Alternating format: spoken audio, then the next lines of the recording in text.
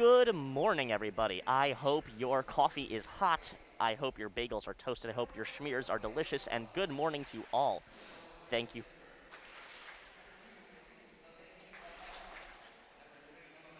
Pardon me, they're just announcing starters.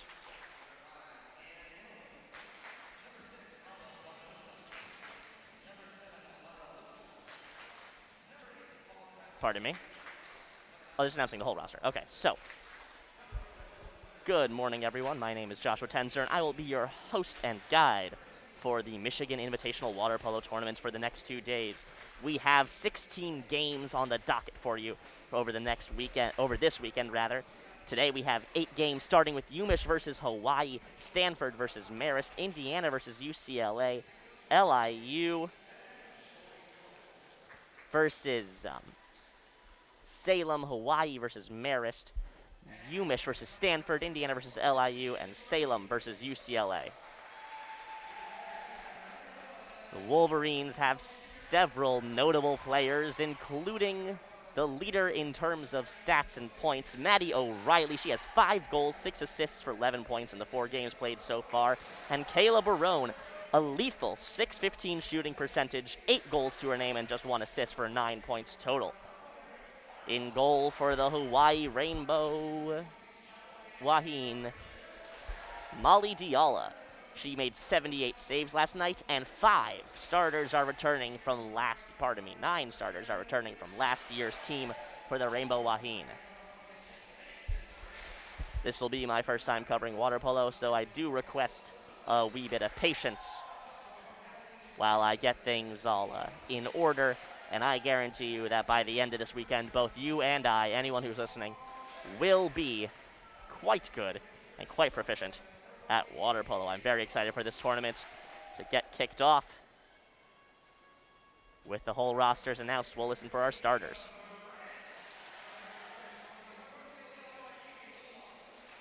They're still going through the whole rosters. All right. The University of Michigan Wolverines are coached by Dr. Marcello Leonardi, assistant coach Josh Howler, and assistant coach Jessica Gaudreau. The Wahine are coached by Maureen Cole, assistant coach Katie Teets, and volunteer assistant coach Chris Aguilera. Got lots of players, international, all around. So it's going to be a great weekend. I personally love the sport of water polo, and I'm very excited to cover this weekend with you. For those of you unaware, water polo is consisting of 8-minute quarters, 6 players in the pool plus a goalie. Object is to put the ball into the net more times than your opponent.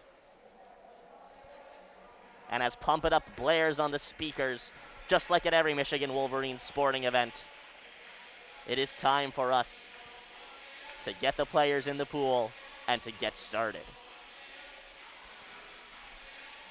These teams here for the Michigan Invitational are some of the top teams in the nation. Hawaii ranked number 6 overall from the CWPA. Hawaii ranked 5, Michigan ranked 6.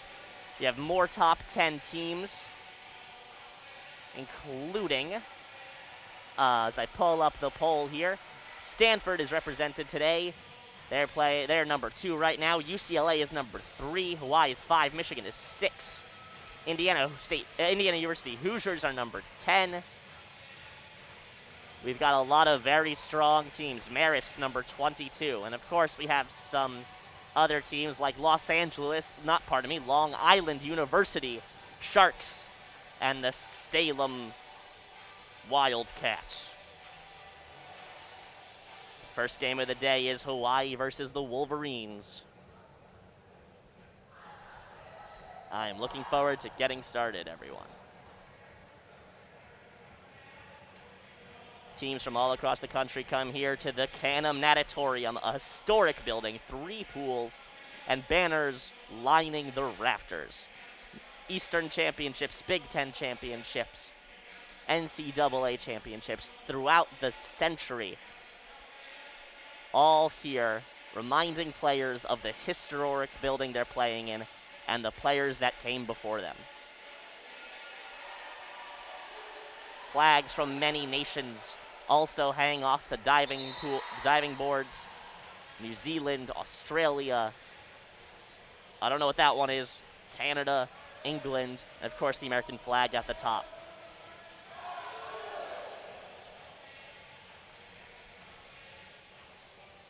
The starters for Hawaii. Number 2, that's Michigan.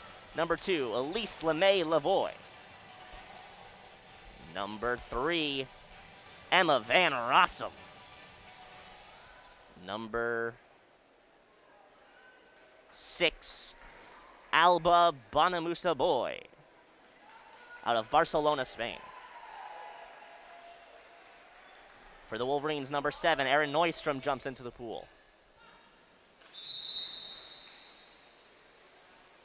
Number 13, Ava Morant, attacker, senior from Maple Ridge, British Columbia. Starting in net for the Wolverines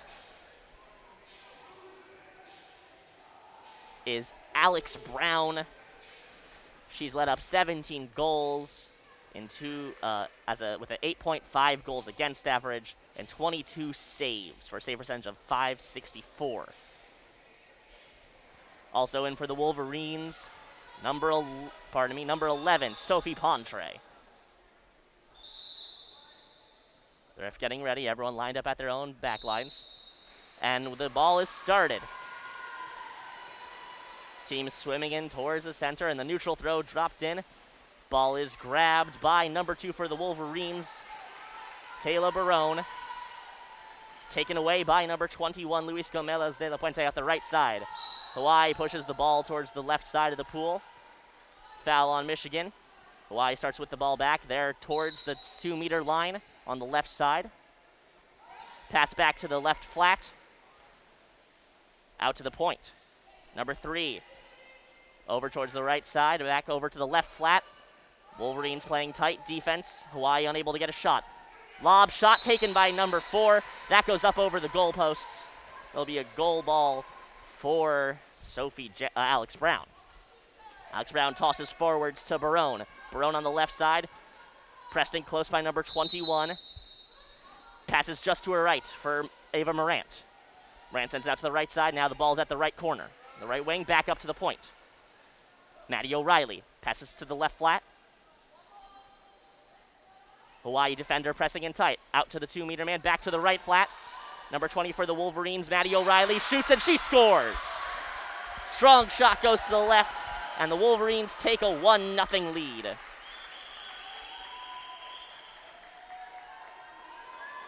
Molly Diala for Hawaii. We'll start with the ball. That goal, Maddie O'Reilly's.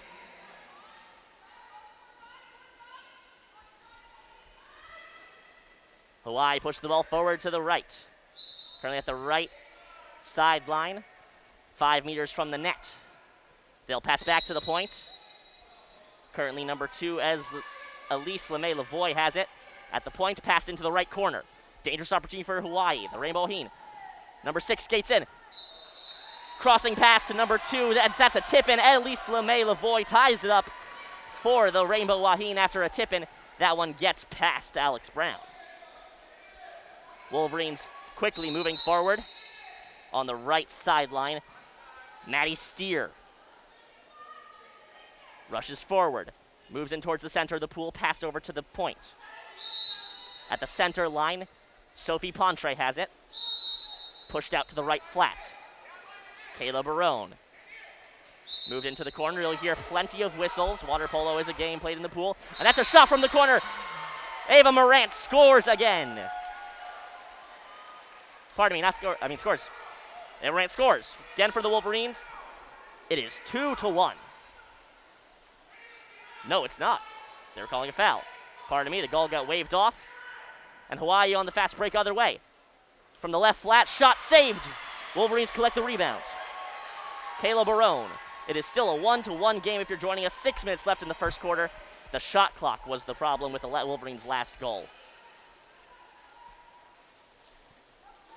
Wolverines having to deal with the full court defensive style from Hawaii, the Rainbow Wahine. Wolverines pass it out to the point. Number 7, Erin Neustrom, fouled on the play. She has the ball back. She'll pass it over towards the left flat. Barone waiting, looking for a chance. 10 seconds left on the shot clock. There'll be a foul taken against Rainbow Wahine. Wolverines have a chance. Pulled in close. Barone, pass to the right side. Out to Steer. Steer to the left. At the left side, back to the top. The shot clock gets reset. After the foul. Back to Barone at the point. Barone raises above her head. Out to the left flat. Shot. That goes just high. Strong shot taken by Ava Morant, attempting a bunny shot. That one went up and over the crossbar. Dialia. Long pass to the half-court line for the Rainbow Wahine. Pinned to the right sideline is number 6 in green, Alba Bonamusaboy. Passes out to the point.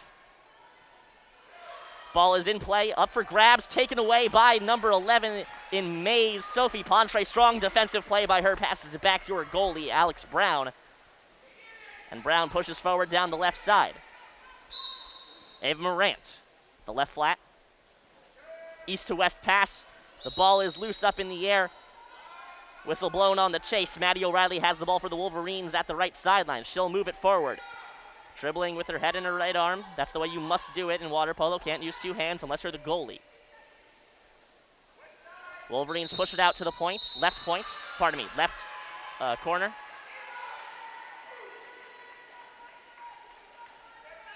Pass from east to west. Morant sends it out to the right corner. Over to the left corner. Pass just a little high for Steer. Back to the point. Couple of fake shots. Out to the right flat. Morant out to the right corner. Back to the point. Over to the left side. Wolverines getting ever closer to the goal. Back over to the right side. Couple of fake shots from Steele. Steele knocks it in and Steele scores. Couple of substitutions made. Wolverines take a 2-1 lead after a goal from Maddie Steele, a senior out of Pascoe Vale, Australia. Plenty of substitutions being made for the Wolverines. Water polo, a notoriously tiring sport.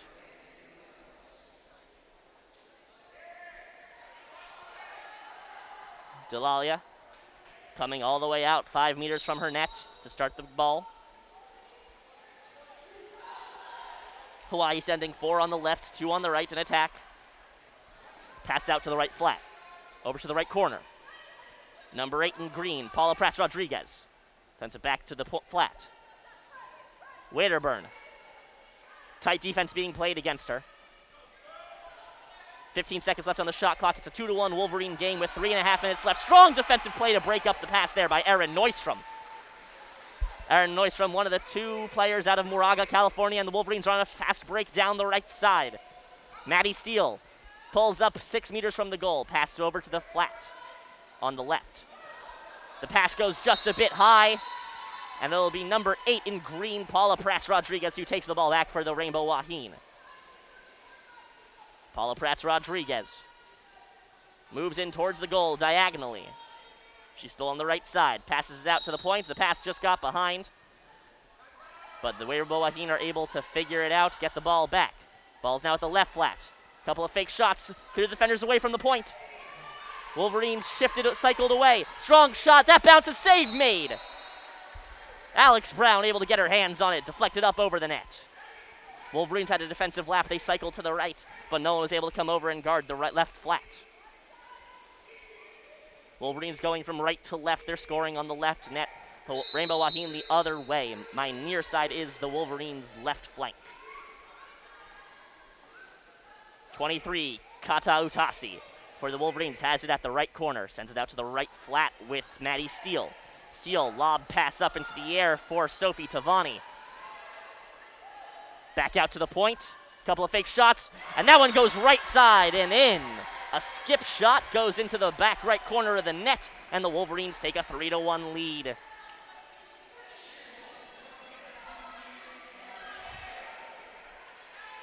The clock is stopped. 2:31 left in the first quarter.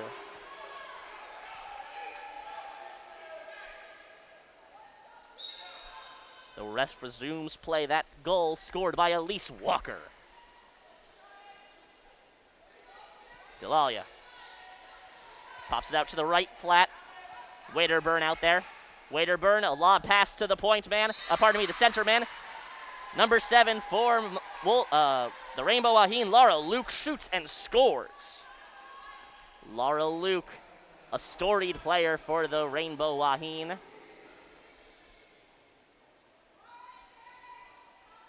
Last year, 17 goals and 12 assists. This is the Rainbow Wahine's first game this season after the Rainbow Invitational was canceled in Hawaii. Wolverines are 3-1 on the season so far. Their only loss coming to, I believe, California. That is correct. California, who are not at this tournament, they were number 5 nationally. Wolverines were number 8 and moved up to number 6. It's a 3-2 game. Lob pass by Kayla Barone gets intercepted out in front of the net by the Rainbow Wahine. Strong defensive play there. Able to get high out of the water was Libby Go. And now the Rainbow Wahine on the left side. Their left corner player moved very in close to the goal. Pass was behind her, but she was fouled on the chase. Wolverines cycling clockwise. And a foul called on number 20, Maddie O'Reilly, for the Wolverines. The Rainbow Wahine still have the ball. Weak shot taken by number 7, Laura Luke. And the Wolverines are able to keep going and push defensively out of the way.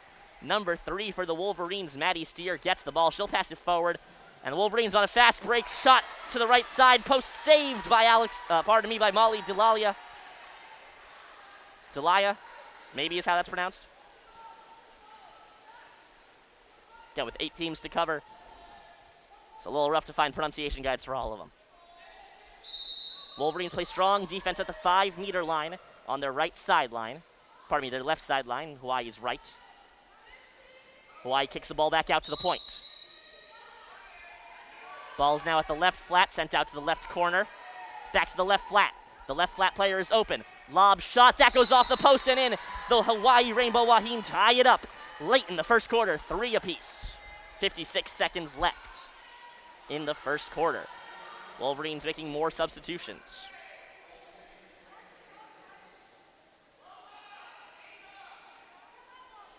Ava Morant coming off.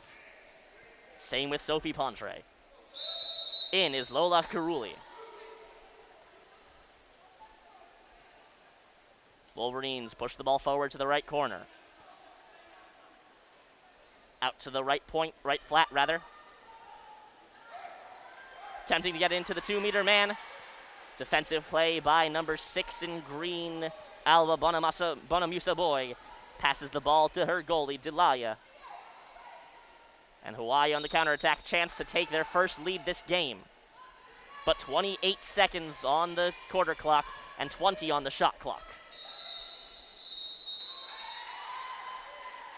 Number 6 for Hawaii moves in towards past the 2-meter line. Passing back and forth. Shot from the corner back to the flat. Couple of fake shots. The 2-meter man has it. That's a shot and a goal. Laura Luke, another one to her tally today. And the Wolverines trail for the first time this game. They have 15 seconds to make a counterattack once the ref blows the whistle. If you're the Wolverines, you're going to want to take a tie into the first break. Couple more substitutions. Again, water polo, a tiring sport. Dr. Marcello Leonardi reminding his team they have 15 seconds and they need to move quickly. A normal shot clock is 35. The quarter about to end. Wolverines pressing forward slowly. It looks like it's going to be a lob shot taken, passed out to the left flat.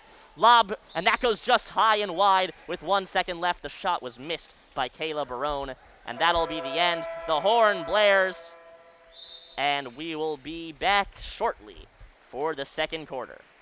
Don't change that YouTube channel. The Wolverines are losing currently through 8 minutes, 4-3.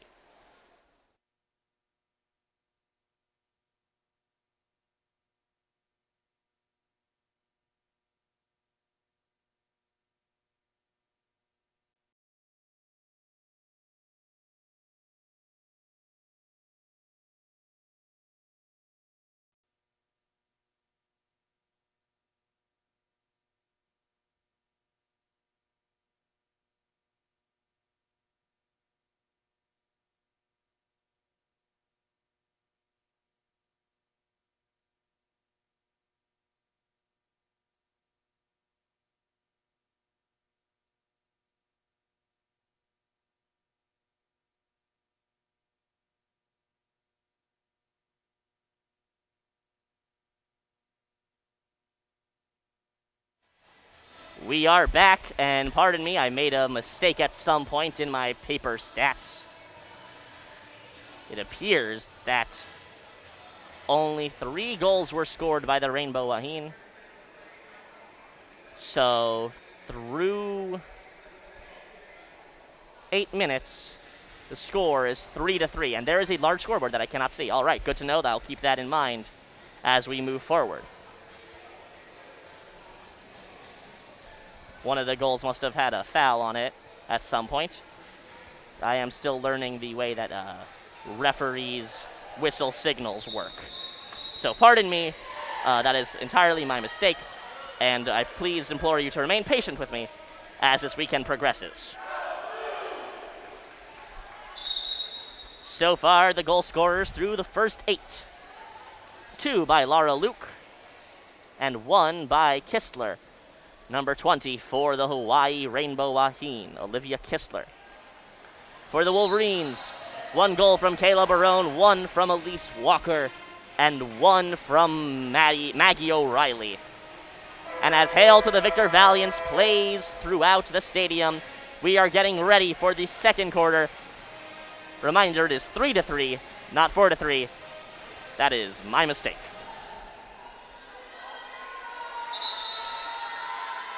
Pardon me.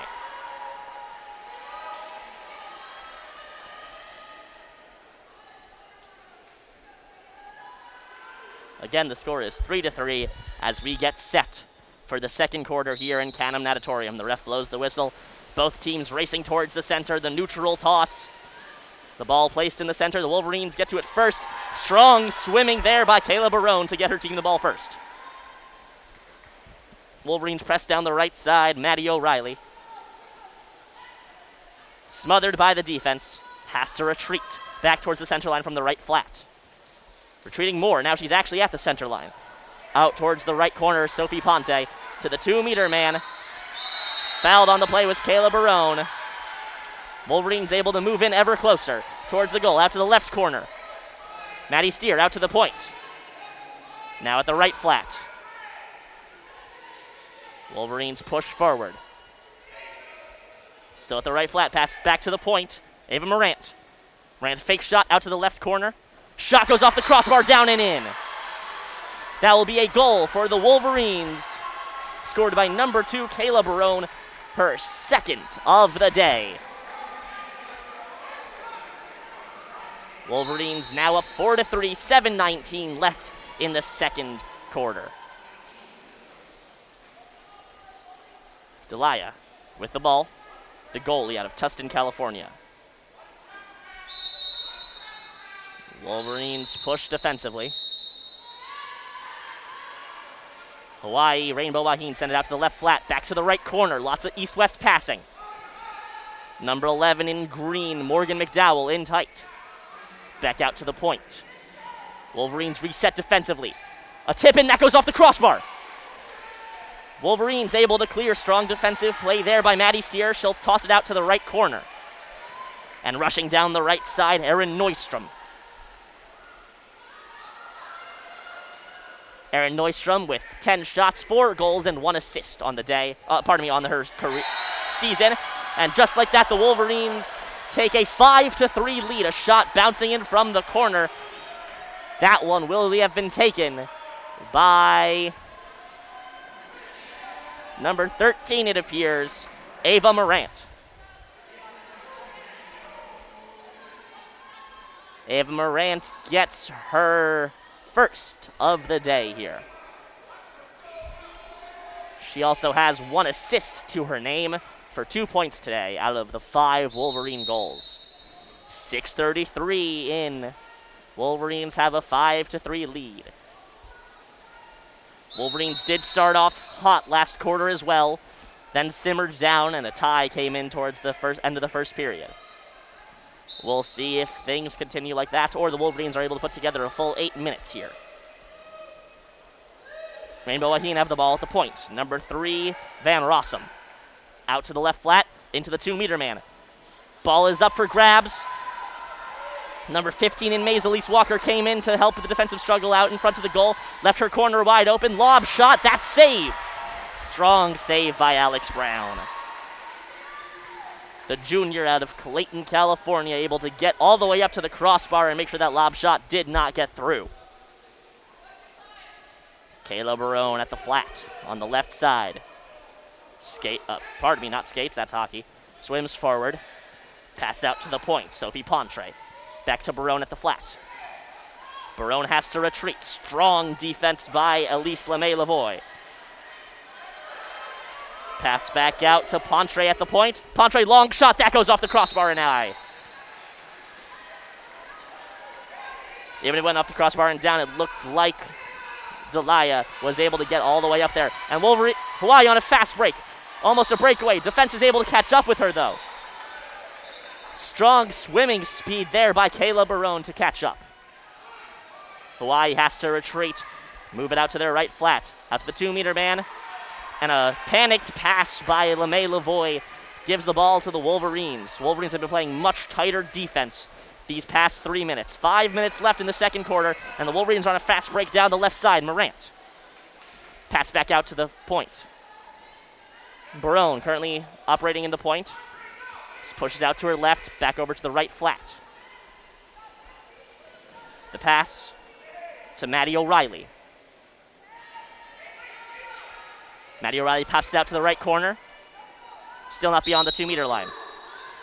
Back to O'Reilly. O'Reilly lob shot off the crossbar and down.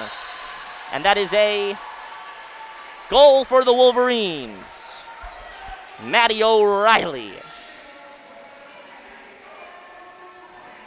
Her second of the day. As she finds the back of the cage, and the Wolverines go up 6-3. A commanding lead for now, especially with 3 goals in 3.5 minutes for the Wolverines. So far, their season high is 10 goals. They scored that against Arizona State, number 4, in the ASU Cross-Conference Challenge. Delia pushes forward about 6 meters in front of her net. She'll pass out to the right flat. Wederburn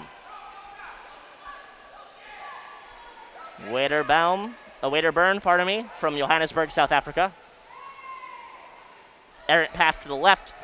Lara Luke back to collect for the Rainbow Wahine. Strong defensive play by Kayla Barone to get the ball away, but it still bounces over towards the Rainbow Wahine. The Wahine are able to collect and reassert control. 2 seconds left on the shot clock. A quick shot goes left of the net. Alex Brown able to control. Wolverines push down the right side. Long pass out to the right corner. Kayla Barone operating in that space now. She's a utility player, all around, versatile and powerful. Foul on the Wolverines ends that offensive opportunity. So with 3:41 left in the second, Wolverines up 6-3.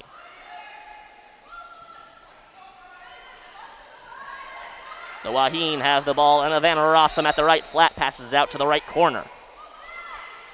Prats Rodriguez. Lob pass, attempting to get to her 2-meter man. The 2-meter man, the one in front of the goaltender. A very dangerous position, but passes there are so difficult as you'll have to get through both your defender and the defender out in front.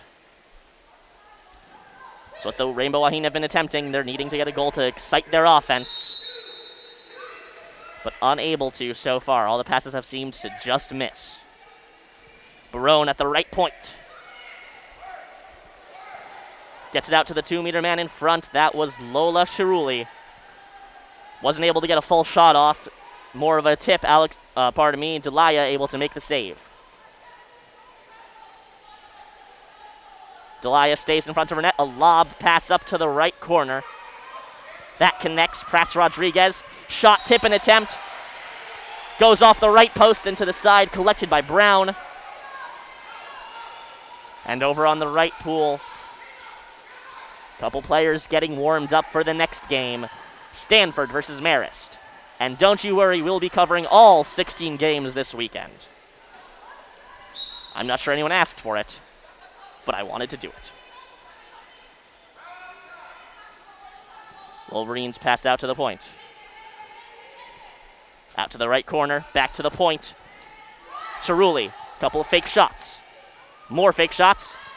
Shot blocked. Battle for the ball. Foul called on Cerulli as the battle goes on. Van Rossum, the fouled player. Van Rossum for the Rainbow Wahine. Pass out towards the 2-meter man. 3 Wolverines descend upon her and collect the ball from her.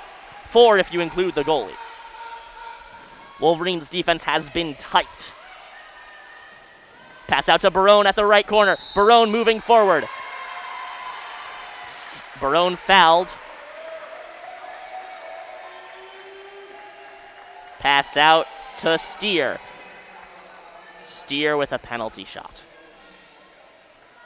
5 meters from the net, dead center. Flanked by a defender on each side and just the goalie to beat ahead of her. Steer. Shot goes right side in. The Wolverines take a 7-3 lead off a penalty shot by Steer. Hawaii hasn't been making a ton of substitutions, and you think that maybe Maureen Cole will want to. And she does. The crowd applauds the Wolverines heading out of the pool. Morgan Rios, pardon me, that's the wrong side. Sophie Tavani, Cerulli, and Maddie Steer.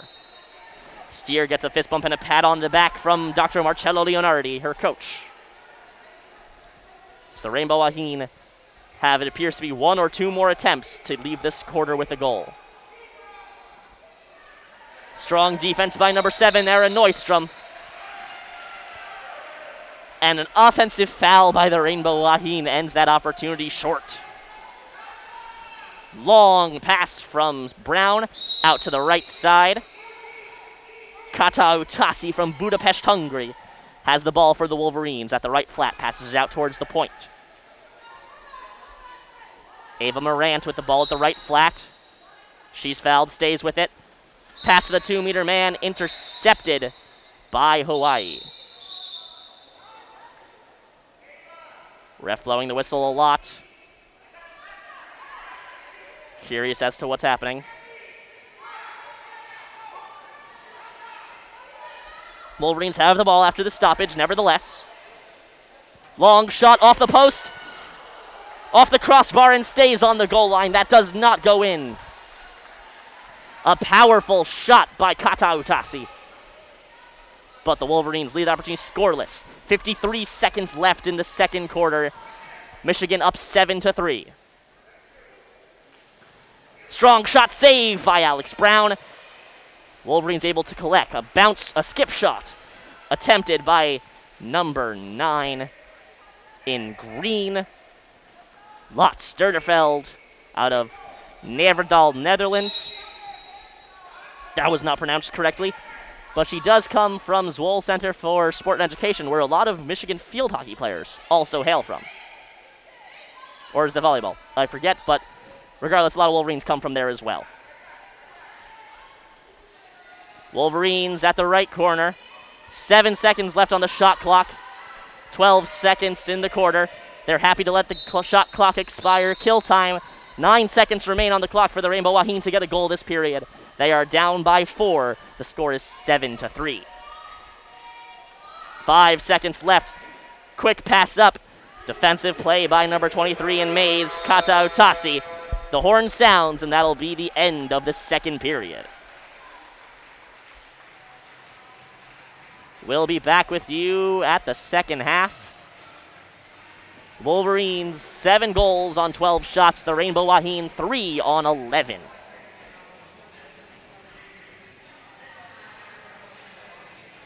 One penalty foul on Hawaii, 0 for the Wolverines. Wolverines up. Scored 1 of those penalty shots, 1 for 1. No yellow cards, no yellow red cards, and no red cards. I will be back with you shortly. I don't know exactly how long the halftime is. So stay tuned. Don't change that YouTube channel. My name is Joshua Tenzer. The Wolverines are up 7-3 at the half in the opening game of the Michigan Invitational.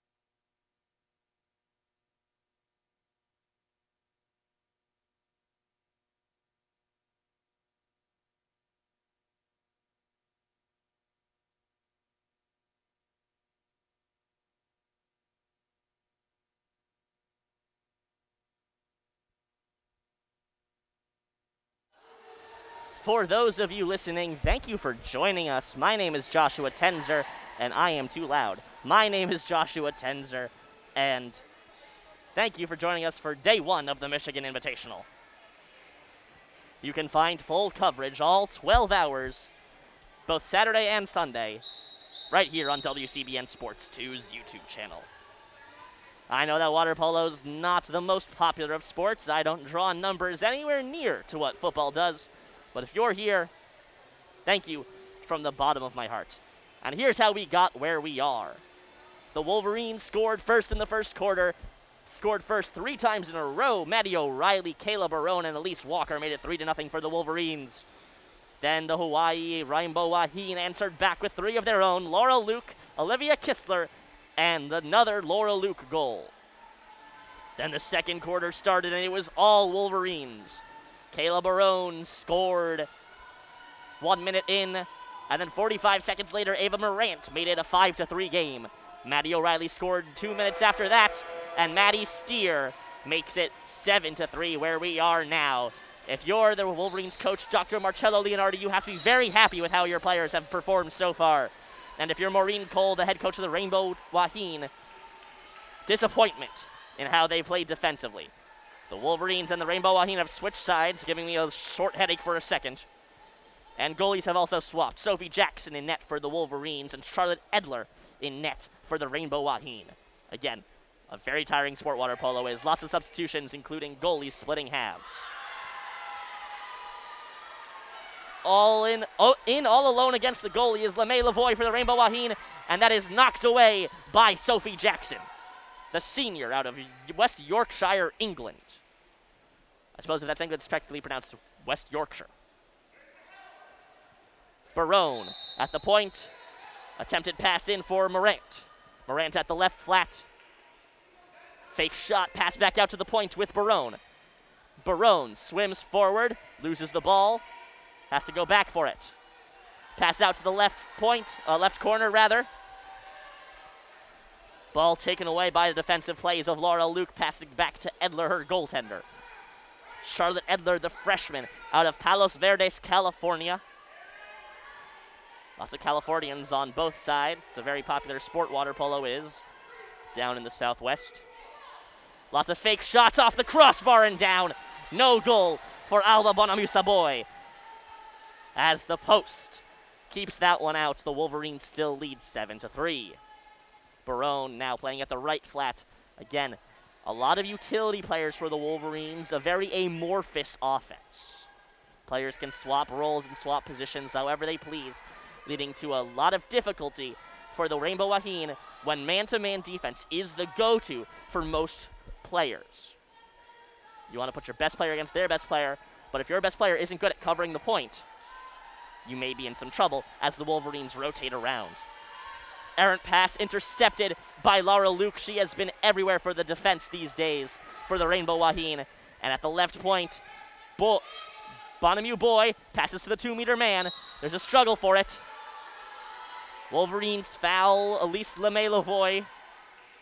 Lavoie passes back out to her left corner. Back out to the point. Van Rossum. Pass to a 2-meter man. Shot, and it goes in. A skip shot from Elise LeMay Lavoie sneaks its way into the right side underneath Sophie Jackson's arm, and it is 4-3 for the Wolverines. 4-7. What did I just say? 4-7 for the Rainbow Wahines. Wolverines. Words are hard.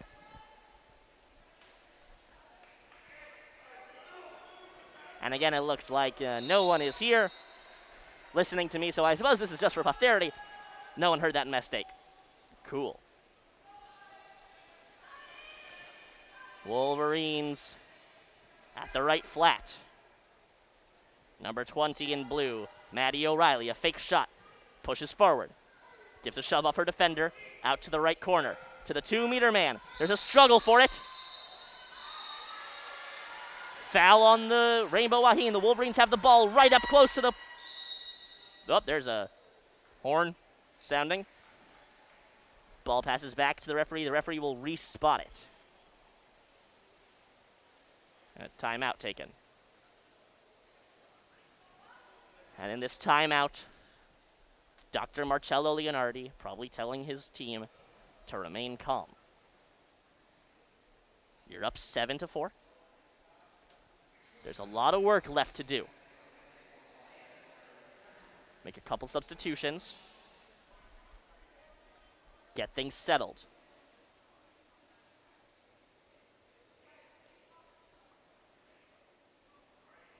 That foul was on Lucia Gomez de la Puente, a returning player for Hawaii. And that timeout was called by Marcello. Now, if you're a Marine, Cole, the defense has been a weak point for your team so far. So you're a little pleased that Marcello was the one to take the timeout. That was a full timeout. Wolverines have one of those remaining. And 1 30-second timeout. Rainbow Wahine have all their timeouts left. Wolverines restart at the point with Ava Morant out to the right corner. In close is number 23, Kata Utasi. Out to the right flat, to the point, Morant. Back to Utasi. Back to the point. Strong shot, that goes off the goalie and in. The Wolverines score, making it 8-4. That shot and that goal by Ava Morant. Her second of the night. Pardon me, morning. Second of the morning. Oh, we will be here for a while. Marcello Leonardi telling his team to watch out for LeMay Lavoie. The 2-meter man in front is clearly the Wolverines' biggest concern. Utasi coming out of the pool in a substitution. Rainbow Wahine, an east-to-west pass. And there's a foul on the play from the Wolverines. There's an errant pass. Wolverines probably unhappy with that foul, and it'll be a penalty shot taken by Lara Luke. She's been lethal today so far, 2 goals. Lara Luke versus Sophie Jackson, the penalty shot. 5 meters away, Luke, strong shot, goes left side and in. Hawaii Rainbow Wahine make it 5-8. 4.5 minutes remaining in this third quarter. Wolverines have a 3-goal lead, and Lara Luke nets herself a hat trick.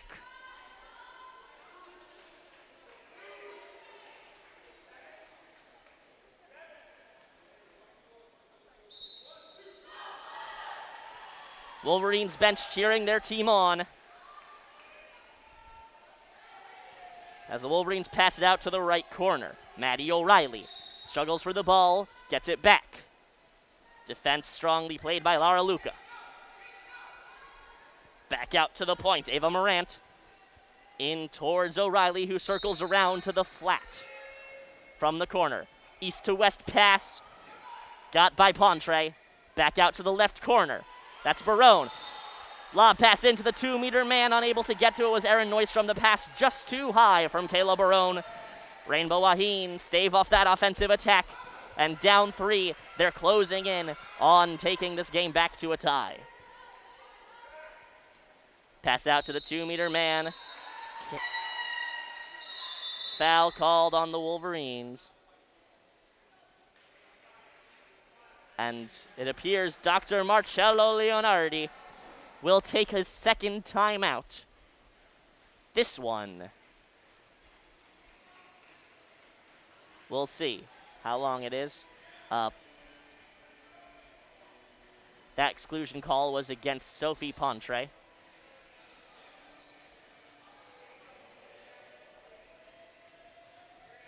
And if you were sitting through halftime hoping for Hometown Heroes, a WCBN tradition, don't you worry. We will get there. When you have 16 games, you can't do Hometown Heroes for all of them. But again, don't you worry, we will get to Hometown Heroes.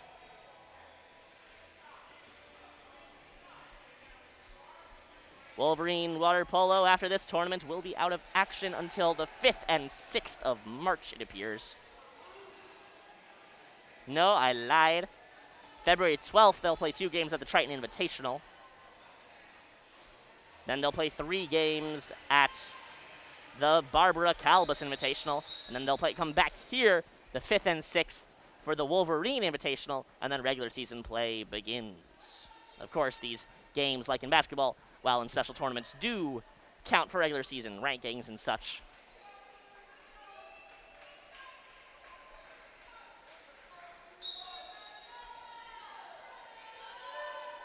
Wolverines, Rainbow Wahine push in towards the left corner, back out to the flat. Aaron Neustrom to the point. Prats Rodriguez. That was Laura Luke out to the point. Back to the point.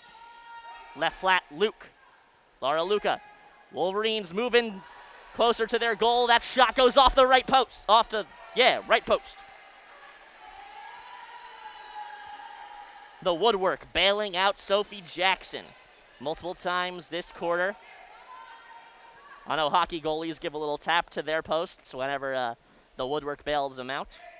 The goal may be a little too large in water polo and a bit too energy expendent to do that. Wolverines closing into the goal. Maddie Steer passing out to Kayla Barone, who's now on the right side instead of the left. She is an omnipresence on this court. And strong defense played by Laura Luca, pushing Kayla Barone back to the corner about 5 meters, where Barone's only play was to throw the ball out of bounds to give her defense some time to reset. Rainbow Wahine at the left corner.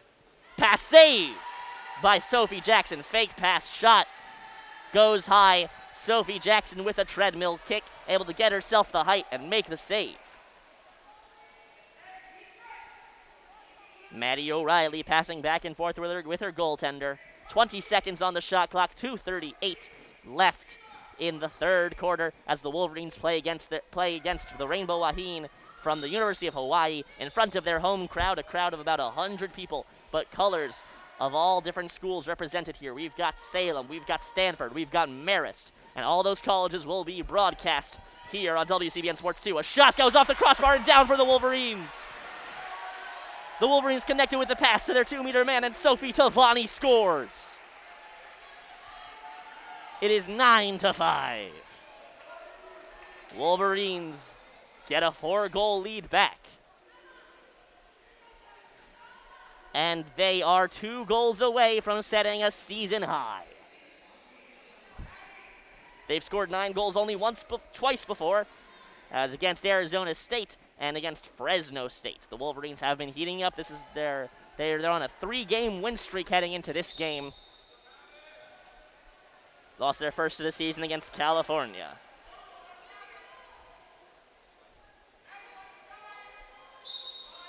Charlotte Edler, goaltender for the Rainbow Wahine, passes forward. Rainbow Wahine have the ball at the right corner. Pass out to the left flat. Defense played by Sophie Tavani for the Wolverines. And the pass east to west, swatted away with aggression from number 3, Maddie Steer. But the Wahine have the ball back in control. Shot goes high from their 2-meter man. Elise LeMay-Lavoie sends it up and over Sophie Jackson. Wolverines still have the lead, 9-6. 1:57 remaining in the third quarter. Water polo, a fast-paced game. Can't take your eyes off the action for a second. If you're joining us here again, thank you very much. My name is Joshua Tenzer. Thank you for joining us on WCBN Sports 2's YouTube channel, where we will be broadcasting all 16 games of the Michigan Invitational. Wolverines at the left point. Gets out to their 2-meter man. A struggle for the ball. Aaron Neustrom is fouled. Neustrom passes back to the point for Cerulli. Cerulli has the ball out to the right flat. Into the right corner. East-west passing intercepted. Strong defensive play from, it appears to be number 8 or 6.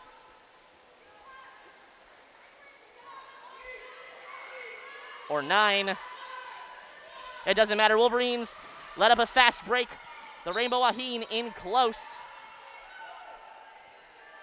Number 20 in maize, Maddie O'Reilly, had to swim quickly to catch up to number 20 in green, Olivia Kistler, who was almost in all alone against her goalie.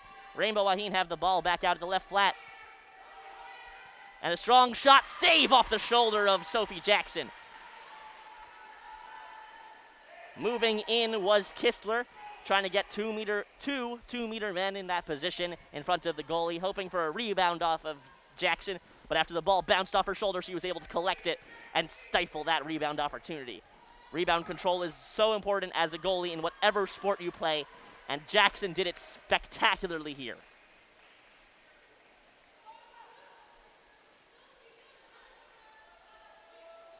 Pass by the Wolverines, intercepted by the Rainbow Wahine. Pass back to their goalie, Charlotte Edler. And after a couple whistles, it appears a timeout has been taken by Hawaii. 21 seconds left in the third quarter. The Wolverines are up 9-6.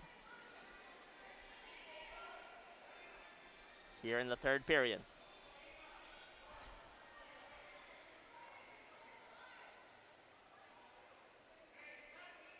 The Rainbow Wahine, a threatening team.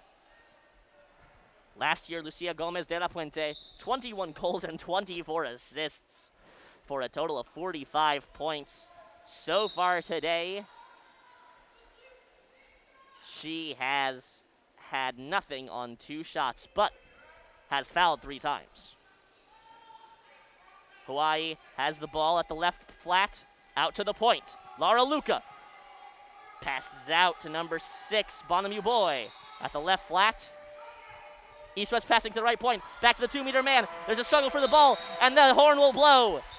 That will be the end of the third quarter. The Rainbow Wahine were dangerously close. They were on the doorstep of scoring a goal. But the Wolverines' defense held fast and made sure that they took this 9-6 lead into the final 8 to play. We'll be back in about 1 minute with the fourth quarter. My name is Joshua Tenzer. You are listening to Wolverines versus Hawaii Water Polo.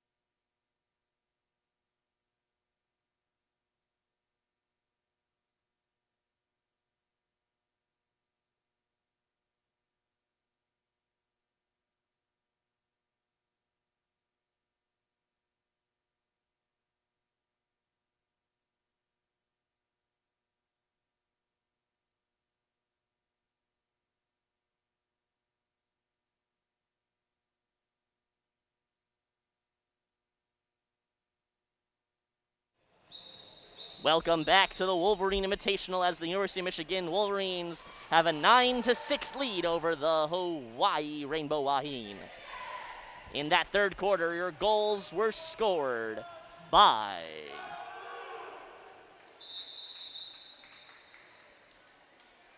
Elise Lemay-Lavoie. Then the Wolverines answer back from Ava Morant. Lara Luca completes the hat trick on a penalty shot. 5 minutes left in the third period. Then no goals for 3 minutes until Sophie Tavani answered back for the Wolverines. And with 1:57 left, the ball goes off the goal and in for Elise Lemay-Lavoie. Jordan Wedderburn set up that goal for her teammate. And for the last time this game, a neutral toss. Wolverines racing in. Kayla Barone so fast, able to get the ball for her team. But a foul is called on Barone and the struggle for the control. And Hawaii will start this quarter with the ball first. Hawaii passes out to the left corner, back out to the left flat.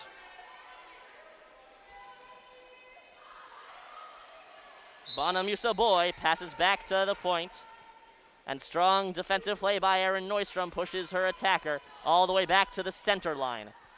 The 2-meter man for the Hawaii Rainbow Wahine has the ball, and in a struggle, she was fouled.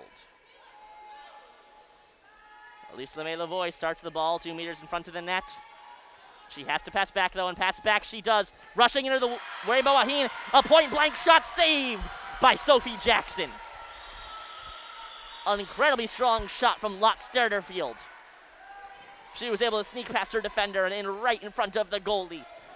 Sophie Jackson stood strong and said no. Wolverines in the offensive position. Pass out to the right corner. Played by Kayla Barone. Kayla Barone out to the right flat. O'Reilly.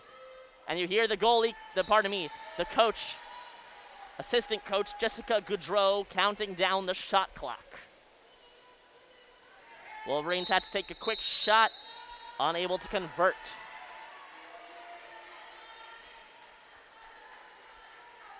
Stederfield passes out to the left corner. In close is number 6, Bonamusa Boy. East-west pass back out to the point, out to the right flat, out to the point. Strong shot off the crossbar. That's up and right down into the waiting arms of Erin Neustrom, a defensive player. You don't see much of that in water polo. In fact, the Wolverines only have 2 dedicated defensive players, Sophie Tavani and Libby Alsem-Geist. But Erin Neustrom, despite playing center, is a very defensive-minded player. Wolverines have the ball at the right corner, 17 seconds left on the shot clock. Maddie Steer. Pass back out to the point. To the left flat, strong defense by the Rainbow Wahine. 4 seconds left on the shot clock. Shot by Steer, saved by Charlotte Edler. And the Wolverines were fouled on the shot. The shot clock restarts. And Libby Alsem-Geist passes back to the point. Wolverines cycle around to the right flat. Maddie O'Reilly with the ball goes from the right flat to the point. Her pass looking for Steer goes to the left. And Charlotte Edler will take control of the ball there.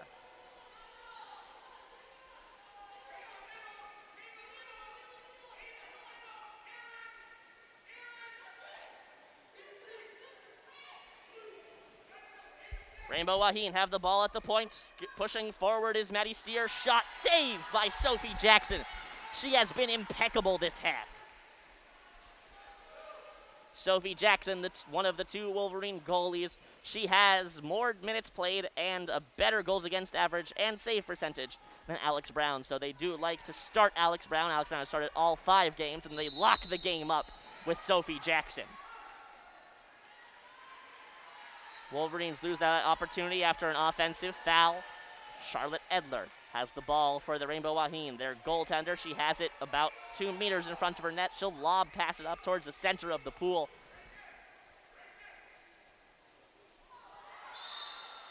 Foul called on Kayla Barone as number 8, Paula Prats-Rodriguez, moves out. Hawaii on a power play here. Barone has to stay out until the offensive opportunity is done. Wolverines playing close defense to their goalie. Rainbow Wahine have the ball at the right corner. Shot goes off the post and out. Kayla rejoins play.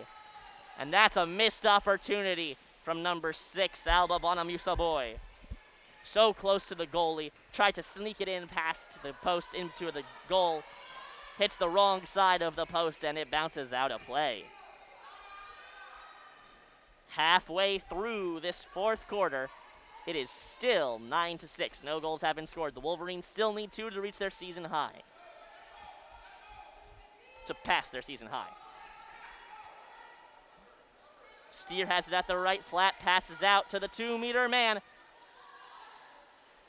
And a lob pass from trouble, back up and over the defense. Maddie O'Reilly has the ball, the Wolverines fighting for it. Pass looking for Ava Morant, goes a bit too far, swallowed up by Charlotte Edler. Timeout called. This one by Hawaii.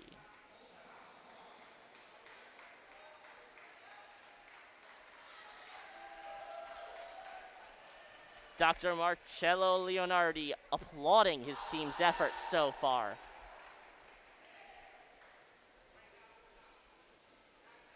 And that was a full timeout called by Hawaii.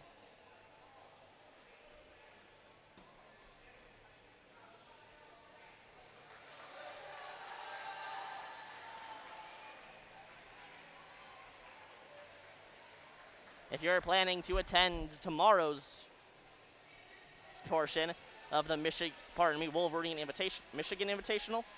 Yes, the Michigan Invitational. The Wolverine Invitational is later this year. If you're planning to attend tomorrow's portion of the Michigan Invitational, dress appropriately. It is very humid in the natatorium, as you'd assume with 3 Olympic-sized pools. The crowd cheering on their team, a Go Blue ringing throughout the stadium. The crowd has only grown today, and on the right pool, you have warm-ups right now between Stanford and Marist. Marist. Oh, they both wear red. All right, that'll be a fun one. Again, I want to thank you for joining us. 3.5 minutes remaining here in the game.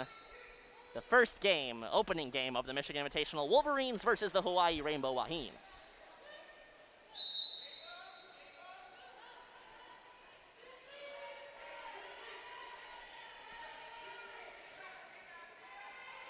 Wolverines, strong defensive play against the Rainbow Wahine at the right side. The Wahine have to pass back to the point. And a strong defensive play made by Ava Morant. Ava Morant dribbling the ball all the way down to the right flat. Pass out to the 2-meter man. The ball still loose, chance swallowed up by Charlotte Edler. No goals have been scored so far this fourth quarter. 3 minutes remain though. Hawaii needs 3 to tie the game. The question is, can they do it? You'll know that the Wolverines will want to take all 35 seconds of their shot clock whenever they get the ball back. So it looks like Hawaii may have exactly 3 opportunities. Pass out to the 2-meter man. Foul on the Wolverines. LeMay Lavoie will pass out to Sterrefield at the right side. Rainbow Wahine move it to the left corner. Lara Luca with 4 goals. Out to the flat. Back out to the point. Rainbow Wahine cycle over to the right flat. Lara Luca at the left corner.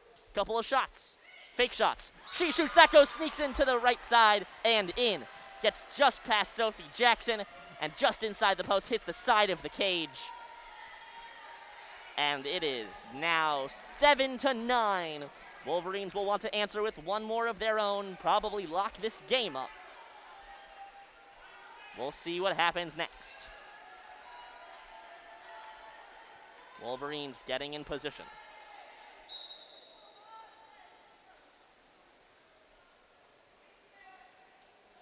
Starting the ball is Sophie Pontre. Pontre out of Perth, Western Australia. Again, a lot of international players on this team.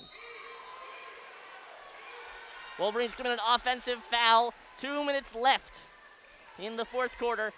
Hawaii Rainbow Wahine down by 2. Hawaii on a fast break down the right side. That's number 8, Paula Prats-Rodriguez, pardon me, number 9, Lot Stetterfeld on the right side. She moves into the right corner. And a foul called on the Wolverines again. Another one on Kayla Barone. Wolverines have to kill a penalty with a man disadvantage. Barone being subbed out by Marcello Leonardi. The Rainbow Wahines circling ever closer. Out to the left side. Shot that finds the right side of the cage again. Hawaii down 1 now. It's 8-9. It's another foul against Kayla Barone, costing the Wolverines. She is a double-edged sword, a great offensive talent, and very dangerous defensively. Libby Go, the player who found the back of the net. A very, very similar shot from a very, very similar place. Both of them beat Sophie Jackson, and with 1.5 minutes left, the Wolverines need to score here to make sure this game stays locked up. It's not about scoring a season-high amount of goals. It's about making sure Hawaii can't come back with 1 minute left.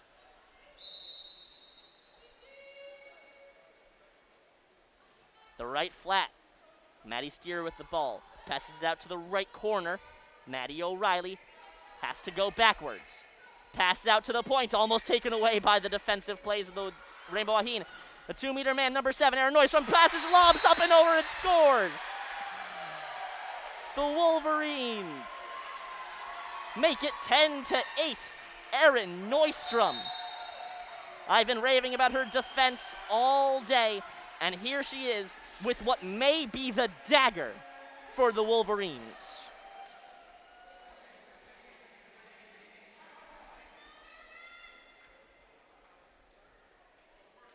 Hawaii calling a full timeout. 58 seconds left. They need to score, get the ball back, and score again. A normal possession, again, takes about 35 seconds. That's the shot clock. And with only 58 seconds left, Hawaii starts with the ball after this timeout. They'll have to score very quickly and then make a defensive stop or score very quickly again. They'll have to make a defensive stop if they want that full 35 seconds in order to have a best of an opportunity to score as they can. But regardless, they cannot allow the Wolverines to score again. If the Wolverines score again, this game is over for the Rainbow Wahine.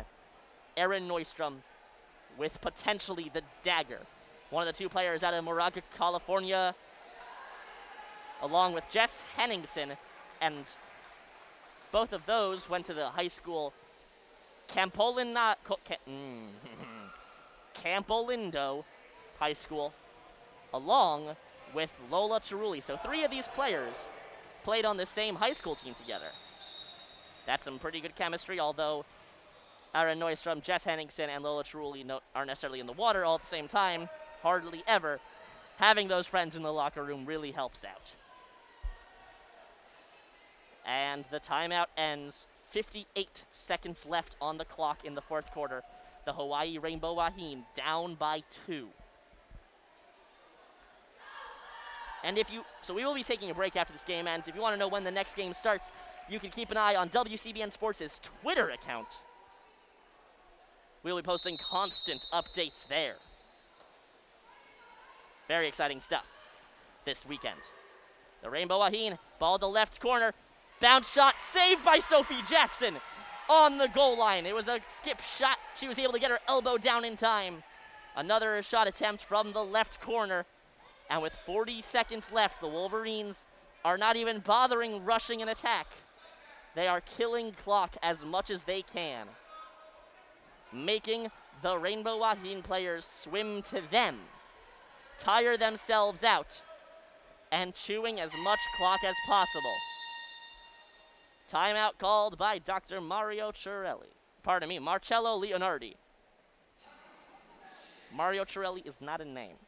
Marcello Leonardi.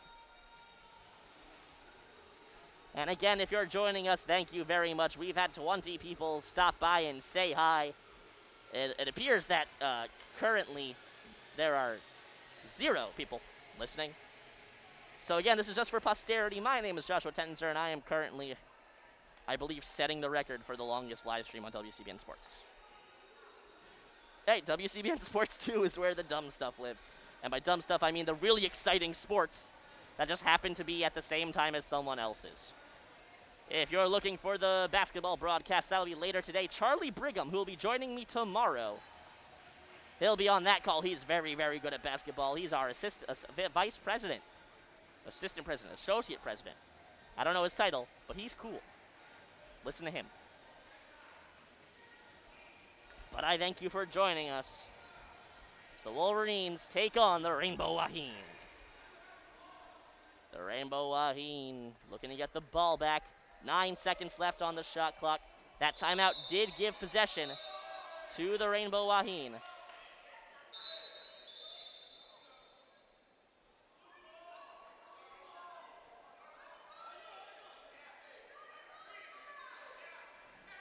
Maureen Cole yelling at her players to pull the goalie. Get an extra attacker in. Leaves the goal open, a lob shot that bounces off the crossbar and out of play. A shot from behind half court taken by Kayla Barone. Wolverines looking to lock this game up. 16 seconds for the Rainbow Wahine to score 2 goals. That is all but an impossible task. Long pass, bounces, a battle for control. 8 seconds left. Rainbow Wahine at the right corner, back into the 2-meter man. Foul called on the Wolverines. The fouled player was Jordan Waderburn. Back out to the right corner, out to the point. And the horn sounds as final save made by Sophie Jackson. And the Wolverines win this game 10-8.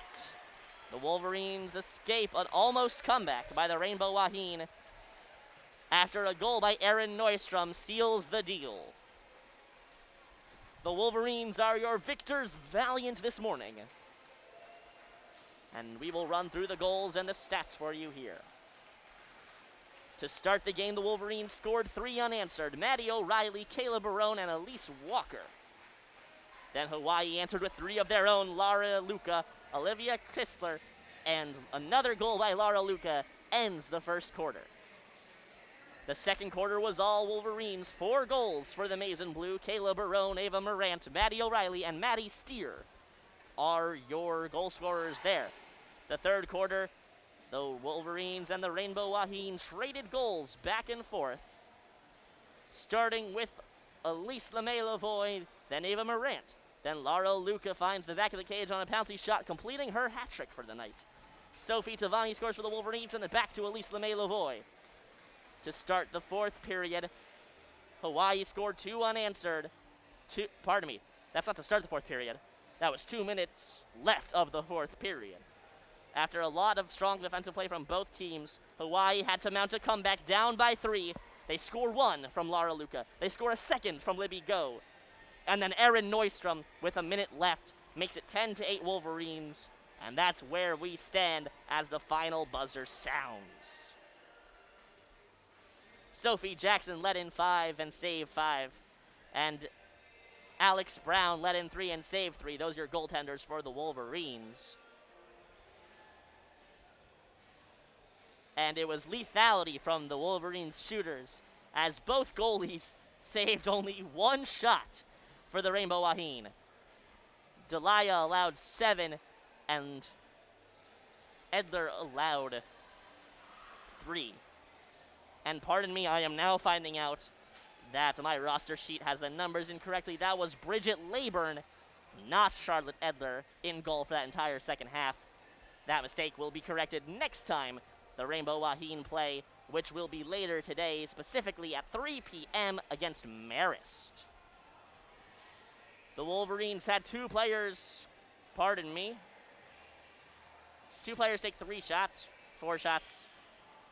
But the goals, 2 players scored 2 goals. Those were Ava Morant, 3 players, Maddie O'Reilly, and Kayla Barone. Kayla Barone, 3 exclusions, though. And on the other side, 4 goals for Laura Luca. The brunt of their offense went through her. Assist leaders, Maddie O'Reilly had 2 assists for 4 points for her, and same with Ava Morant, 2 assists and 2 goals for 4 points for her. Defensively, no player for the Wolverines had more than 1 steal, but the steals did go to Brown and Jackson, both the goalies, as well as Ava Morant, Erin Neustrom. I encourage you to tune back in 15 minutes from now for the second game of the Wolverine Invitational as Stanford takes on Marist. My name is Joshua Tenzer, and I will be giving you that call shortly. To sum up, the Wolverines won their first game of the Michigan Invitational 10-8 over the Hawaii Rainbow Wahine. Stay tuned. I'll get back to you in about 12 minutes.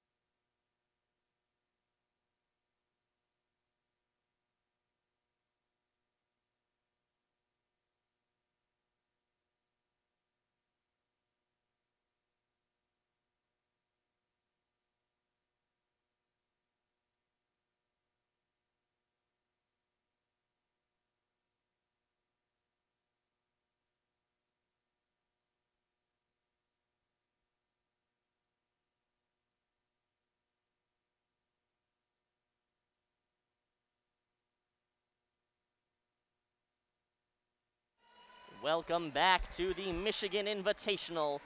The second game of the, I'm too loud. The second game of the day is Marist versus Stanford. Here we go. Starting in net for the Stanford Cardinals, Theo Walsh, a senior out of Laguna Beach, California. And starting in net for Marist is Emily Hillard, junior out of Woodland Hills, California. Marist wearing the white caps, Stanford wearing the red. A shot from Stanford. That goes in. Pardon me. This game has a lot less fanfare to it than what the Wolverines game had. That goal was scored by number 11 for Stanford, Mackenzie Fisher. Marist passes out to the right flat. Number 2 in white, back out to the right corner. Schultz. Schultz moves in, back out to the right flat. Sawyer Alter out to the point, over to the left flat now. A little bit of tussle back and forth between the 2-meter man and the defender out in front of the cage. Offensive foul on Marist. Stanford takes an early lead. That goal was scored. Couldn't tell you. It still looks like Mackenzie Fisher. Stanford out in front of the net. Shot attempt by number 2, Lexi Rowell. Saved by Emily Hillard. But a foul on the play and a penalty shot now taken by Mackenzie Fisher. Mackenzie Fisher shot, skip shot goes in. That goes just to the left, and Stanford jumps out early to a 2-0 lead. The last statistics on their website were from 2019, where they dominated teams like a buzzsaw, going up 20 goals, 25 goals in a game. And Stanford, with 2 goals in the opening minute here, looks to be repeating that sort of performance. They are number 2 in the national polls. Marist at the left flat, back out to the right flat. Sawyer Alter passes into the 2-meter man. Strong defense by Stanford. A pair of defenders, Lexi Rowell and Celeste Wienbelt. Make sure that chance ends, and Stanford in all alone. Another shot and another goal. Mackenzie Fisher. That's 3 for her today. Mackenzie Fisher, within 1.5 minutes, tallies a hat trick. She is a player that Marist is going to have to watch, making her name early. Marist out the left flat. Lob shot saved quickly and calmly by Thea Walsh. The ball fell right in front of her, and she was able to maintain control. Mackenzie Fisher on a fast break save! Saved by Hillard. That shot attempted to go to the right side. Hillard able to get down on it. Hillard directing traffic in front of her own net. She'll pass to the right side. Alter. Long pass all the way to the front. Stanford already doing some desperate tactics. Madeline Schultz at the left corner. Out to the point. Alter. Alter pushes forwards. Pass to the left flat. Physical battle for it between Carrington for Marist and Norschel for Stanford. Marist wins the battle out to the right corner. Out to the point. Left flat. Marist circling around looking for a shot. A foul reset the shot clock. And they're on the power play. Save made there by Thea Walsh after a quick shot. Marist still scoreless, but Stanford up 3-0. Fisher passes it out, shot made by Norschel, and score. Stanford now up 4-0. 3 minutes in, and they look like early on they may be the team to beat here at the Michigan Invitational.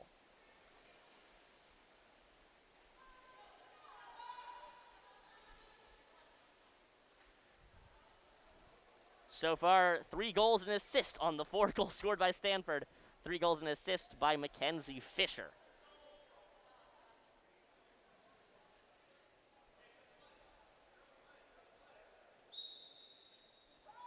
Marist gets things started in their own defensive end of the pool.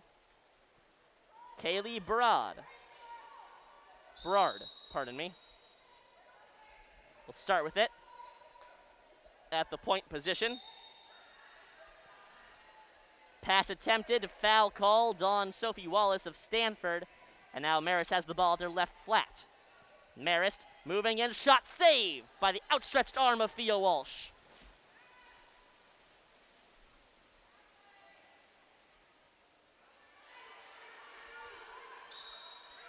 Pardon me, that is not Thea Walsh, that is Maya Avital.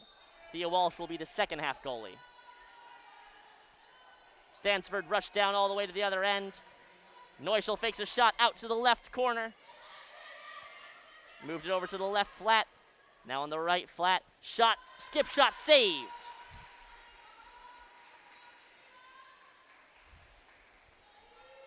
I got both goalies wrong. That is Marina Heim.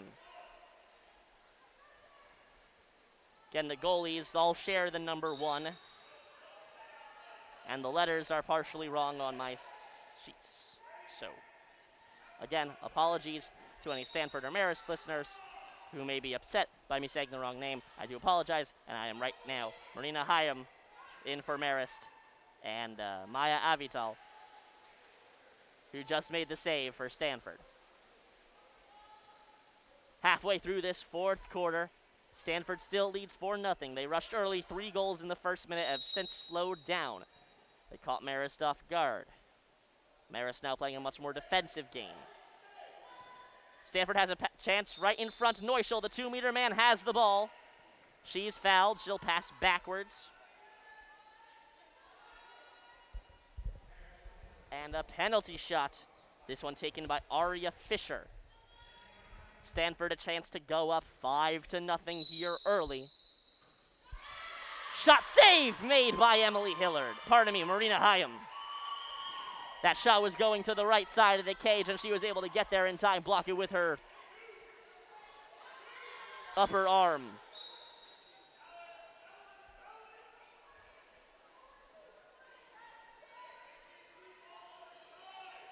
Marist moves forward. Able to get around to defenders, number 23, Catherine McCullough. And after a defensive foul by Stanford, a timeout called by Marist early in this game. They're going to want to get a score here early. Stem the bleeding, down 4-0. Their head coach, Chris Vidal, appears to be the only coach for Marist. Stanford, on the other hand, is head coached by John Tanner, associate head coach Susan Ortwine, assistant coach Mackie Beck, and the volunteer assistant coach is Kyle Utsumi.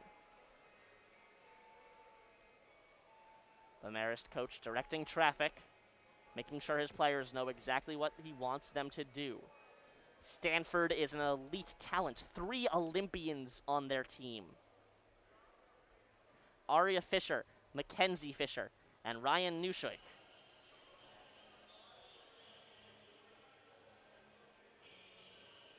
Pardon me, that's Ryan Nuschel. Typo on the Michigan MGO Blue blog. Ryan Neuschel, 3 Olympians, and they're back on Stanford's roster for the first time in 3 years. Stanford will be playing Michigan later this tournament. They have never lost to Michigan in 14 games played. They are a buzzsaw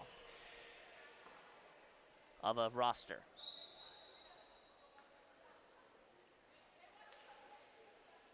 The 2 Fishers,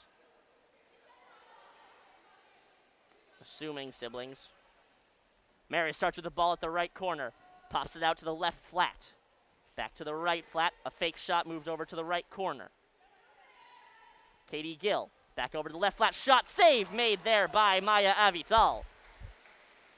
Stanford escapes, keeping a clean sheet for now. Mackenzie Fisher on the rush.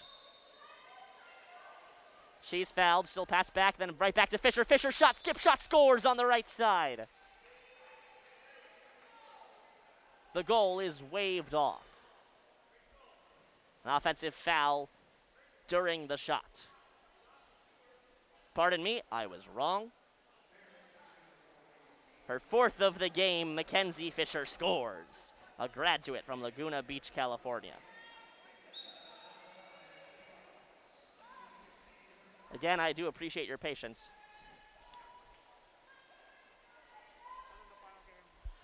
The LIU and other game before that. All right, I've just received roster sheets for Indiana and UCLA. Thank you to the wonderful staff that work here at the University of Michigan Sports Department. Very, very helpful. All right, what we missed there was Marist going down the field for an attempt that was saved by Maya Avital. And rushing in all alone is number 5, Katie Lyons. Shot save. Lyons has a rebound, another save. Marina Hyam unable to control the rebound, and she'll take the ball herself and move away from Katie Lyons.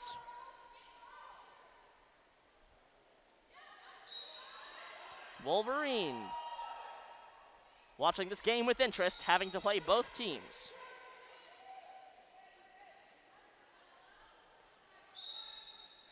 Strong defensive play here by Marist to keep the ball in their offensive side. And then an offensive foul draws that opportunity to a close. Stanford up 5-0. A minute 40 left in the first quarter of play. Lyons at the left flat. Lob pass going to the right corner. Way over Sophie Wallace's head. Wallace had to go back and get it. Cycles back around to Lyons at the left flat. Out to the 2-meter man. Strong defense to make sure Aria Fisher, the Olympian, doesn't get a shot off. Hyam takes the ball away. The goalie for the Foxes, treading water, 2 meters in front of the net. Long pass to the left side. Still in the defensive half of the field is number 23 for the Foxes, Catherine McCullough.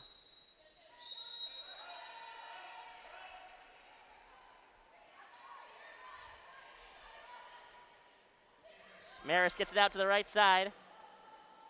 Now we're to the left corner. They're on the power play after a foul. They started action quickly. Over to the left flat. Back to the 2-meter man. There's a bobble for it. Avital able to get to it first.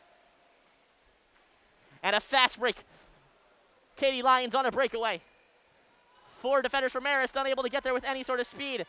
Strong shot right in front of the goalie, saved by Hyam. Another all-alone opportunity for Katie Lyons comes up empty. Lyons, the junior from Orinda, California.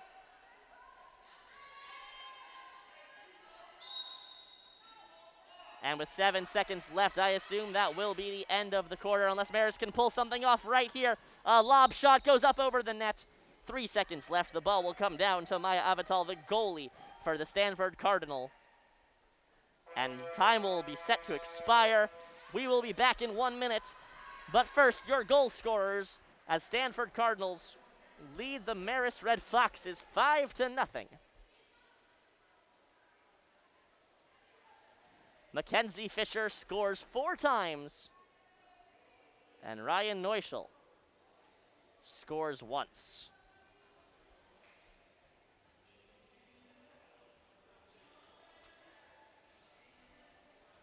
We will be back shortly. My name is Joshua Tenzer. Thank you for joining us for the Game 2 of the Michigan Invitational. Marist Red Foxes versus the Stanford Cardinals.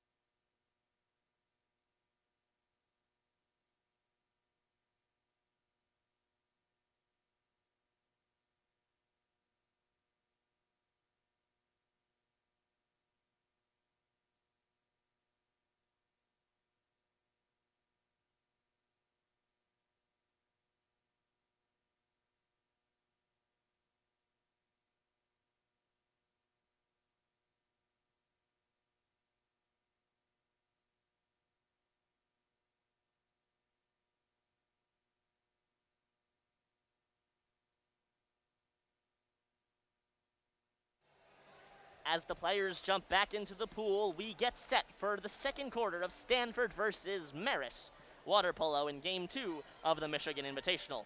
Stanford had 4 goals scored by Mackenzie Fisher, ex-Olympian, and 1 goal scored by also ex-Olympian Ryan Neuschel. The Stanford Cardinals lead Marist 5-0. Early in this game, the second quarter gets underway. The neutral toss coming down. Stanford, much stronger swimmers than Marist. They get the ball first. Move it over to the right side with Neuschel. Neuschel pushes forward out to the right corner rather. Fake shot by the right corner, back to the right flat. At the point is Chloe Harblas. Back to Neuschel. Harblas at the left flat, back to the point. Couple fake shots, back to the left flat. Fake shot, that goes up to the left side and in. Goal scored by number 8, Chloe Harblas, out of Newport Beach, California. And Stanford is now up 6-0.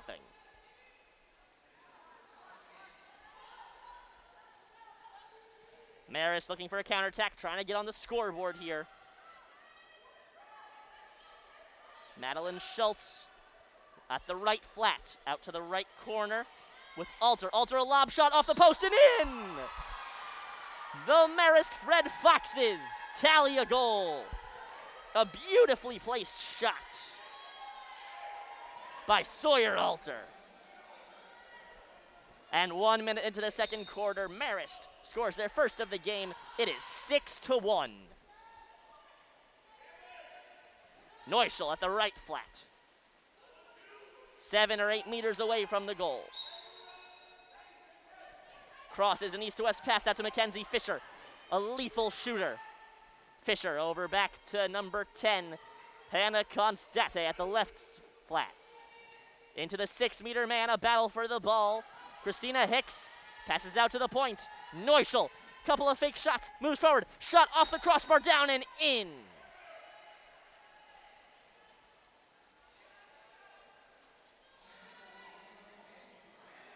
It is now 7-1. 6-1.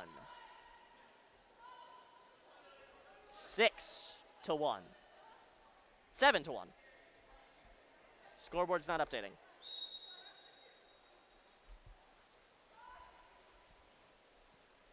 Honestly, it's a lot to a little. 7-1.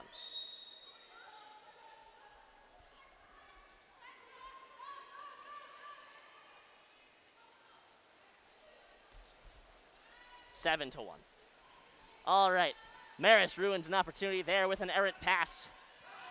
And a lob attempt from the goalie, Maya Avital, looking to get to Mackenzie Fisher, intercepted by Marist. Marist ends a dangerous chance early whenever the ball is looking towards Mackenzie Fisher's way.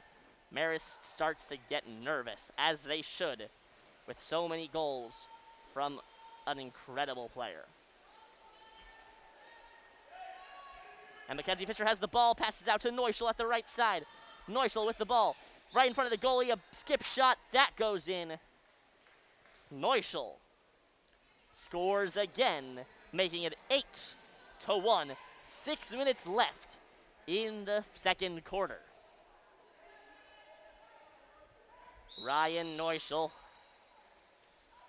and Chloe Harblas both score within the first 2 minutes, and a very familiar sight for the Marist Red Foxes, letting up a lot of goals early in the quarter. They're now down by 7.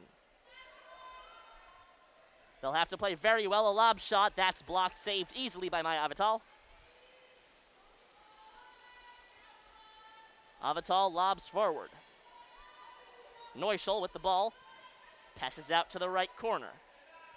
Across to Mackenzie Fisher, a shot, and that goes in off the skip. 9-1. Mackenzie Fisher cutting through the Marist defense like a hot knife through butter, and able to find the goal like a magnet finds true north.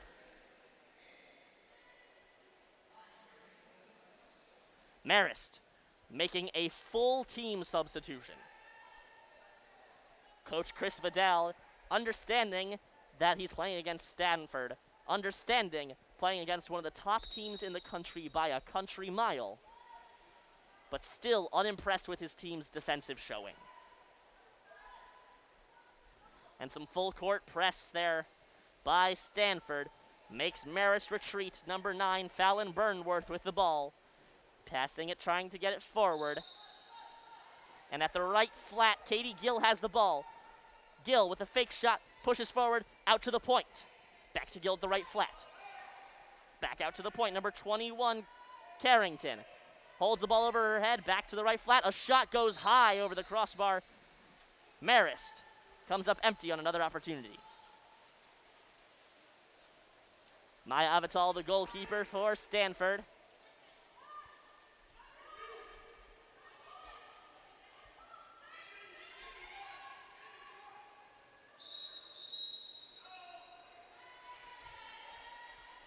And a foul called on Stanford in the attacking zone.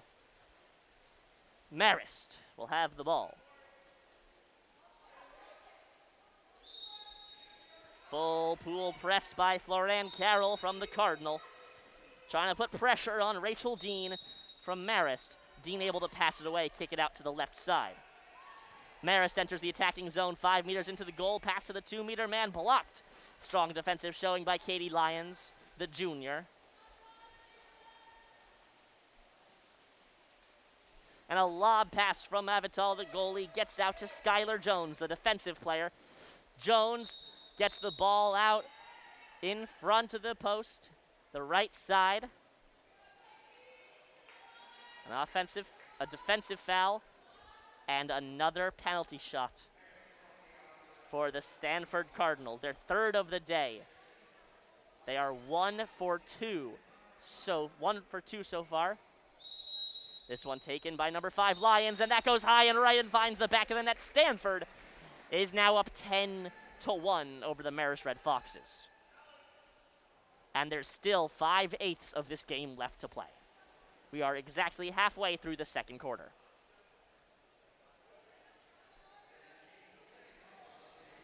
And humorous posture from Marina Hyam, the goalie for Marist, leaning back in her goal, relaxing a little bit.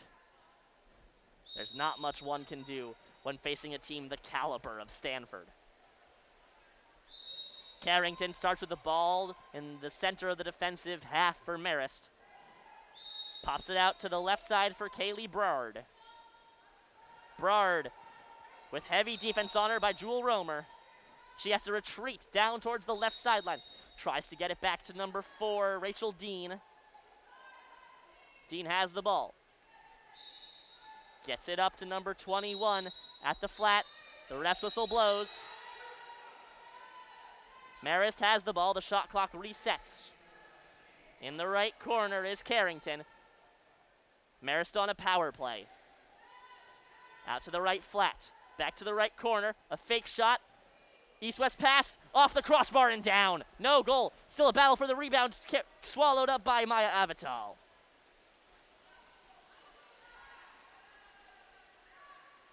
Stanford able to get out of trouble there. Trouble being a loose term when you're up 10-1. Pass out to the right flat into the right corner.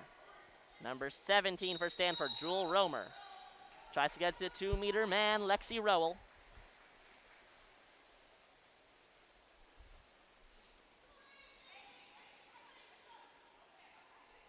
Marist moves forward. Pass out to the 2-meter man all alone. Shot, skip shot in! Number 24, Kaylee Brard from Northridge, California, scores the second goal of the game for the Marist Red Foxes.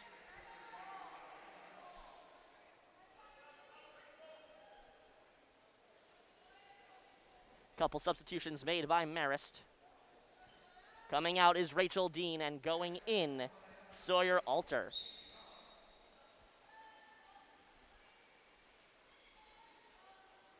Sawyer Alter, one of the 2 goal scorers for the Red Foxes today. 3 minutes remaining in the second quarter. Lob pass goes deep into the corner. Stanford has to go back and chase it. Pass the ball out to the left corner, back out to the point. Lob out to the right corner. Stanford moves in closer to the goal line. They're on the power play. Shot, that goes off a defender and in. It is counted as a goal. That's unfortunate when you're a goalie. Your own player deflects the ball. It goes through your arms. Again, you feel for Marina Hyam here. Her stats will reflect poorly from this game, but when you're playing a team like Stanford, that's to be expected. She'll have 3 more games.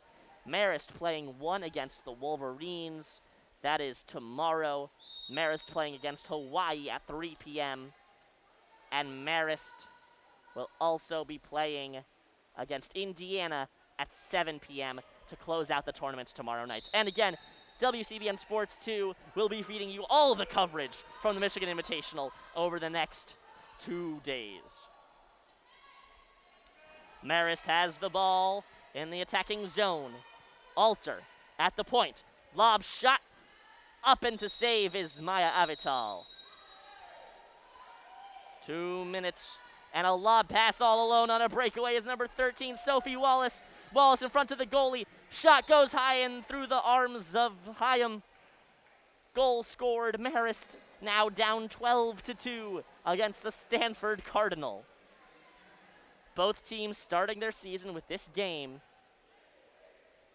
It's UCLA stretching on the left side. They will be playing the next game of the tournament at 12 p.m. against Indiana. Marist Red Foxes starting with the ball, passing up. Bit of a scrum. Sawyer Alter gets the ball out of it. She'll pass into the right corner with Katie Gill. Gill at 5-meter line has to retreat towards the sideline.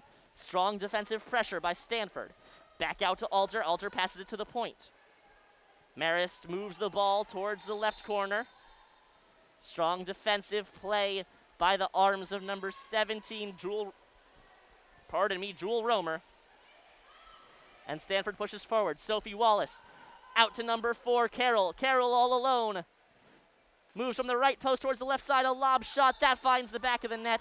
Hyam had to come out of the net forward to try to cut off the angle, but left herself open to a lob, having words with her defenders. And Stanford now leads 13-2.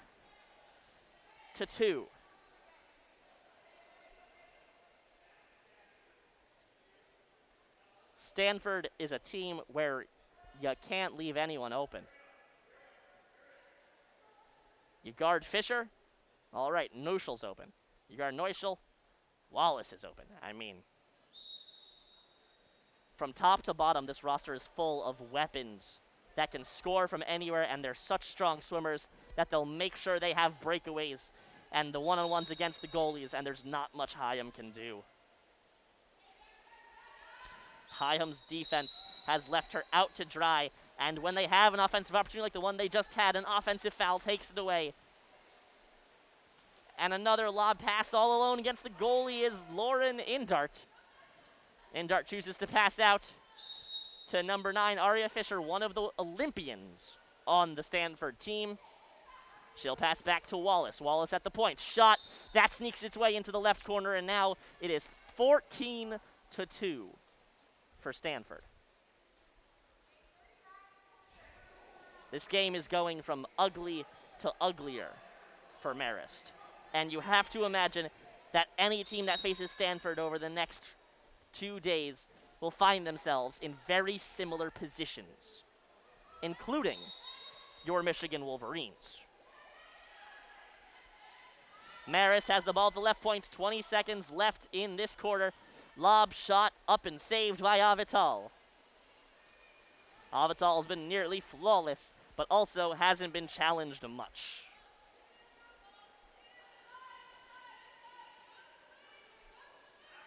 Stanford moving up the right side at the right flat. They pass the ball out to Florence Carroll. Florence Carroll from Montreal, Quebec. Gets the ball out to her 2-meter man, number 9, Aria Fisher. And that'll be halftime. We'll be back with you shortly in about 3 minutes. But for now, I'll give you the goal scorers for Stanford, I guess. And the 2 goal scorers from Marist as Stanford Cardinal lead the Marist Red Foxes 14-2 with 16 minutes gone in this 32-minute game. Mackenzie Fisher scored 3 times in a row. Then Neuschel got one before Fisher went back to her scoring ways, getting her a 4th goal, leading Stanford 5-0 out of the first period.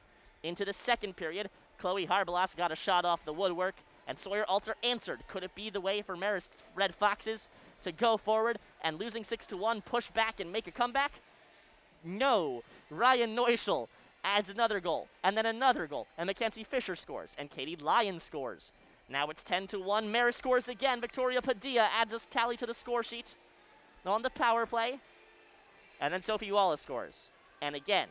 And then Florence Carroll. And then Sophie Wallace scores again. And that's where we stand. 14-2. An ugly game. I'll be back in 3 minutes. My name is Joshua Tenzer. Thank you for joining us as the Stanford Cardinal slaughter the Marist Red Foxes in the first half.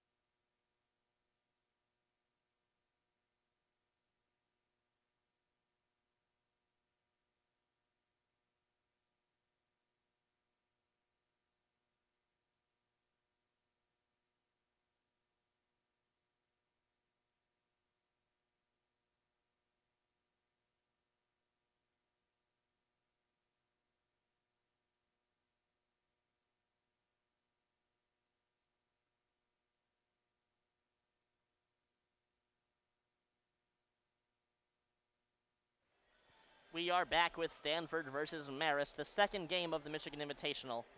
40 seconds until the second half starts off, and Stanford is up 14-2 over the Marist Red Foxes.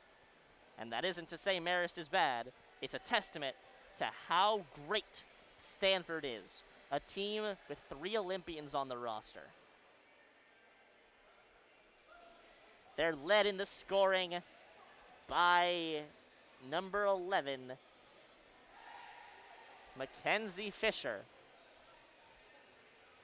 5 goals. And also Aria Fisher. although it appears, they are siblings, both from Laguna Beach, California. I can only imagine what the Laguna Beach, California high school team was like, having 2 Olympians on it. I mean, well, I guess they were future Olympians at the time, but still, geez, Louise.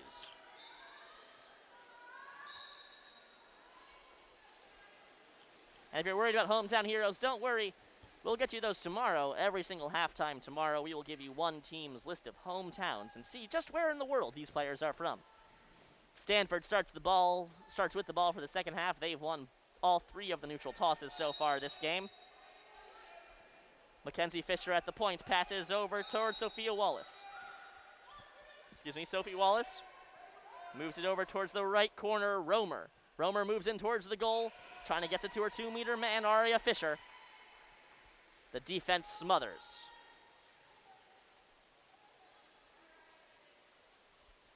The goalie for Marist, Emily Hillard, moves forward. Lob pass perfectly placed for number 9, Fallon Burnworth. And an offensive foul ends the opportunity. A beautiful chance after a beautiful pass. But again, it all comes to naught. Number 9 for Marist, Stanford, Aria Fisher has the ball. She's fouled. There'll be another penalty shot, the 4th of the day for Stanford. They are currently 2 for 3. This one taken by Neuschel. Neuschel scored on the first one, and she goes off the post this time. The rebound's loose. Grabbed and smothered by Thea Walsh. Emily Hillard. Thea Walsh in net for the Stanford Cardinals. Again, they swapped sides. Stanford now going from right to left. Their right wing is by near side. Perfectly placed pass to number 21 for Marist, Carrington. Carrington kicks it out back to the right flat, over to the right corner now. Marist on a power play. Strong shot saved by Thea Walsh. Walsh with the ball in front of her own left post. Lob pass. Mackenzie Fisher at the point. Pushes forward. Out to Neuschel on the left flat. Lob pass. Tip in score. Number 17, Jewel Romer scores the goal. And number 21 for Marist, Shanae Carrington, voicing her frustrations at her teammates as her player was left unattended to score a goal.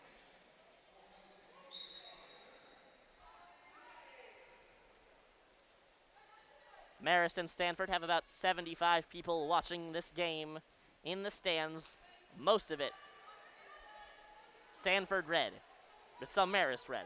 So, about 50-50 split. Marist has the ball, number 21, Shanae Carrington. Takes it back out to the point. The pass was behind Lizotte. Lizotte has to go all the way back to the defensive half to catch it. Marist has the ball at the right flat. A couple of fake shots, and that one goes just wide. Not tipped, not deflected, just wide. Strong shot, though, by Katie Gill. Marist has the ball in the corner. It's a corner throw-in. Number 9, Fallon Burnworth. Gets it out to the left flat. Carrington back to the point. Continue to cycle around. Now the ball's at the right flat for Marist, but all the way back, about 10 meters away from the net. Back to the right corner, a couple of fake shots. Number 3 in white, Katie Gill, tried to get a pass out to number 8, Fallon, India Alter, her 2-meter man, but it was taken away by the defense. And now Wallace moves in all alone against the goalie from the right side. A couple of fake shots. Back to Neuschel. Wallace out in front. Pass back to the right flat. Now in front of the 2-meter man, and a spin around behind the back shot for Aria Fisher. She was facing the defensive side. She passed it behind her back. Beats the goalie, Aria Fisher, and that's another one. Stanford now up 16-2. And Stanford switching goalies. It appears back in is Avital. But I'll wait for confirmation.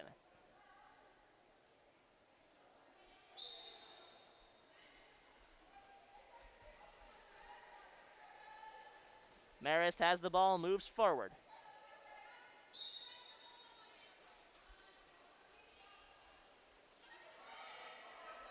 Working to get the ball into the offensive half, unsuccessful as of yet.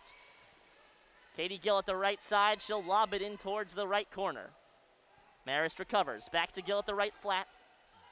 Gill looking for a chance, back to the point. Burnworth to her 2-meter man. And Marist is fouled. Marist on the power play. Number 10, Hannah Codstenods, is the one out. And a timeout called by Marist. If you're Marist, chance to score a goal here. But again, what good would one goal do you when down 14? I suppose every comeback does start with one goal, though, so it's never safe to count out a team. Chris Vidal telling his team what he expects, telling his team what he wants, and a much shorter strategy meeting from John Tanner. I assume if you're John Tanner, the head coach of Stanford, you say, hey, this is perfect. This is working exactly how I want it to. First game of the season, slicing through Marist Red Foxes. This is brutal to watch, honestly. So if you're John Tanner, you say, keep at it. Let's score 20.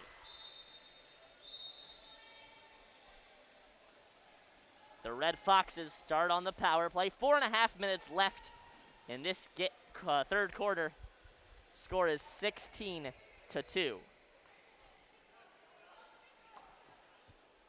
The Marist goalie, Thea Walsh, starts with it. Moves it out to the point. Pardon me, not Thea Walsh, Emily Hillard.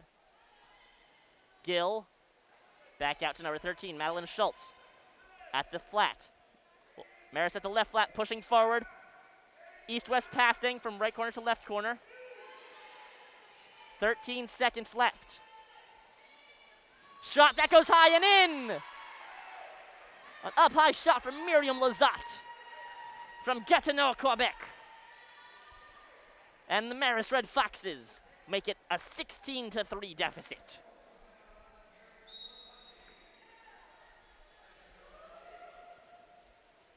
Marist moving into a defensive position as Stanford starts with the ball. Stanford pushes out to the left side with Sophie Wallace. Kick out to the right flat. Into the right corner now. Floran Carroll. Up high lob pass from east to west. Goes up and over Skylar Jones, the player at the left corner, rather. She has to go chase it, but she does. Gets it out to the right flat. Strong shot deflection by number 21, Shanae Carrington. And that goes out of bounds. Strong defensive play there by Carrington. The junior from Mount Mauginoy, New Zealand. And she moves forward at the left corner with it, Carrington does. Carrington has to pull back into the corner, takes it out to the flat. Marist struggling for any sort of offensive space. Have to retreat all the way to the defensive half with Gill. Gill pushes it forward to the point, attempt lob past the 2-meter man. Taken away handily by Sophie Wallace, able to come out of the water like a whale breaching, grabbing the ball and putting it right into her goalie, allowing the goalie to stop and pass out. Thea Walsh does. Floran Carroll passes it out to Gill at to Lyons at the corner. Katie Lyons. Passing it to the right flat. Floran Carroll has to retreat to get it. And a pass back and forth between Hannah Constanods and and Floran Carroll. The ball goes up over Carroll's head. Marist able to maintain control. Marist breaking down the right side now as the Indiana Hoosiers get set for their game against UCLA those classic red and white pinstriped robes.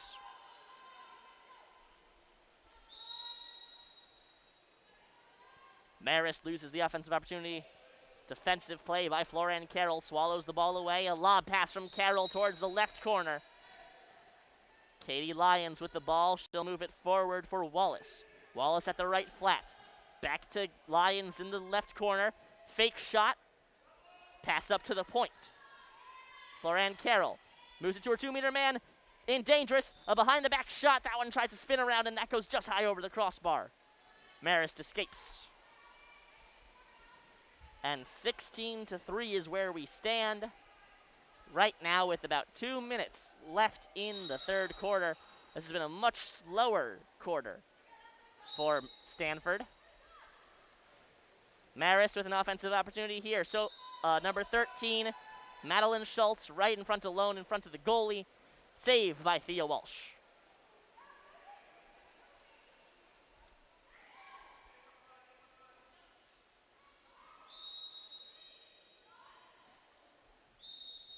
Stanford with the ball, passing out to the left corner. Lyons pushes in. Strong shot off the woodwork. Rebound lands in front of number 10, Constantinods. Stanford still has it. Pass out to the 2-meter man. Lyons all alone at the left corner, moves in. Skip shot in. Katie Lyons with a goal. Stanford now up 17-3. Another full team substitution for Marist. The entire team coming out of the pool for substitutions. Lyons coming out. For Stanford coming in is Celeste Wienbelt from Tustin, California. To Tustin, California. Marist starts with it, pushes it to the right side. Catherine McCullough. Long pass, gets to the left corner. There's a battle for it between the goalie and number 7, Ella Bumgardner. Thea Walsh wins. 1 minute left in this third quarter. Stanford up 17-3.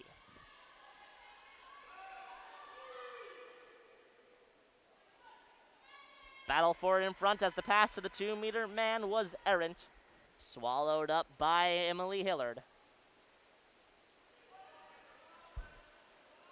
Hillard, perfectly placed pass to Shanae Carrington on the right flat. She can do that so well. Her passing range is almost the entire length of the pool, and she is accurate to a T. Marist passes out to the left corner. Emily Gahard.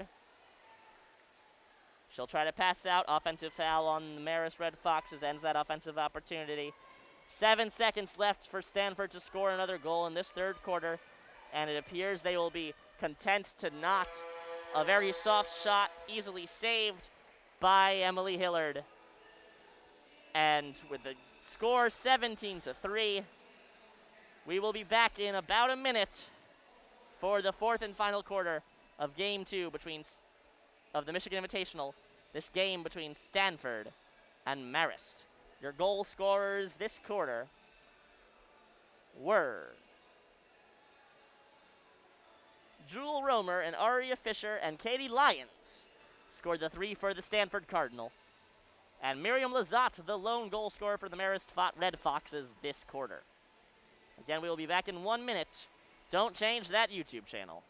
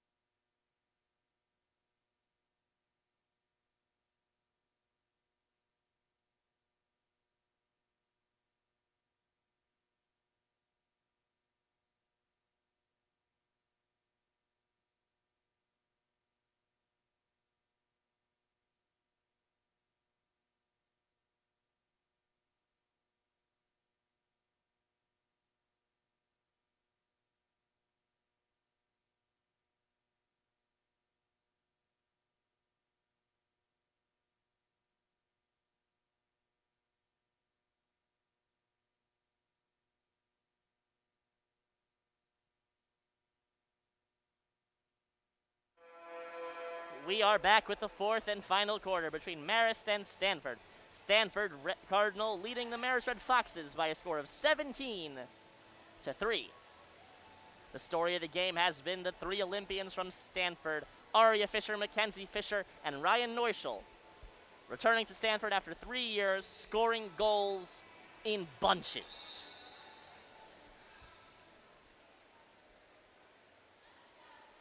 Aria Fisher with 1 goal and 2 assists. That's just it, 1 goal. Mackenzie Fisher, 5 goals. And Ryan Neuschel with 3 goals and an assist. Marist, on the other hand, has been squandering almost all of their offensive opportunities due to fouls. They have 3 goals so far, 1 per quarter. Stanford wins the neutral toss for the 4th out of 4 times in this dominating effort from the team from California. Sophie Wallace pushes forward from the point, out to the right corner. Constanats kicks it out to Carroll at the right flat, back to Constanats at the corner. Back to Constanats. And a 2-meter man all alone. Skip shot goes in. Sophie Wallace adds another tally for Stanford. 18-3. And the reaction from the Stanford bench is silence. No applause from their own team. Just, yeah, you scored. We all have. Because when you're beating a team 18-3, that's sort of where you stand. A very one-sided affair this game has been so far. Marist trying to answer, score goals here, more for pride, and being able to go into this break, the end of the game, saying at least we moved forward so that we can do well in our next game, as Marist will move on to play against, I believe, UCLA. That's Hawaii at 3 p.m. later today in just 2 more games. That is game number 5. Stanford at the right corner with the ball is number 10, Hannah Constanats. Back out to Carroll. Constanats, Carroll at the right flat. Back to Constanats. Back to Carroll. Marist unable to play defense. Surprise pass out to the left corner, shot and score! Sophie Wallace with another one. There's that play again, back and forth between Constanats and Carroll, drawing the offense ever closer to the right side, leaving Carroll on the left open for a one-on-one opportunity against the goalie, and she doesn't miss on those. In fact, if you lead anyone Stanford one-on-one against your goalie, more often than not, it's going to end up in the back of the net, and that goal counter is going to keep on ticking up.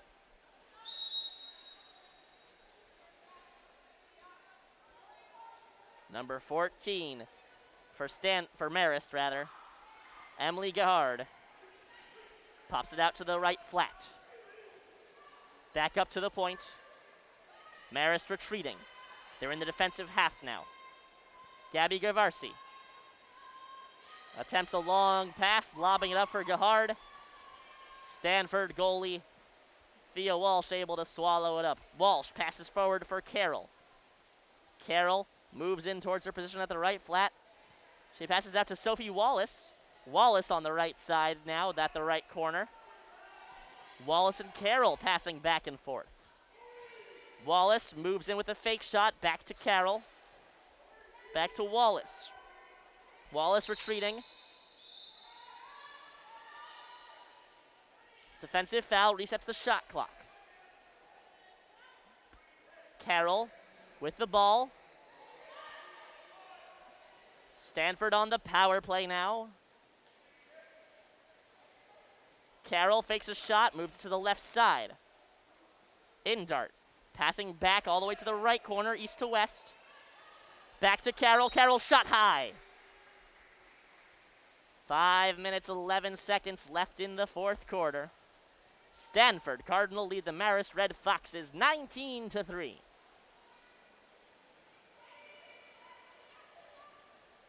The Red Foxes have to retreat already They passed out to the point, and then strong defense played by number 13, Sophie Wallace, forces Gervasi to retreat.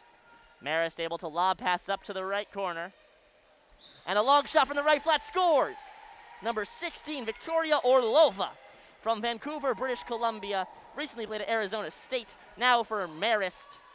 Scores a fourth goal for the Red Foxes. It is 19-4.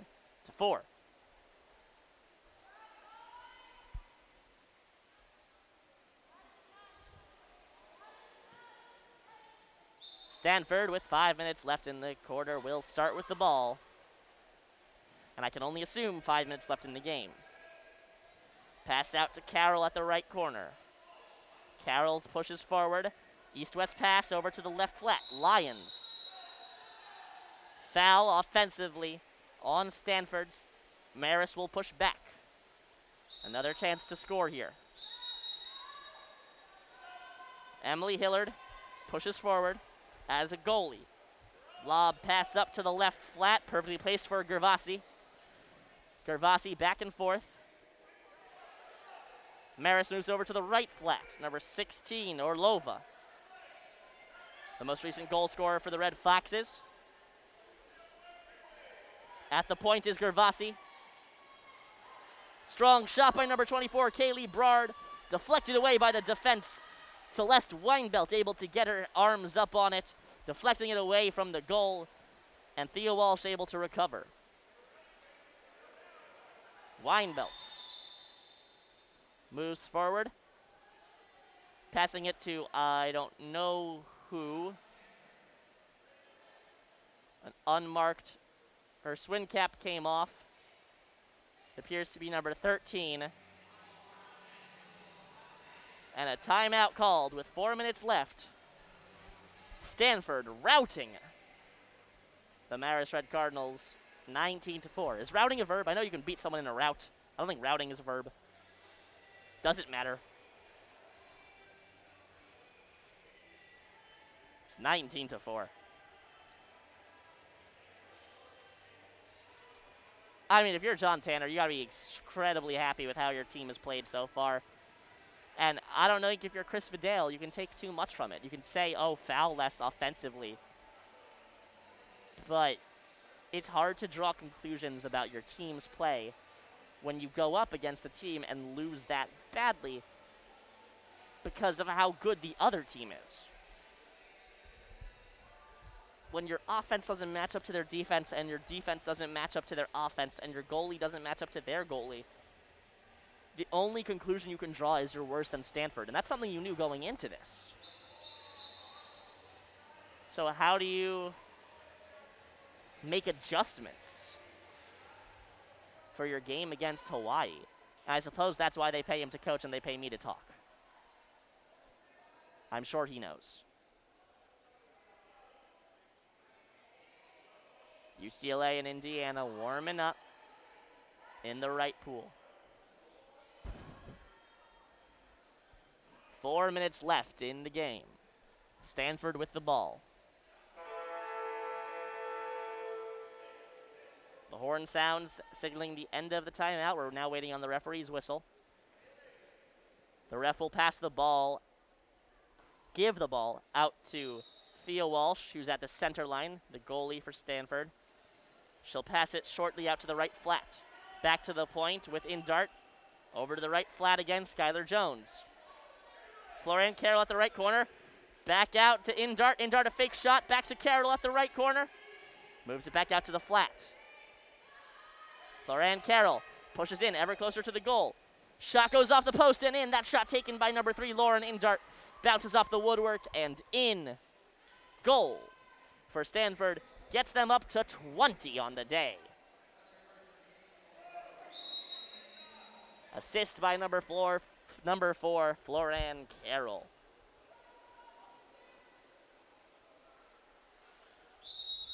Stanford playing tight defense. Hungry to keep this a domination.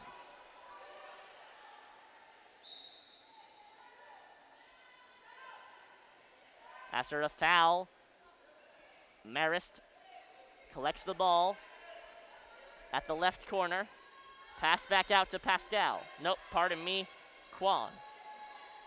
Lob shot taken by number 24, Kaylee Brard. She attempted a shot that goes just under the crossbar. Instead, she went just over the crossbar. Another missed chance. You've got to be more accurate than that, especially playing up against a team like Stanford.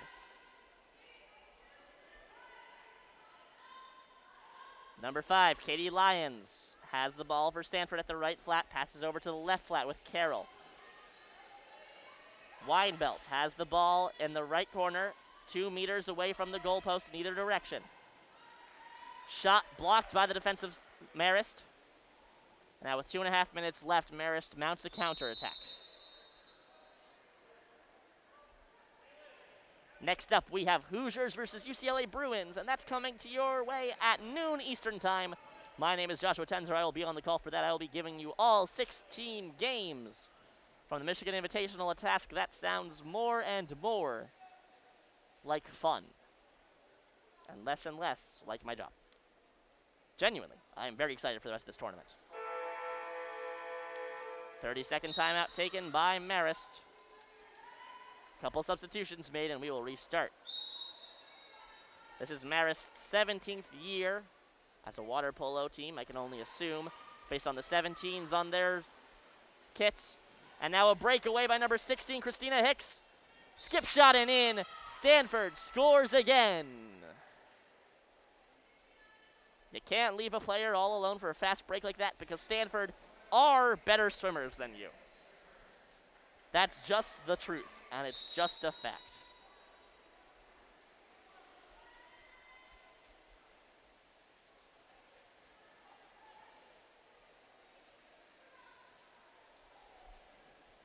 Marist moving down the right flat. Number 15 in white. Victoria Padilla. Padilla, lob pass to her 2-meter man, number 12, Elisa Gracie. Gracie is fouled, has the ball. A chance for Marist now to score another goal. Their first quarter with 2 goals. Their second quarter with 2 goals. They had 2 in the second quarter as well. Out to the point, it's a power play for Marist. 23 at the point, McCullough. Passes back, shot, score! Number 16, Victoria Orlova, tallies her second of the day. The Canadian from British Columbia.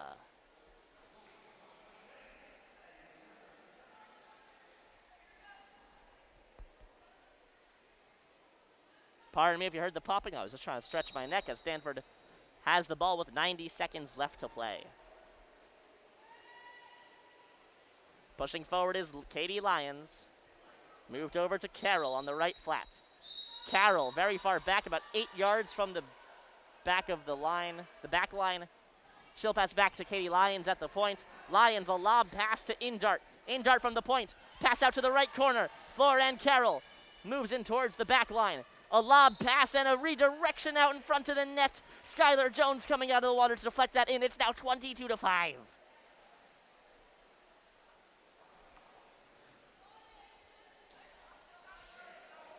With 1 minute left, Marist has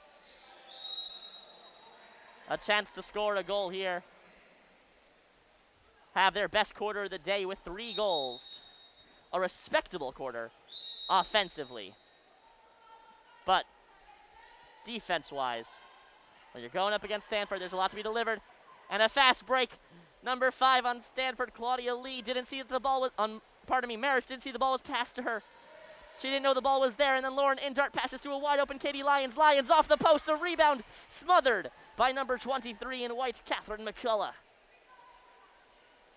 When the ball is past you, you gotta know it's coming. Claudia Lee did not, and that led up an almost scoring chance. McCullough at the center line, pushes off her defender. Water polo for a game played in the pool. A very physically aggressive game. 20 seconds left in the game. Marist has the ball, down by 17. Lob pass into the corner. Out for number 15, Padilla. Padilla moves forward, passing it to the right flat with Claudia Lee. 5 seconds left. Stanford has the ball after a foul, and that will be it. A skip shot attempted, and that'll be all she wrote. Stanford wins this game 22-5. There's not much analysis to give on a game like that. The statistics from this game. Stanford wins 22-5. They outshoot the Red Foxes 34-16. That's a shooting percentage of .647 for the Cardinal and .313 for the team Marist. Stanford went 3 for 6 on the power play. Marist went 2 for 11. Marist also had no penalty shots, but they committed 3 penalty fouls, making Stanford 2 for 3 on penalty shots. That's wrong. 3 for 4 on penalty shots. Your goal scorers for Stanford: Laura Indart with 1, Florence Carroll with 1, Katie Lyons with 2, Harbalos with 1, Aria Fisher with 1, Mackenzie Fisher with 5, Sophie Wallace with 5, Jewel Romer with 1, and 3 for Ryan Neuschel. And your Red Foxes goal scorers: Sawyer Alter with 1, Lazat with 1, Padilla with 1, Orlova with 2.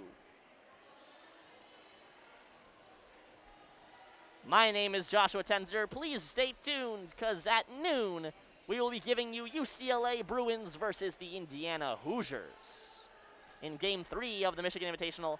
Don't change that YouTube channel. We will be streaming all of the Michigan Invitational right here on WCBN2.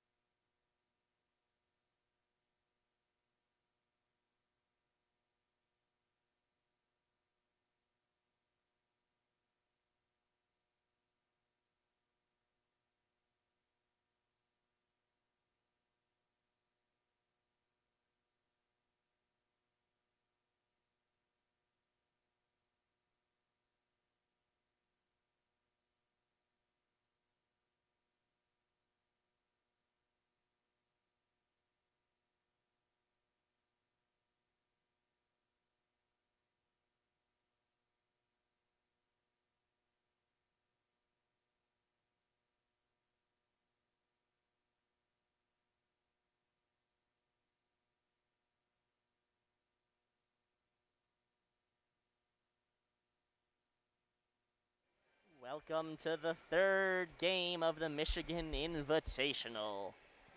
We have the Indiana Hoosiers going up against the UCLA Bruins. The Hoosiers start their season going 4-0 at the UCSB Winter Invite in Santa Barbara, California last weekend. This weekend they're playing 4 more games, starting with UCLA. UCLA, on the other hand, start their season 5-0 with wins over Wagner College, California Baptist, Ottawa University, UCSD, and UCSB at the UCSB Invitational as well. The Bruins have never lost to Indiana, but this may be the time. You never know.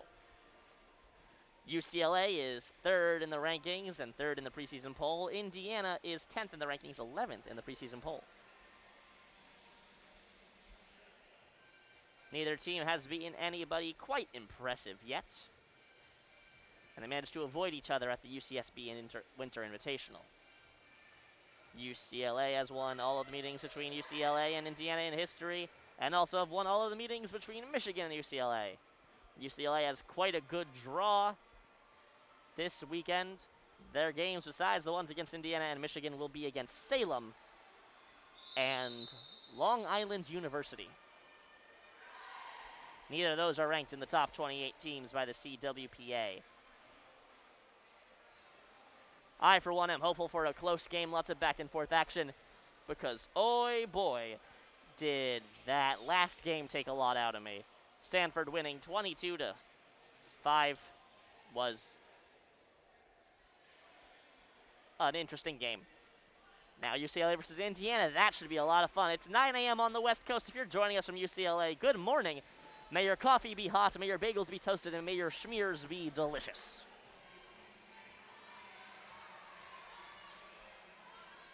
So far, the Hoosiers have had Izzy Medema leading so far, 14 goals in 4 games, and also freshman center Skylar Kidd had her first 4 collegiate games, and she recorded 8 goals. UCLA led by Maddie Musselman, who led Team USA in scoring in the Olympics. The neutral throw is down, and number 12 for Indiana, Tina Doherty, gets the ball, wrestling it away from number 18 in blue, Molly Renner. Starting in net for the two teams, Phillips for UCLA and Askew, Mary Askew, the 6-foot goaltender for the Hoosiers. Georgia Phillips, the UCLA Bruins goalie, 5'11". The goalies are often the tallest on the team, although the Indiana Hoosiers do have 4 6-foot tall players. Offensive opportunity wasted by the Hoosiers, and UCLA will start things off. Pass it out to Emma Lineback at the right corner. Fake pass. Pops it out to the right flat. Back to the corner with Lineback. Renner has it at the right flat. You can hear the coach counting down the shot clock. And a foul on Indiana. Resets the shot clock. And it's a power play for the for the Bruins. Shot from the point, pass forward. Shot from Bella Winsell. And she scores. The UCLA Bruins go up 1-0. Goal scored by Bella Winsell on the power play. Assist from Maddie Musselman. Maddie Musselman from Newport Beach, California. Askew passes forwards. At the point for the Hoosiers is number 16, Callie White. Wrestles the ball away from her defender. Pass back to the corner and then pass back to White at the point. White, a fake shot, slowly going forward. That shot saved just enough to tip it out of the goal is Georgia Phillips. It stays on the goal line and she's able to bat it away. Long pass from Phillips to number 18, Molly Renner. Renner with speed, coming down the left flat. Renner passes to the right corner. A couple fake shots kicked out to the point for Musselman. Musselman moving forward in towards the goal. Pass out to the left side. Drake has it. Back to Musselman. Over to the right side now. Shot. And that's a deflection out of bounds.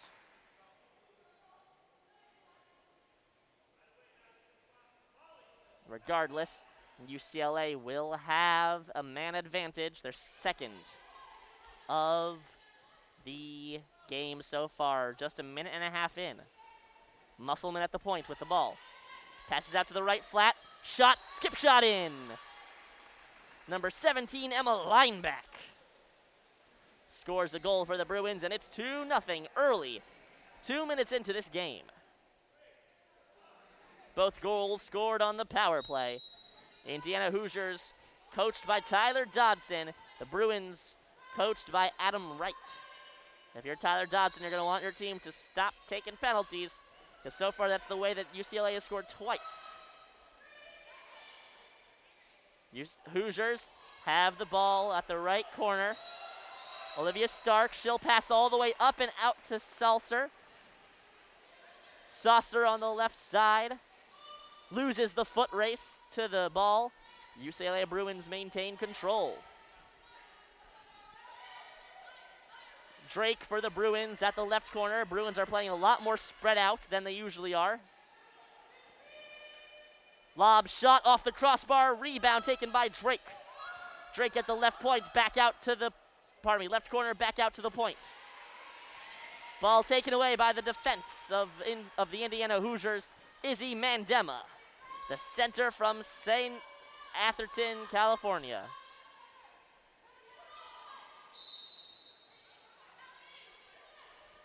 Hoosiers have the ball at the corner. They're on the right side, kicked out to the right flat, back to the right corner, number 12, Doherty.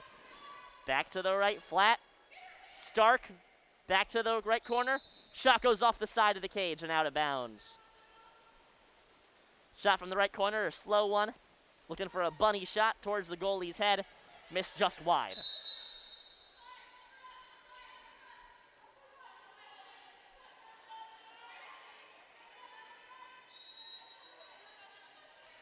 UCLA Bruins moving forward on the right side. They are moving from right to left. Their right wing is the far side. Musselman at the point. Assist, shot on the shot, and a score. Musselman puts it over towards the left corner for Katrina Drake. Sneaks it in on the near side post. UCLA Bruins up 3-0. Here in this first quarter. Now at this point, two paths diverge in the yellow wood. Does Indiana keep this game close and competitive, scoring some more of their own? Or do UCLA start to take this the other direction? Indiana on the right corner with Stark. Stark passes it out to the left flat. Back to the point, 5 meters away from the net, over to the left flat. Tries to get it to 2-meter man. There's a convergence of 4 UCLA defenders. The defenders foul, but not enough to start a power play or reset the shot clock. 10 seconds left from the point. Blocked on the shot is number 14, Portia Salser. UCLA rushes down the other way.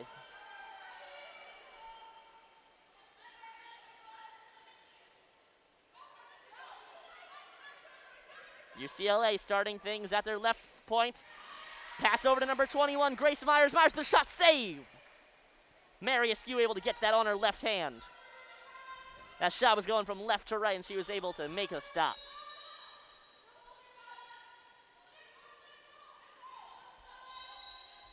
Strong defense played by UCLA as the Hoosiers try to get out of their defensive half. They do successfully. A lob pass into the corner. And an opportunity all alone in front. A goal! Izzy Mandema for the Hoosiers nets a goal after being alone all in front. Some quick passing drew away the defenders from UCLA. Portia Sasser has the goal. And that was a power play for the Hoosiers.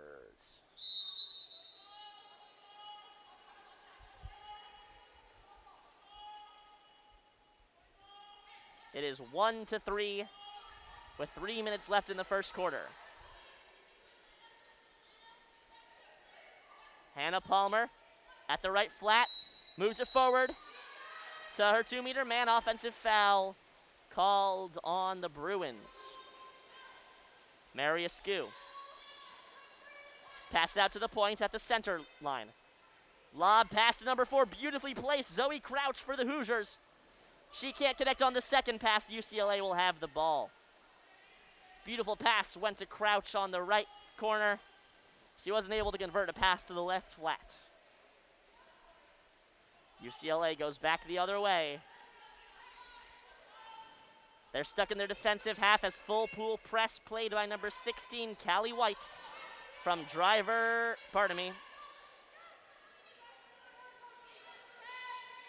from Carlsbad, California.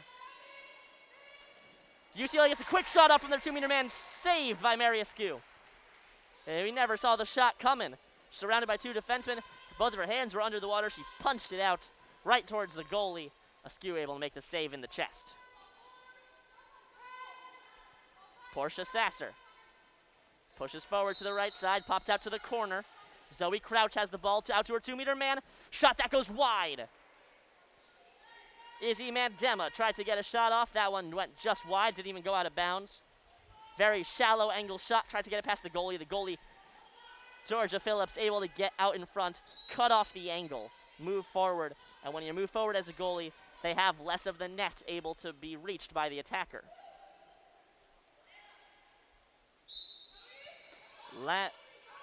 UCLA gets it past their 2-meter man almost immediately. Number 24, Nicole Struss, has the ball, and it's a power play for UCLA. A foul called on Lana DeBow. UCLA resets the shot clock, moves over towards the right side. Their pointman, pass forward, and that's a foul called on UCLA. That'll end the power play opportunity. Very accurate pass from Askew out towards Skylar Kidd on the left sidelines. Kidd wasn't ready for it. She deflected it down, able to regather the ball and herself. Portia Sasser passes out from the point to the right flat. Still about 10, 15 meters away from the net. Out to her 2-meter man. There's a struggle for the ball. And unable to get to it were the Hoosiers.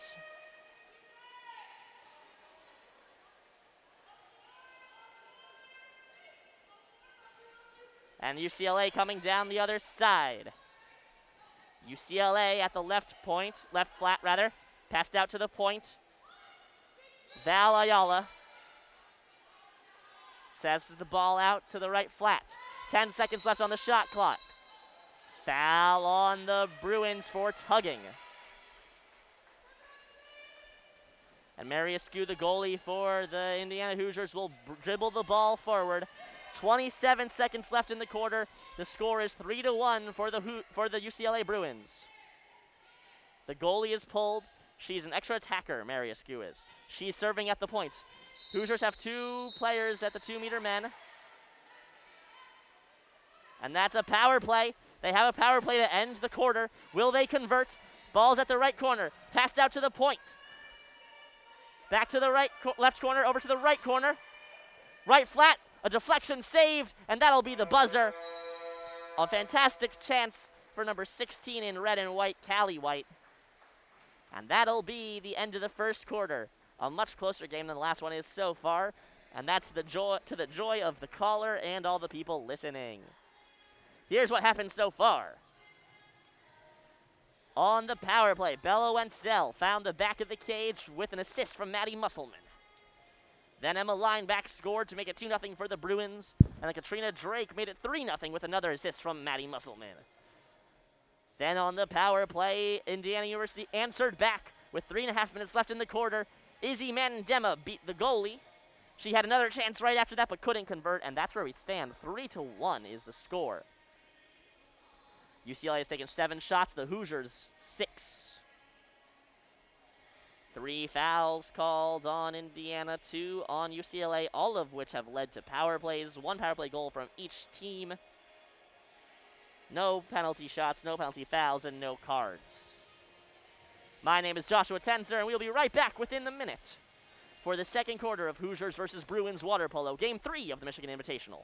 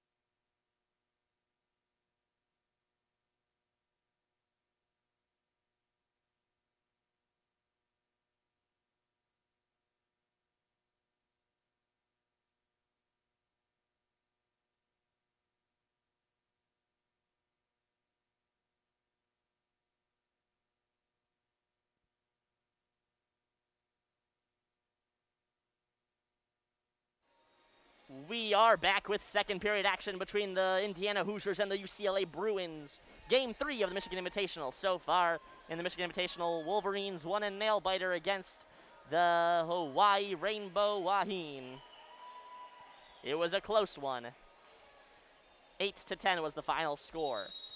And then Stanford dominated the Marist Red Foxes by a score of 22-5. Now the Hoosiers trail the Bruins 3-1. Getting ready for the neutral toss. The Hoosiers won the last one. The Hoosiers have never beaten the UCLA Bruins in the history of each of these programs.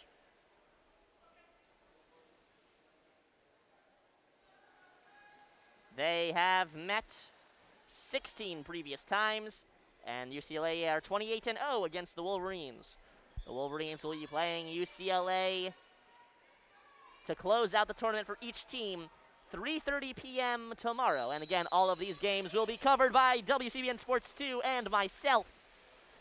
Exciting times. The neutral toss, this one won by the Indiana Hoosiers. Great speed there by Tina Doherty. Able to pass back to her goalie after a quick cutoff by Olivia Stark. Indiana starts with it 7 or 8 meters away from the back line. Moving closer.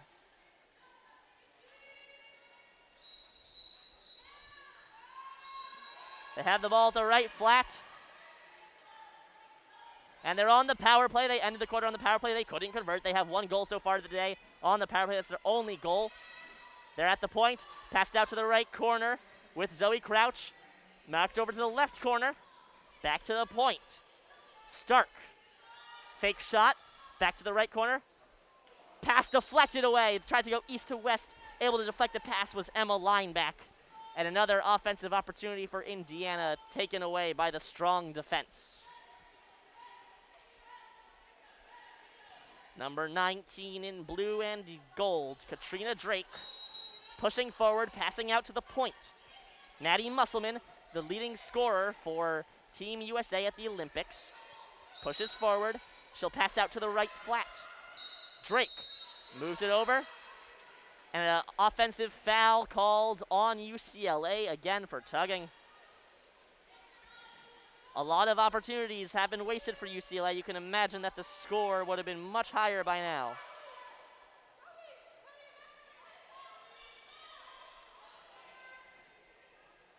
Eight meters away from the goal line and pushing back is Callie White. Lob shot taken from the left flat about 6 meters away from the goal line. Sails over the net. Strong opportunity by Olivia Stark. UCLA coming down the other side quickly now. At the right corner is number 7, Brooke Dowden. Pardon me, Maddie Musselman. Maddie Musselman, leading point scorer for Team USA at the Olympics. I cannot stress how exciting that is and how scary that is to play against. Skip shot goes off the post. That shot was taken by Emma Lineback. Strong shot. Just went off the outside of the post and out of play. Indiana Hoosiers moving towards the near side. Again, the near side is their right wing. Callie White has the ball at the point. Slowly treading over towards the right side. She'll pass out to the right corner with Zoe Crouch. Back and forth between White and Crouch. Back and forth.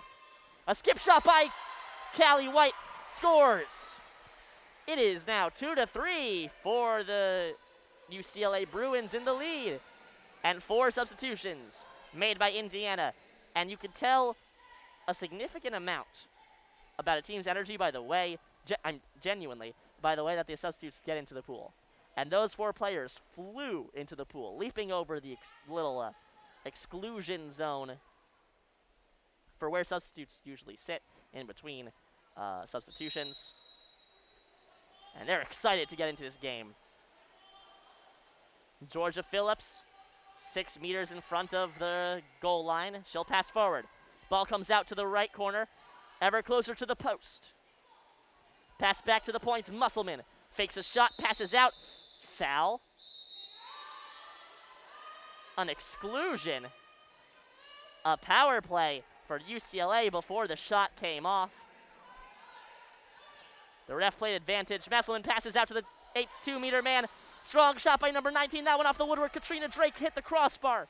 And that'll end the power play opportunity for UCLA. Another chance to convert goes astray. Askew passes forwards for Crouch. Crouch now playing the right flat. Passes the ball out to the left corner. Strong shot saved by Georgia Phillips pretty easily. That was going up high. Phillips, long pass into the offensive zone, about 8 meters away from the goal line. And going backwards is UCLA. Molly Renner passes forward to the 2-meter man, UCLA. And there's a power play for UCLA, another one. Shot goes off the crossbar again. Maddie Musselman's shot went off the crossbar. That's 2 straight shots on the power play, hitting the woodwork. And a foul called on UCLA again. Indiana again. UCLA has a chance. Musselman passes forward, and this time they convert. That's number 19, Katrina Drake, from the 2-meter man position. And now UCLA is up 4-2 over the Hoosiers. It's Katrina Drake's 2nd of the game and Maddie Musselman's 3rd assist.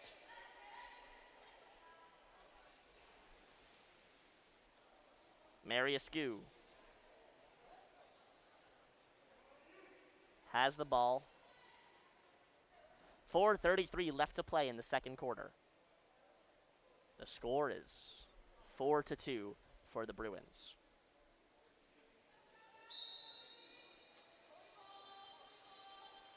Askew, 6 meters in front of her net, 7 meters in front of her net, passes forward to the right flat. Number 17 in red and white, Olivia Stark, pushes forward. Be a power play for the Hoosiers. Chance to cut back within 1. And a redirection out in front. Beautiful pass from number 22, Skylar Kidd. And then the 2-meter man out in front all alone. Tips it in. Beautifully done. The score is 3-4.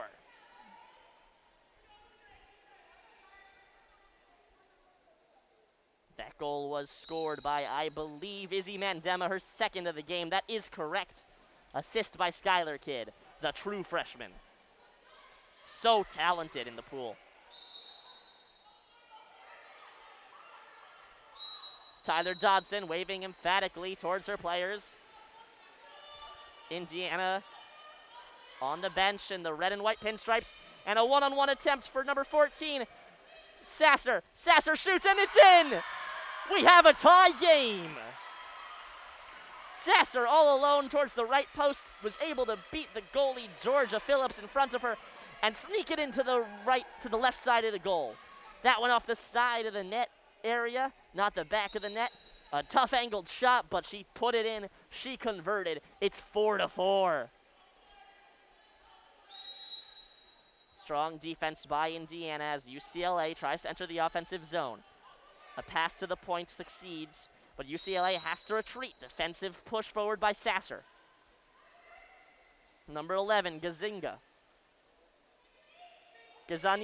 is what it is. And an offensive foul on UCLA gives the Hoosiers the ball. Gazaniga out in front, caused the foul. Now a chance for number 24 in white, Grace Hathaway, all alone in front. Passes back out to the point. Now over to the right flat, Olivia Stark, back to the point. Callie White back to the right flat. They're about 5 meters away from the goal. Out to the 2-meter man in front, pushing forward, point-blank shot, that's saved. Beautiful save by Georgia Phillips off the shot from Mandema. That went high, very high up and out of play. A corner ball in for Indiana. A pass back to the point that went behind Callie White. White had to go all the way back to about 8 meters away from the goal line to get it. Another chance for Mandema. Mandema shot that's blocked beautifully by Bella Wenzel in defense. And Indiana's chance to go up on the Bruins. Couple chances there came to nothing. The game is still tied at 4s. 3 minutes left in the second quarter.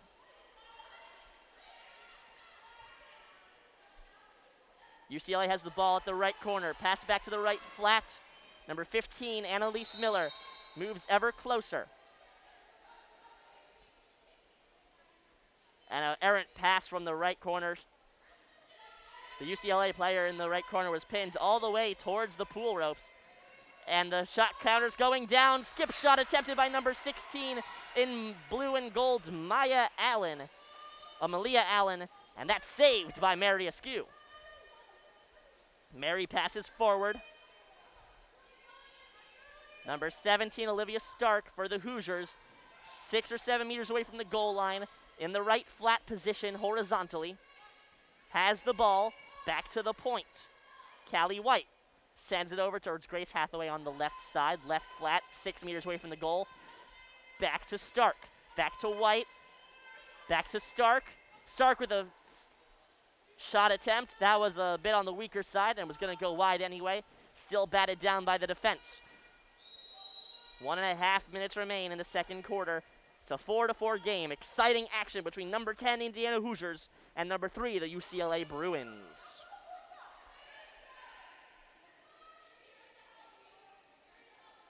Bruins have the ball 8 meters away from the goal, but exactly in the middle of the pool horizontally. Pass forward to the flat. Shot saved by Mary Askew. Strong shot by Bella Wenzel, one of the goal scorers today for the Bruins. And a beautiful save by Mary Askew. She's been on top of her game tonight. And by tonight, I mean this afternoon.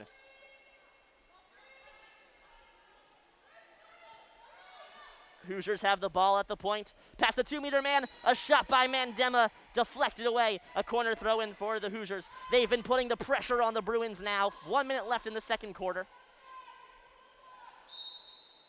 From the corner, the Hoosiers have the ball pinned to the sideline. Passed back to number 24, Grace Hathaway. And here comes a power play opportunity. Exclusion call on one of the Bruins. It appears to be number 15, Annalise Miller. Tyler Dodson calls a timeout.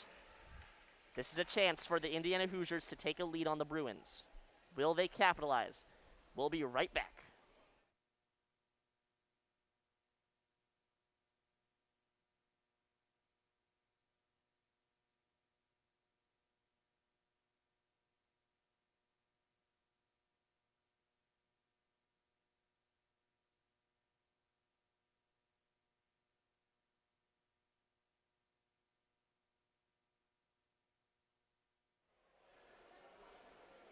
Full timeout called by Tyler Dodson, the Indiana Hoosiers head coach. Tie game right now, 4-4, 56 seconds left. Hoosiers on the power play. Dodson coming up with some sort of strategic plan. And Adam Wright, the coach for the UCLA Bruins, shortly telling his team who to cover, what to do. He's pointing emphatically at the pool, seems displeased with his team's performance so far. And when you go back and look at UCLA's schedule so far, I mean, they haven't faced many quality opponents, save for UC San Diego. They won the first game against Wagner College 15-8. They put up 20 against California Baptist. They put up 21. They won 21-1 over Ottawa University. And including a 7-point first quarter. They beat UCSD 11-6, and they beat UCSB 21-8. 6 goals in the first, second, and third quarters.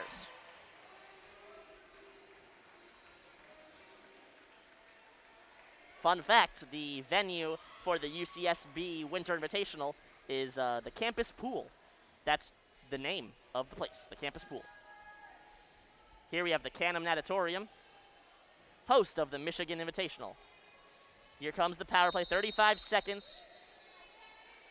Indiana starts with the ball at the point. Lana DeBow sends it over towards the right flat, over to the right corner with Olivia Stark. Stark, an east-to-west pass. Couldn't get the shot off, not the one-timer. Back to Stark, back to the point. Couple fake shots. Back to the left corner, 15 seconds left on the power play. Back to the point, shot deflected away by the goaltender. Georgia Phillips able to make the save there. But it goes up and out. Now it's a corner opportunity for the Hoosiers. 30 seconds left on the half. Intercepted is the pass by number 7 in blue and gold, Maddie Musselman. Musselman races forward after passing the ball back to her goalie. Now Hannah Palmer with the ball. Back to Musselman. Gives it out to the 2-meter man, Ava Johnson. Ava Johnson all alone in front of the goalie. Taken away by Tina Doherty. Beautiful defensive play. And now with 7 seconds left, the Hoosiers may not have a chance to score here. Lob, pass, shot from the goalie. That just goes wide. You got to admire the attempt from Mary Askew. And going into the half, it is 4-4. Your goal scorers for this quarter rather. Callie White scored for Indiana University. Same with Izzy Mandema again and Portia Sasser. The only UCLA goal was scored by Katrina Drake. So far in the first half, both teams have 4 goals. Indiana leads 17 shots to 13. 6 exclusions for Indiana University and 5 exclusions for UCLA. 1 goal scored on the power play for each team. No penalties, no penalty cards. Stay tuned. In 3 minutes, we're going to come back at you with second half action between the Hoosiers and the Bruins. And if you're looking for hometown heroes, like I said, tomorrow we will get you hometown heroes at halftime for each game. Stay tuned and don't change that YouTube channel. My name is Joshua Tenzer for WCBN Sports.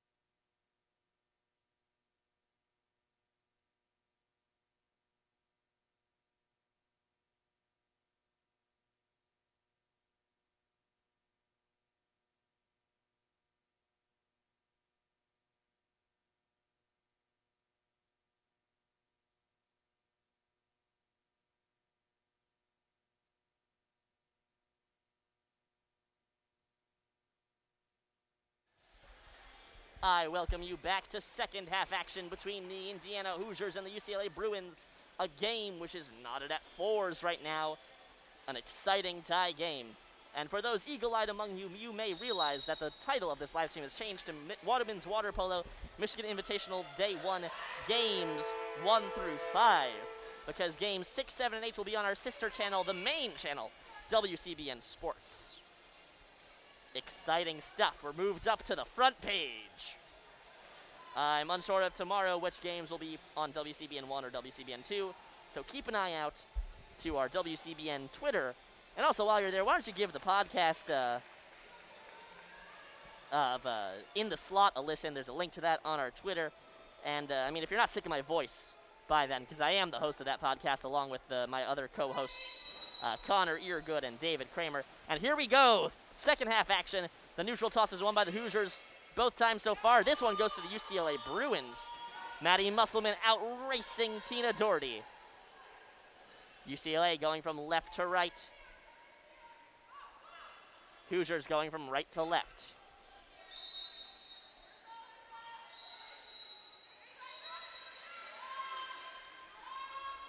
It appears the goalies may have stayed the same, at least on the UCLA side. Georgia Phillips still in. Power play chance for the Bruins here. They have the ball at the right corner, passed out, left corner rather, passed out to left flat.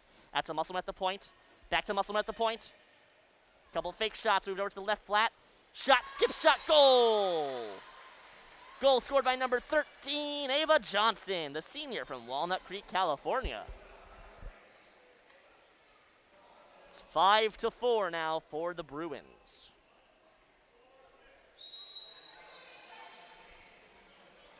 Perhaps the halftime break was exactly what the Bruins needed in order to get things started and recompose themselves. They did come out of the gates swinging 2 goals in the first 2 minutes in the first quarter. So far they have 1 goal in the first 45 seconds. Hoosiers have a chance here, a tip-in opportunity after a lob pass from number 13 from Kiki Mine from the right side.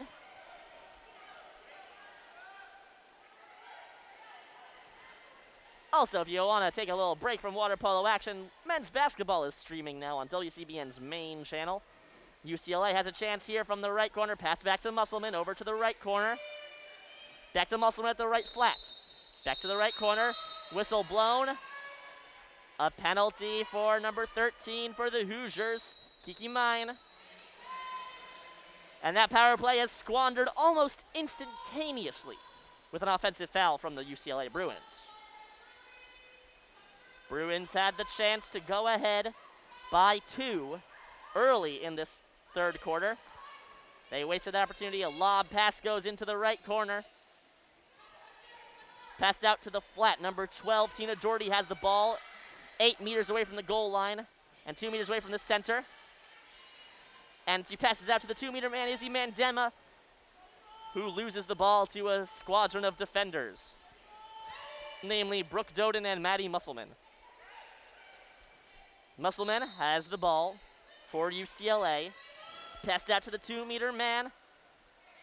Passed out to the right corner. Shot that finds the left side of the net. All alone in front of the goalie was number 4, Abby Hill, and she nets one for the team. UCLA Bruins go up 5-3, 2 minutes into this third quarter.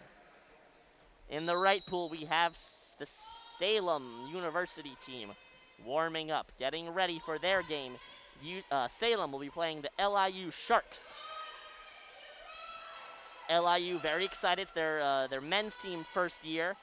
The women's are an established program. Hoosiers have a chance here. A lob pass looking to go to the left corner, but no one was there.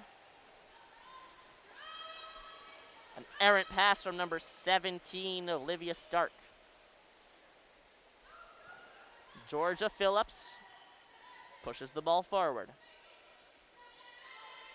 Back to Musselman at the right flat. And an attempted pass from number 6, Brooke Doughton, taken away by the defense. Lots of bad passing going on here. But it makes for an exciting game. Hoosiers moving forward. The center of the pool horizontally, but about 10 meters away from the goal line. Lob pass into the left corner. Pass back to the point, or rather the left flat, really. Now back to the point. Rebecca Schofield off to the right corner. Back to the left flat. 5 seconds left on the shot clock. Shot goes wide. Georgia Phillips standing strong, and also Mary Askew still in net.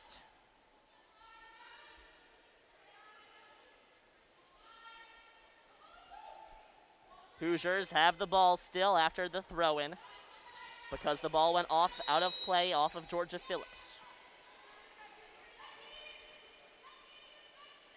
Here comes a chance for the Hoosiers. A lob shot taken by number 18 from about 6 meters back.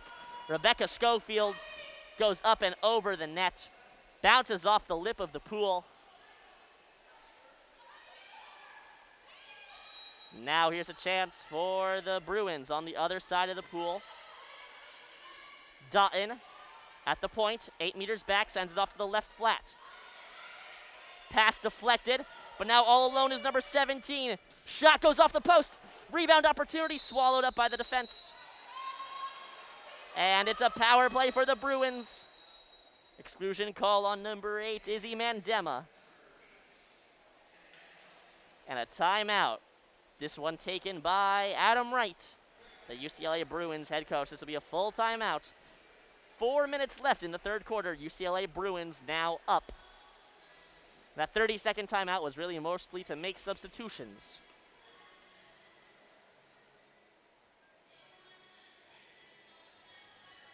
Georgia Phillips will start with the ball. 2 meters behind the center line in the horizontal center of the pool. Pass forward. Moved out to the right corner, line back. Over to Musselman at the point. Musselman 6 meters away from the goal line. Pass out to the left corner.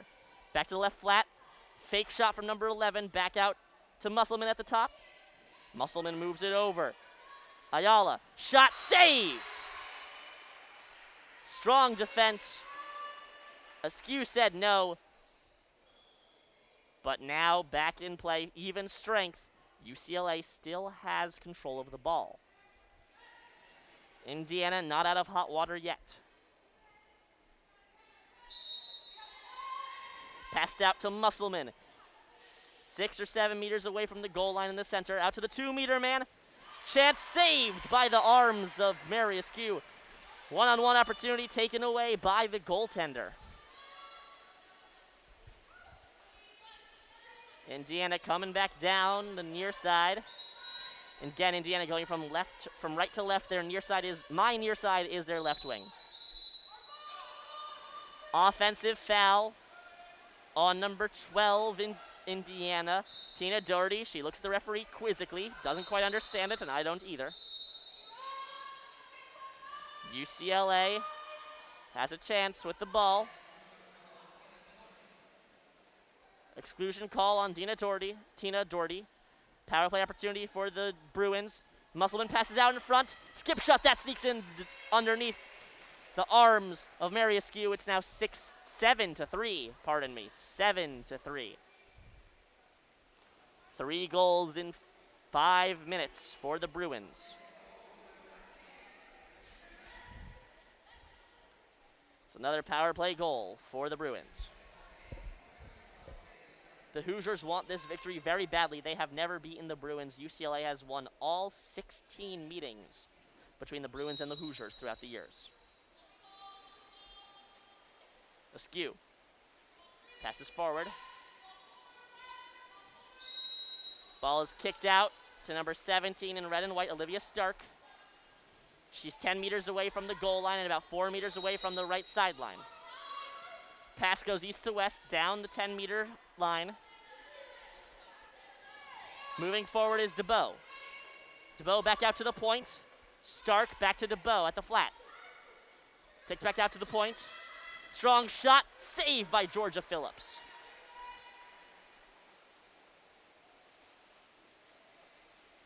Georgia treading water, 2 meters in front of her net, passes forward. Doing the backstroke and able to catch is Val Ayala.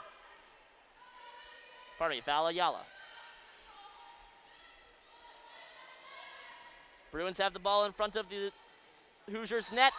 Strong shot by number 8, Bella Wenzel, she nets another one for her team. The Bruins are now up 8-4. This game is starting to take an ugly turn if you're the Hoosiers. You're going to want to score one or two more before the quarter ends. Keep things going.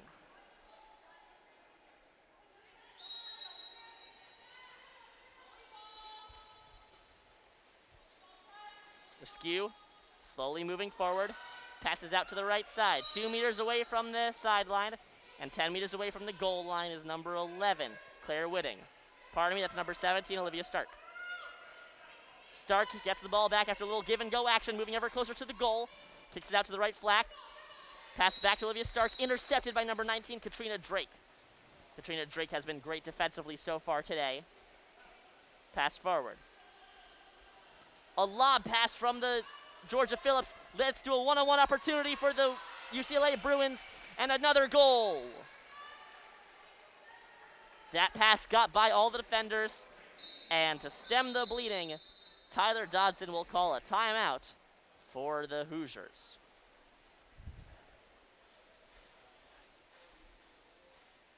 The score is 9-4, 1:54 remaining in the third quarter. This game, which was winnable for the Hoosiers,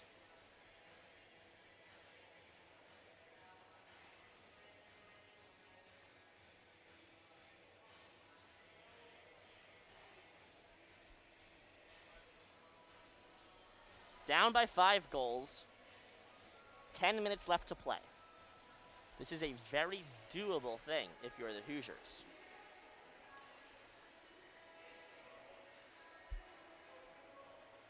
The question is, how do you stay calm and in control enough? Ruining a bunch of chances. You have to be able to capitalize on those.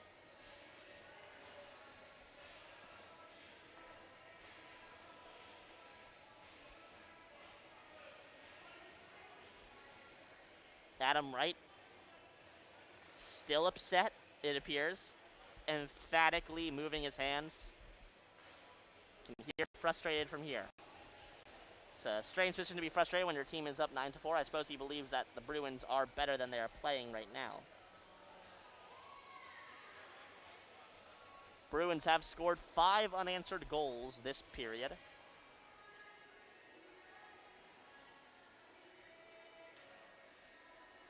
It's a tough look if you're the Hoosiers. Pardon me.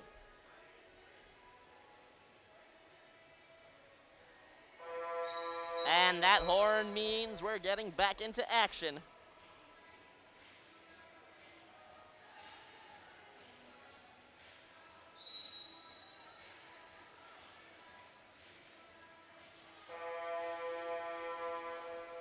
We'll see who has the ball first. I believe it to be the Hoosiers in an offensive opportunity position, and that is correct. Salem University still warming up on that side of the pool. No sign of LIU as of yet. LIU, a very identifiable color scheme of bright yellow and bright blue. Chance for the Hoosiers here from the right flat, kicked out to the point. Back to the right flat, 3 or 4 meters away from the sideline and the goal line. Passed out to the 2-meter man, missed the pass. Stark trying to get it to Schofield, just to the side of Schofield, and able to get the ball away were the defenders of UCLA, namely number 8, Bella Wenzel. Wenzel receives the pass from her goalie, 10 meters away from the goal line in the center of the pool. Kicks it out to line back. The right flat. Back to Wenzel. Wenzel's shot. That goes high, out of play. 1 minute left in the third quarter. Down by 5. The Hoosiers want to take a goal here. Coming down the right flat is number 11 in red and white, Claire Whitting. Whitting kicks it out towards the center. From the point is Grace Hathaway. Back out to the 2-meter man. 3 defenders swarm around. And the ball gets taken away from Skylar Kidd. Skylar Kidd, who had 8 goals in 4 games last weekend Indiana played. So far, she's got an assist to her name. UCLA going down the other way. Shot tipped out of the way by the defense. There'll be a UCLA throw-in, but strong save made by Mary Askew as it was going towards the left side of the net. And a timeout called again. We'll be with you when this one ends. My name is Joshua Tenzer, and don't change that YouTube channel.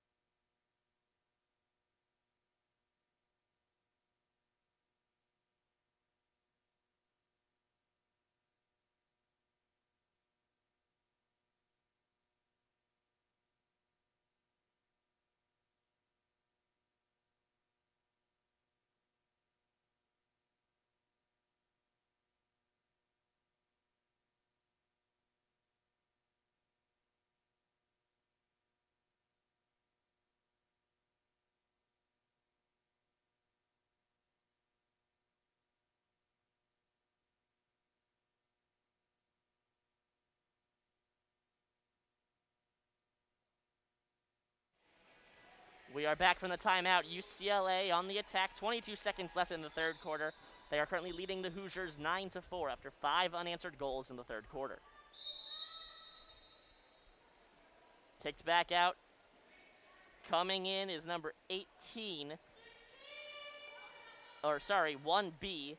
Sydney Chang is the goalie for UCLA. She's moved into the extra attacker. Chang tries to move it out towards the right flat. 4 seconds left on the quarter. Shot saved by Askew.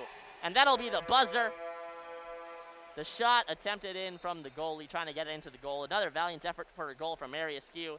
And we'll be back with you after the third quarter break ends. The goal scorers this third quarter, pardon me, are Ava Johnson, Abby Hill, Katrina Drake, Belle Wenzel, and Molly Renner. We will be back with you shortly. My name is Joshua Tenzer, and don't change that YouTube channel.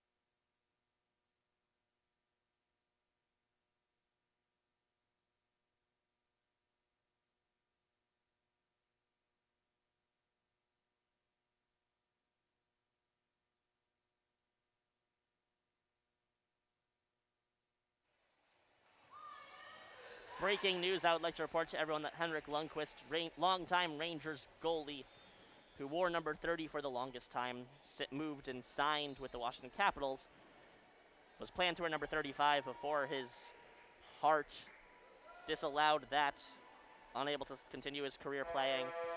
He has changed his Twitter handle back from Henrik Lundqvist 35, which was what it was on the Capitals, to Henrik Lundqvist. So, all is right in the world, and almost all evidence of Henrik Lundqvist ever signing with another team is no longer. A beautiful day. He also had his number retired by the Rangers last night. That was pretty cool. The ceremony was nice. We don't talk about whatever happened afterwards. All right, back in for fourth quarter action between UCLA and the Indiana Hoosiers. The Bruins lead the Hoosiers 9-4. The Hoosiers have their work cut out for them, but it's fully possible that they are able to take this back in Game 3 of the Michigan Invitational.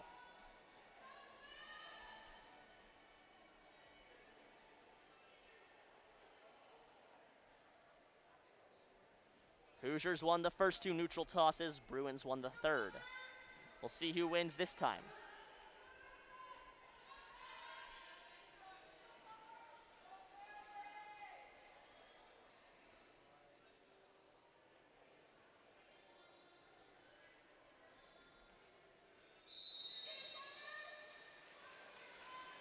Here it comes, both teams racing down for the ball.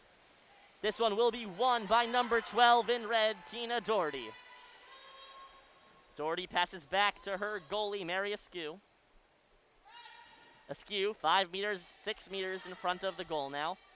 Waiting for a perfect pass, she finds it as she gets out to the right flat. Ball goes in towards Crouch at the right corner. Zoe Crouch passes towards center. Center is another name for the position, 2-meter man, same with center hole and hole. Those terms will be used interchangeably. Lob pass from Georgia Phillips towards her player at the point, Bella Wenzel. Wenzel passes it out towards the right flat, Hannah Palmer. Palmer fighting for it. Gets it out to a Musselman on the left side. And now the ball comes out to UCLA center. The ball's taken away by the Indiana Hoosiers. And it's a power play for the UCLA Bruins. 5-on-6 action, lots of passing around. Back out towards the left corner. Over east-west passing. Over all the defense, over towards the right side, back toward the right flat. Over to the point. Ayala, out to Musselman, save! Rebound, score! Musselman made the shot, save originally by Mary Askew. The rebound was wide open, and netting that one was number 4, Abby Hill, for the UCLA Bruins.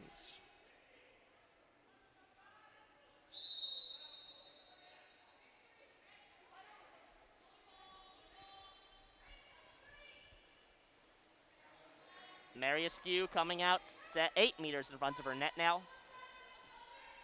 She'll pass out towards the right flat.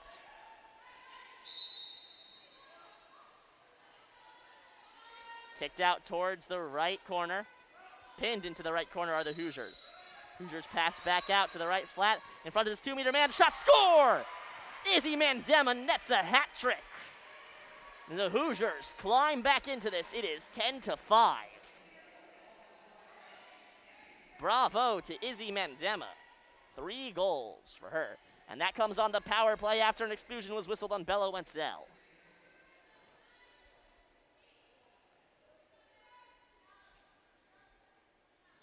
UCLA starts with the ball at the center line.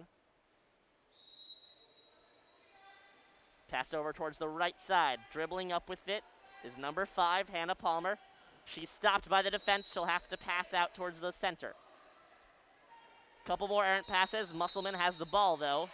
Offensive foul called on UCLA. Indiana going the other way. They need speed. They need abilities. They need a lob pass perfectly placed to Tina Doherty. Doherty one-on-one against the goalie. The defense catches up to her, though. Doherty wrestling for it. It's a foul, but not a power play on UCLA. Taking her spot is Izzy Mandema at the center. She gets the ball. Mandema turns around. Save made. Still going towards the goal line. Knocked away by Georgia Phillips. Phillips, lob pass, calling her player's name. Emma Linebeck receives the pass. That's good communication. Passed out to Musselman at the point. Musselman has to retreat. Strong defense played by number 14 in red and white, Portia Sasser. Couple more fouls called on Indiana, but no power plays. And an illegal push-off to the neck called on number 17 in blue and gold, Emma Lineback.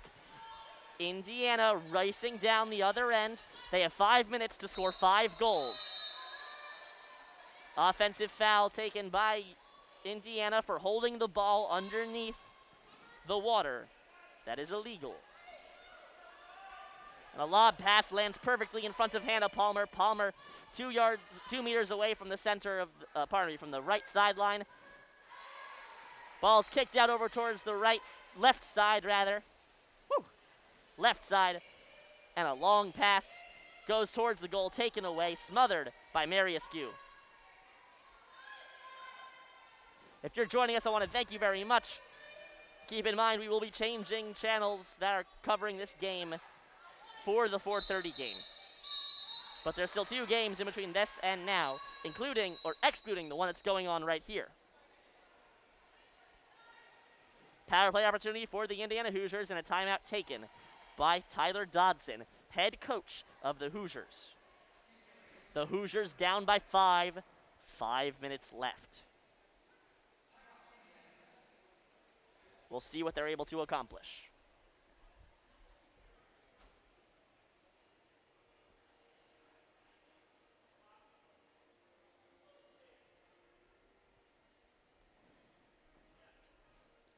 Again, UCLA has never lost to Indiana. And with a lead of 5 goals with 5 minutes left to play, it seems unlikely that they'll lose this time. But never count a team out.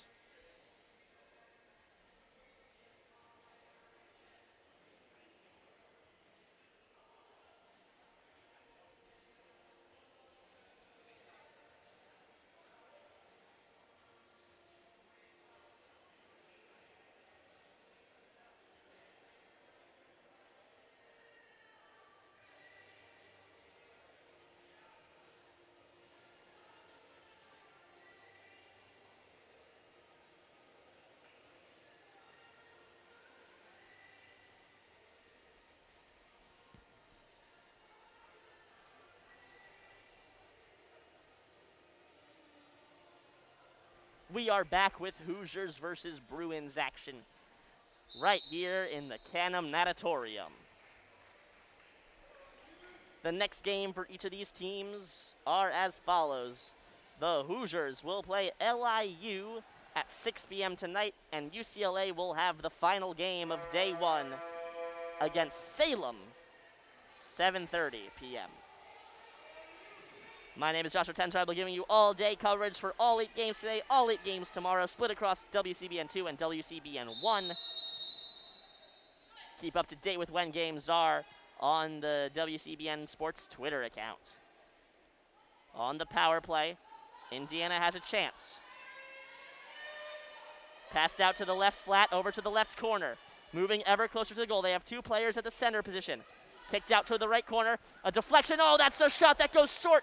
The goalie was not going to stop it, but the shot went just short. It hit the water in front of the goal line. An opportunity squandered for Indiana. Georgia Phillips pushes forward with the ball. Passing out to Musselman. Musselman, faced with some tight defense, she'll pass over her defender.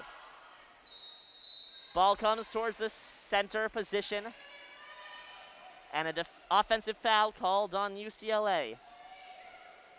Mary Askew passes forward. Skylar Kidd with the ball.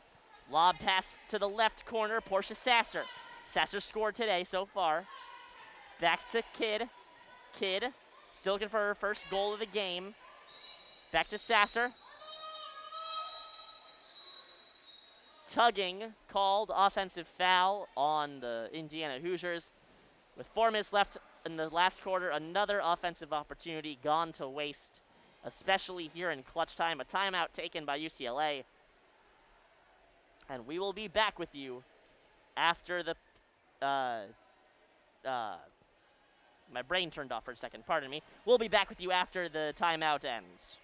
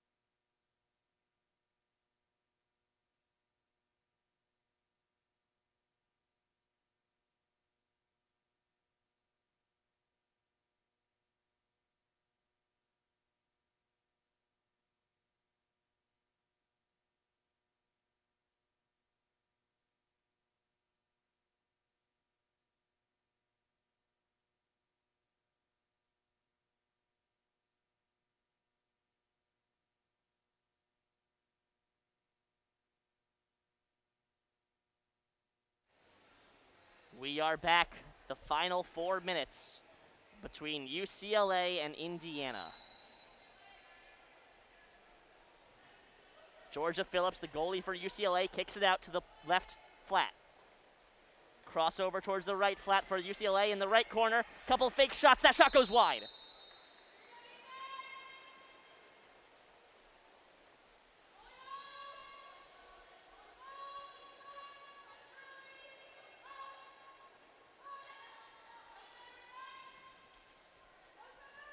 Marist, the goalie for the Indiana Hoosiers, passes the ball up to the point. About 8 meters away from the goal line in the center horizontally for the pool. Passed out towards Zoe Crouch at the right flat. Crouch slowly pushing forward. Shot saved by Georgia Phillips. After a lapse in play in the second period, she has been on fire today.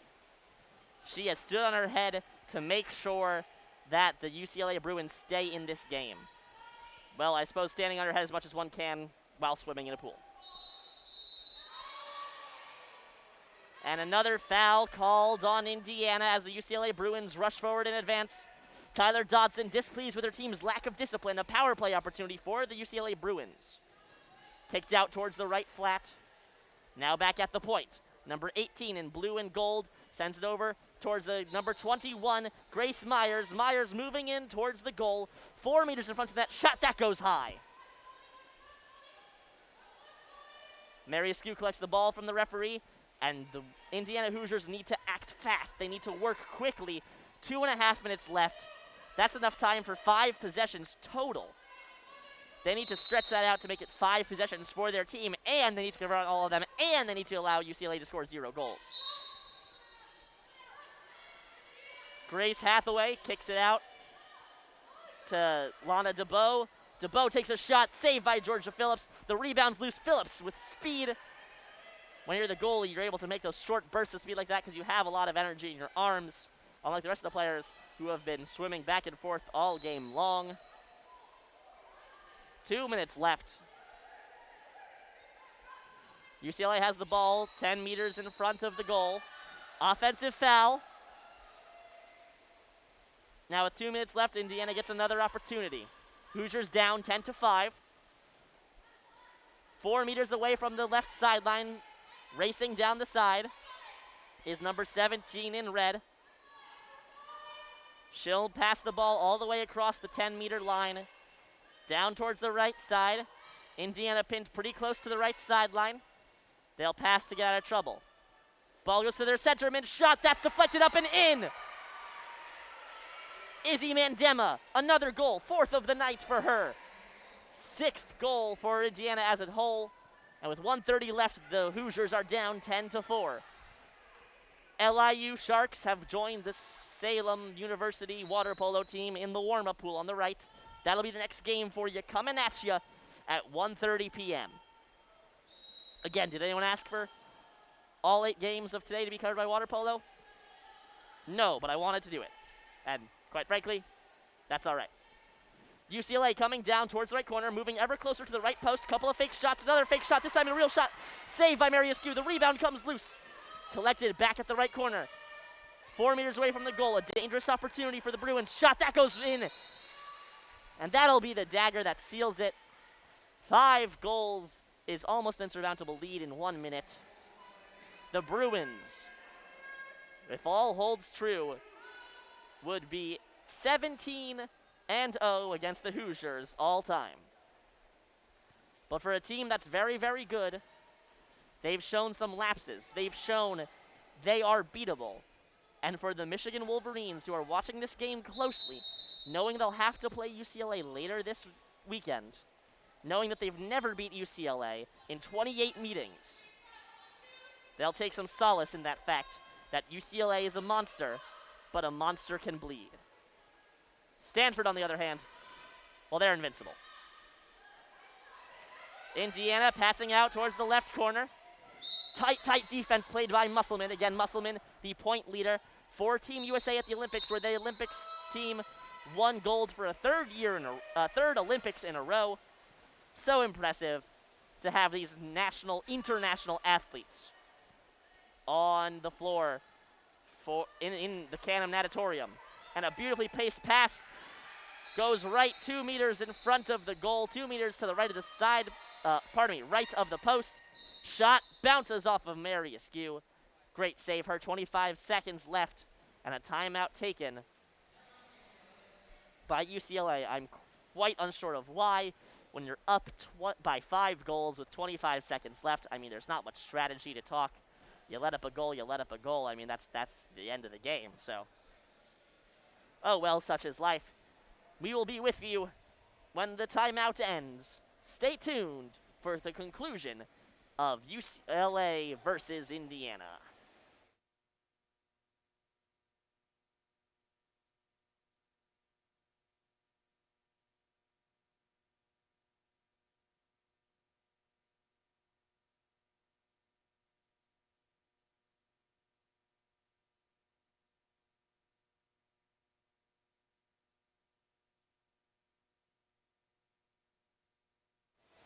It appears that was a 30-second timeout, and for all you Wolverines fans listening, Michigan is in a close, heated battle. They're down by 1 point, 27-28, against the MSU Spartans in East Lansing in the game of basketball. That is on WCBN 1 YouTube channel. If you want to give that a little listen between the time this game ends and 1:30, where the next game begins. Haley Hunter out of her net as an extra attacker. She's substituted in for Georgia Phillips. She served as the extra attacker several times, and 5 seconds left in the game. Shot, score! UCLA scores again. That shot coming out from right in front, and that'll be the final one. It is 12-6, and with 3 seconds left, you have to imagine that that is how that game ends.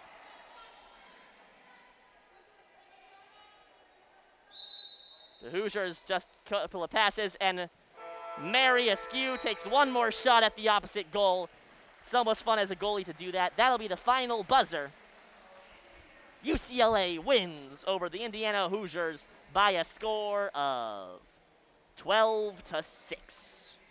33 shots for the UCLA Bruins, 27 for the Hoosiers, making shooting percentages of .222 for the Hoosiers and .364 for the Bruins. Indiana went 2 for 8 on the power play. UCLA went 3 for 11. No penalty fouls or shots called the entire game. The story of the game was one of 2 halves.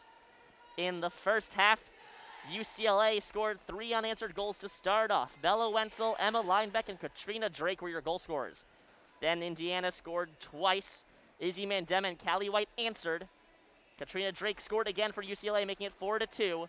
But then Izzy Mandema and Portia Sasser scored late in the second period to make sure we went to the halftime tied. And then the next half was a very different story. The third quarter had 5 goals, all from UCLA. Ava Johnson, Abby Hill, Katrina Drake, Bella Wenzel, and Molly Renner. Then as you move into the fourth quarter, Abby Hill continued UCLA scoring ways, making it 10-4, before Izzy Mandema tallied 2 more for Indiana. Perhaps they had a chance to come back, but Malia Allen and Val Ayala score twice for UCLA to put it to 12-6 where we end. Stay tuned. In 15 minutes, we'll give you coverage of LIU versus Salem. Don't change that YouTube channel unless you're coming back at 1:30. Or do. I can't control you. I don't know.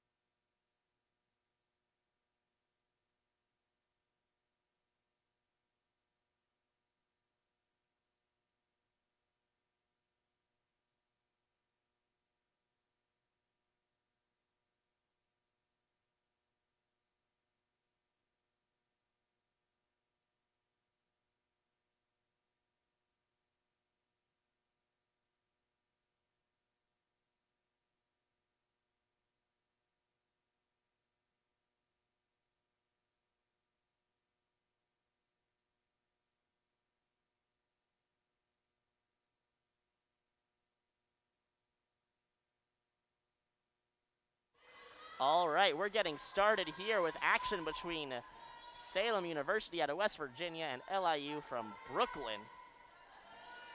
The LIU Sharks and the Salem Tigers are both young programs. Salem University only in their third year of existence, and third year of existence. Fourth year of existence, with LIU only in their third year of existence. Salem has made it to the NCAA championships before, losing in the first round to another Michigan Invitational team, Marist. UCLA wins the neutral toss. My name is Joshua Tenzer. I am presenting you with all 16 games of the Michigan Invitational this year. This is game number 4, the last of the opening round. UCLA versus LIU versus Stanford. Nope. My brain is liquid. LIU versus Salem. And a lob pass from this Salem goalie goes to LIU, an errant pass, and LIU returned fire with a lob shot, easily saved by the Salem goalie. Your starting goaltenders today are Philippa Piper in goal for the Tigers, and Julia Zabak from Edmonton, Alberta, for the team out of Brooklyn, the Long Island Sharks. After a referee stoppage, the Tigers have the ball 2 meters in front of the goal. Good pass got him there. Strong defense played by the LIU Sharks, but a bit too tight as a penalty was called. Shot taken, hit the crossbar. LIU able to clear it away. Ball goes out to Alejandro Aragon from number 5 in light blue and white. That's Alejandro Aragon, pardon me for the pronunciation. That shot goes high and out of bounds. Margarita Garibo has the ball for the Tigers. She led the team last year in scoring. She moves forward with the ball. Kicks it out towards the left corner. 4 meters away from the goal and 4 meters away from the post. She shoots and scores. That goal is scored by number 2, Anne-Floor ten Bloemendaal from Twello, Netherlands, Salem's second place scorer last year.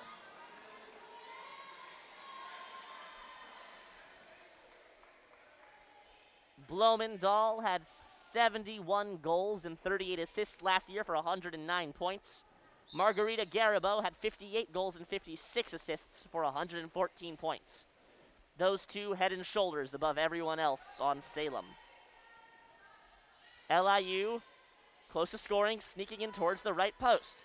Kicked back out to Jessica Dean. Dean for LIU, right in front of the goal, 4 meters back. Passes out, one-time attempt. That goes off the corner in between the crossbar and the post and goes out. No goal. Lob pass taken by Philippa Piper.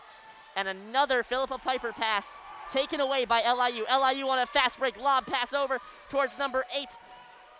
Kate Hurst shoots and scores. In all alone against Philippa Piper. Puts it top right corner. That goal is Kate Henricks. And just like that, these two young programs are tied at 1. 5:35 remaining in the first quarter. This appears to be both teams' first game this season. Wanting to start off right with a chance here. A win here would really set the tone for the season. Salem has quite a heavy competition to play. UCLA, Hawaii, and Stanford are their next couple games. Ball goes back and forth, down the pool. Neither team getting an offensive opportunity. LIU's next games are against Indiana, Stanford, and UCLA, so both of them have to face UCLA in the future. Shot saved there by Julia Zabak, the goaltender for LIU. LIU now coming down the left side, trying to get it to their centerman. And that's a penalty on Salem. Passed out towards the corner, shot, score! Jessica Dean takes a 2-1 lead for LIU.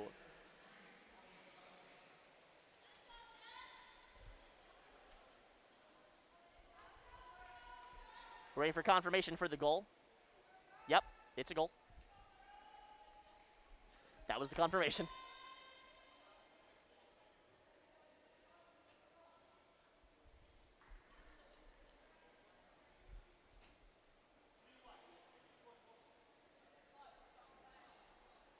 Referee talking to the LIU players. That goal was scored by number 5, Jessica Dean. Official confirmation now. Salem coming down the left side.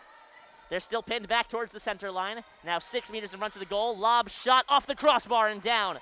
Able to get to it first is Julia Zabak. There have been a lot of shots hitting off the woodwork so far today. Teams getting close to scoring, everyone to beat except for the goal. Pushing in closer towards the right side. Our LIU kick pass out towards the right, flat shot off the post. And the goaltender, Philippa Piper, passes all the way forward. Great pass right at the hands of Margarita Garibo.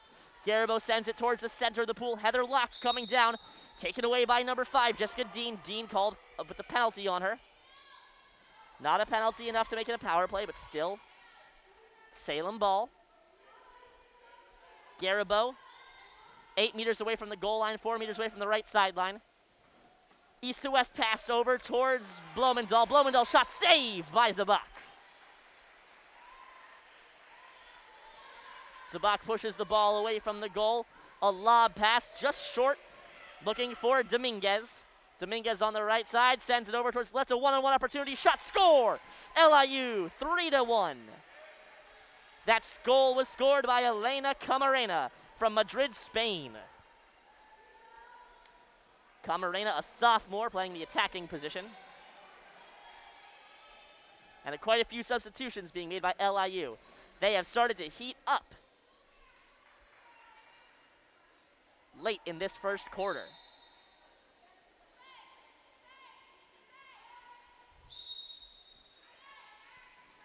Salem pushed back by the strong defense of number 6, Alejandra Aranguren.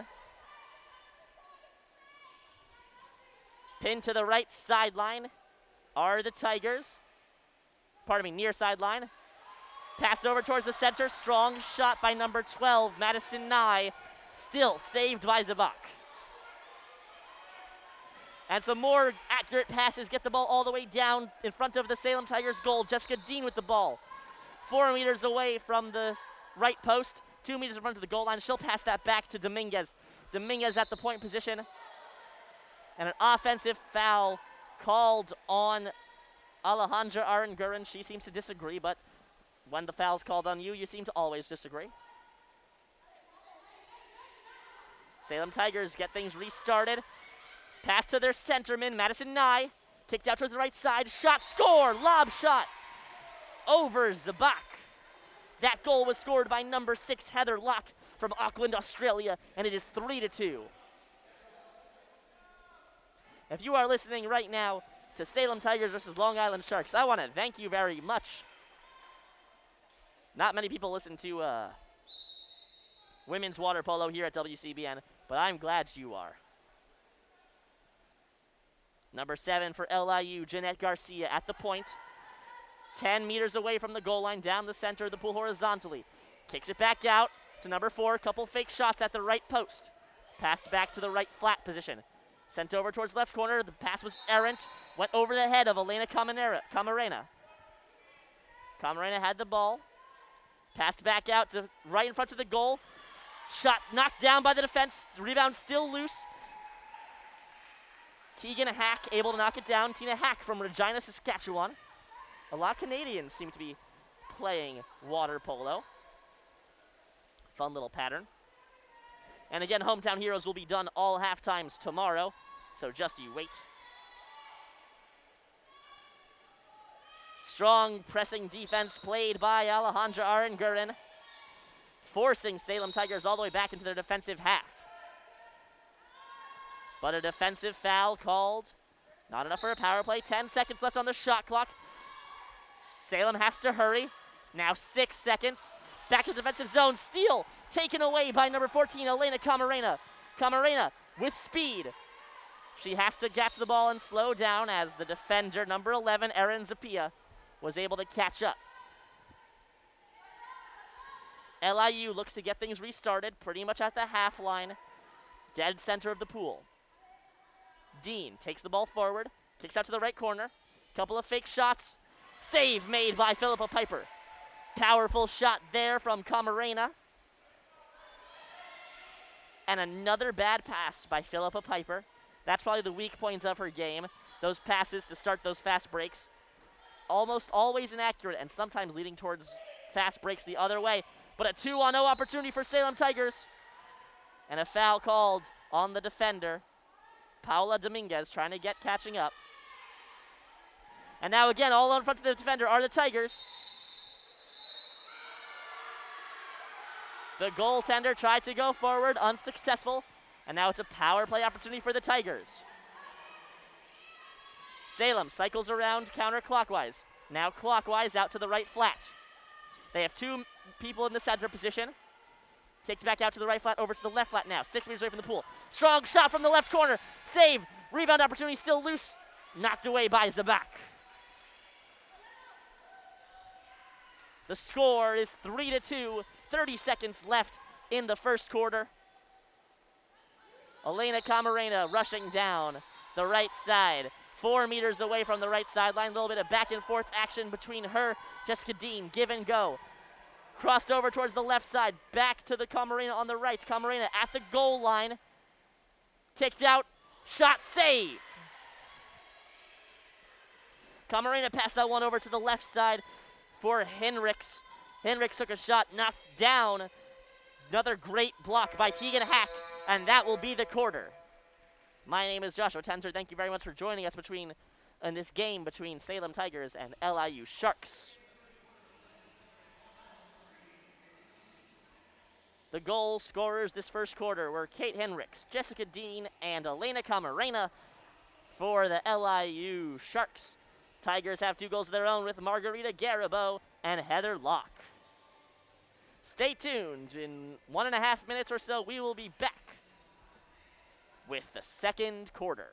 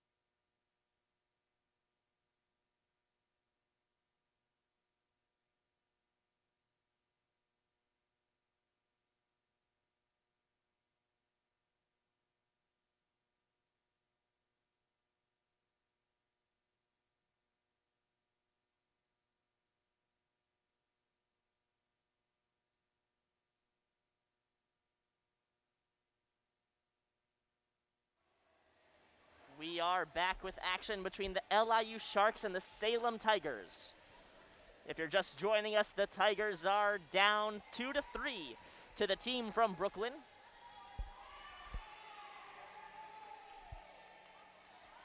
Sharks went up with 2 goals starting the first quarter, and then they alternated back and forth till then, and that's where we are now.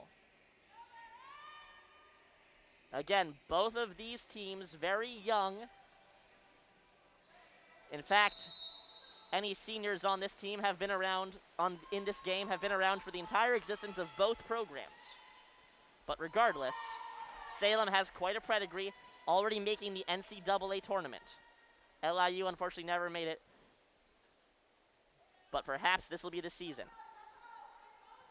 LIU wins the neutral toss again, sending it out towards the right corner. Dominguez by the post, kicks it back out to the right flat position, into the center, and a foul called. Foul called against Salem. This will be a power play opportunity for the Sharks. And right in front of the right post is Dominguez. She'll shoot up and over the goalie. Philippa Piper lets that one past. And it is now 4-2 for the LIU Sharks.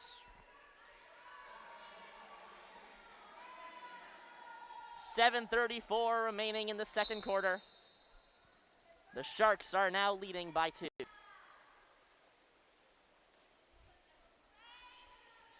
Salem coming down now. Down the right side. Pass taken away by the defense. And now a fast break opportunity. Paula Dominguez down the right side post. All alone. Shot. Another goal for Dominguez. Dominguez nets 2 early in the second quarter. It's 5-2 Sharks. Paula Dominguez now 1 goal away from a hat trick. Couple substitutions being made. You can hear some cowbell. It's always fun to have visiting fans in the stands, especially at Canham Natatorium. LIU appears to have about 20 fans here, and Salem about 10 to 15. Hoosiers are eating lunch as well in the stands. That's fun. And now after another wasted offensive opportunity, lost to errant passing, the Sharks are coming down the center of the pool. Kicked out towards the right side. Jenna Anderson, couple of fake shots, moving ever closer towards the net. Sends it in towards the corner. Foul called on the Salem Tigers. Not enough for a power play, though. Camarena moves in closer to the goal from back behind, about 10 meters away from the goal line. LIU needs to act quickly. 5 seconds until the shot clock expires. Camarena, long shot, save. Diving save by Philippa Piper, able to get up and sideways. The ball is loose. It'll be a throw-in. The ball was loose because it was out of bounds. Pardon me. It's a throw-in for the Sharks. Paula Dominguez is the one to take that from the corner. Give and go action right back to Dominguez. Dominguez moving closer to the goal. She's right in front of the goalie now. Gets around and scores. 3 straight goals for Paula Dominguez, a natural hat trick. The Sharks take a commanding lead 6-2. We've seen in other games so far this tournament that 4-goal lead isn't necessarily a safe lead. Teams can come back just like that. Hawaii almost did against Michigan earlier this morning. But sometimes when a team is on a roll, like Stanford or like UCLA, it's hard to take them off those tracks. Salem Tigers trying to get the ball forwards, trying to get it to their centerman.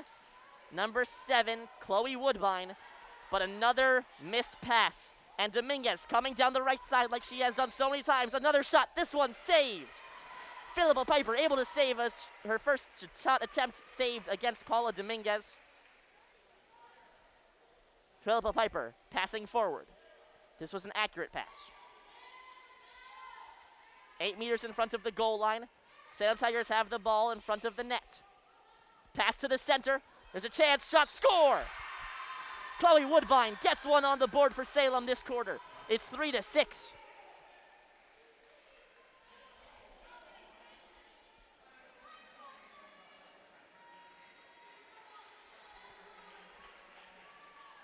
Woodbine, a graduate student from Brisbane, Australia.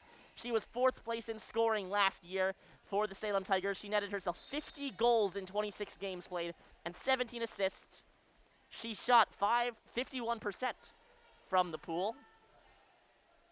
Quite a high mark. Sharks moving down the right side. Camarena kicks it back out to Dominguez, who's now playing the right flat position. Dominguez, 6 meters away from the goal, takes a shot save. Philippa Piper goes out of bounds. It'll be Piper's ball to control. Tigers on the right side at the center line, 4 meters away from the net. Beautiful pass over towards the left slot position. Moving closer to the goal is Sierra Mays. Passes out to the corner, back to the point. 8 meters away from the goal is the ball now. Some more quick passing and a shot. That one goes wide. A lot of heat on that shot Sierra Mays had. And now the LIU Sharks, another fast break. Coming down the right side is Camarena. Camarena, all alone against the goalie, tries to pass out towards the center. And an offensive foul called on the Sharks, specifically on number 3, Deba Piravani from North Vancouver. Piravani was accused of holding the ball under the water. The refs agreed. And now the Salem Tigers moving the ball towards the net, kicked out towards the left side. 15 seconds left on the shot clock. Back out to the point, 10 meters away from the net. Moved in towards the right flat position. Shot tipped and saved by Zabak. Able to get to the rebound is Dominguez to clear it for her goalie. And another beautiful pass from Zabak to the left side. Now in all alone except for one defender is Piravani. Whistle blown. Foul on the Tigers. Not a power play. Camarena by the right post. Sends it to her centerman. Back to Camarena. Camarena east-west pass. That goes over the head of her intended target. It appears Aaron Gurin was the intent.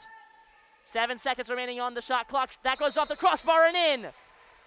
A beautiful shot. Her 4th of the night. Paolo Dominguez. That one coming from about 8 meters away. Bar down. And the Sharks take back a 4-goal lead. It's 7-3. So far, if you're the Tigers, you have to worry clearly about containing Paula Dominguez. There are 2 places where the Salem Tigers defense has lapped so far. 1 is Paula Dominguez. She is able to score from anywhere. And 2, allowing those fast breaks. Paula Dominguez has scored 2 of her 4 goals on the fast breaks, and I believe 4 of the 7 goals from the LIU Sharks have happened when a goalie is left one-on-one against an LIU Shark. Perhaps the Tigers may want to leave some of their faster swimmers back in the point position so they're able to get back in time.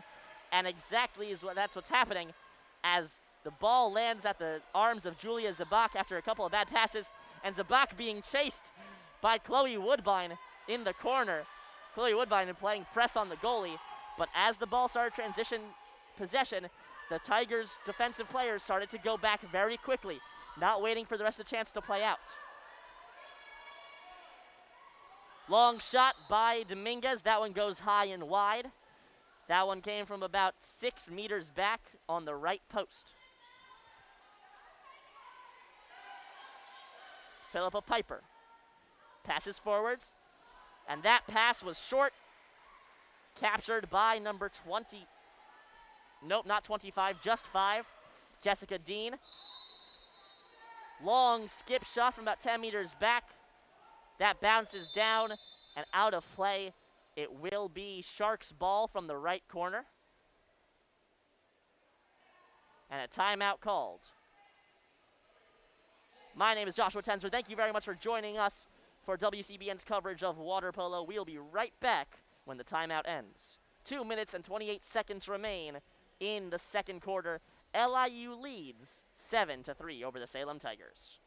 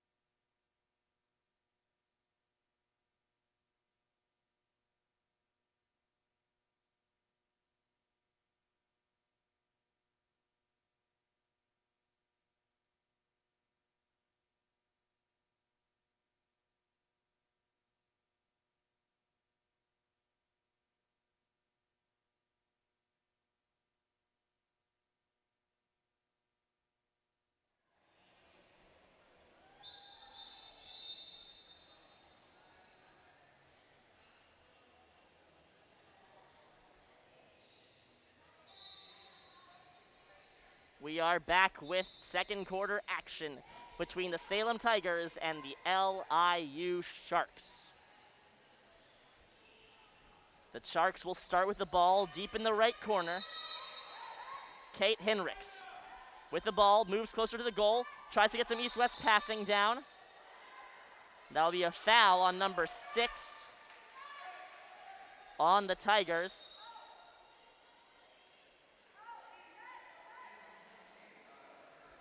And it's going to be a penalty shot. Elena Camarena with the chance now. 5 meters in front of the goal. She puts that back right corner and scores. The Salem Tigers with a costly foul. And that's Elena Camarena's second of the game. The score is now 8-3. Perhaps this may be a long afternoon for Philippa Piper. We'll see if the Salem Tigers choose to swap goalies at the half. But in the meantime, they're pressing with an attack down on the left side. Pinned to the left sideline, about 8 meters back from the goal line are the Tigers. They have to retreat. Strong defense by LIU. 15 seconds remaining on the shot clock. 2 minutes left on the game clock.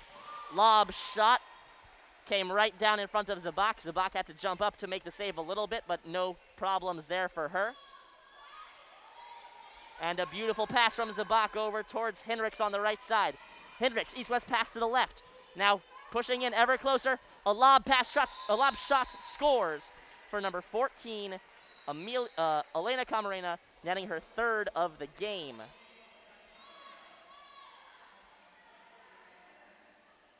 Camarena, 2 straight goals for her, including one from earlier, from the first quarter. Camarena and Paula Dominguez both have a hat trick. 3 goals for 2 players. Does that give you any sort of hints if you're a Salem Tigers defender, who you should watch out for? Or does guarding them more closely allow another offensive threat to appear? All alone in front of the goalie is number 8 for Salem. The defenders catch up with her. Kicks back out to the point. Strong shot off the crossbar. Salem had a chance there. Knocked away. I would dare say the crossbar has made more saves than Philippa Piper so far. But hey, sometimes that's the way it works. Sometimes when you're shooting, you're trying to aim for these really tight spots, and you're just a bit unlucky. LIU coming back the other way. Strong shot. Save Philippa Piper. Piper, the goalie from Brisbane, Australia, makes the save. And a long pass. This one right into the arms of Margarita Garabo. Garabo has been oddly silent since the first quarter. She scored the first goal for the Tigers, but since then has been pretty neutralized.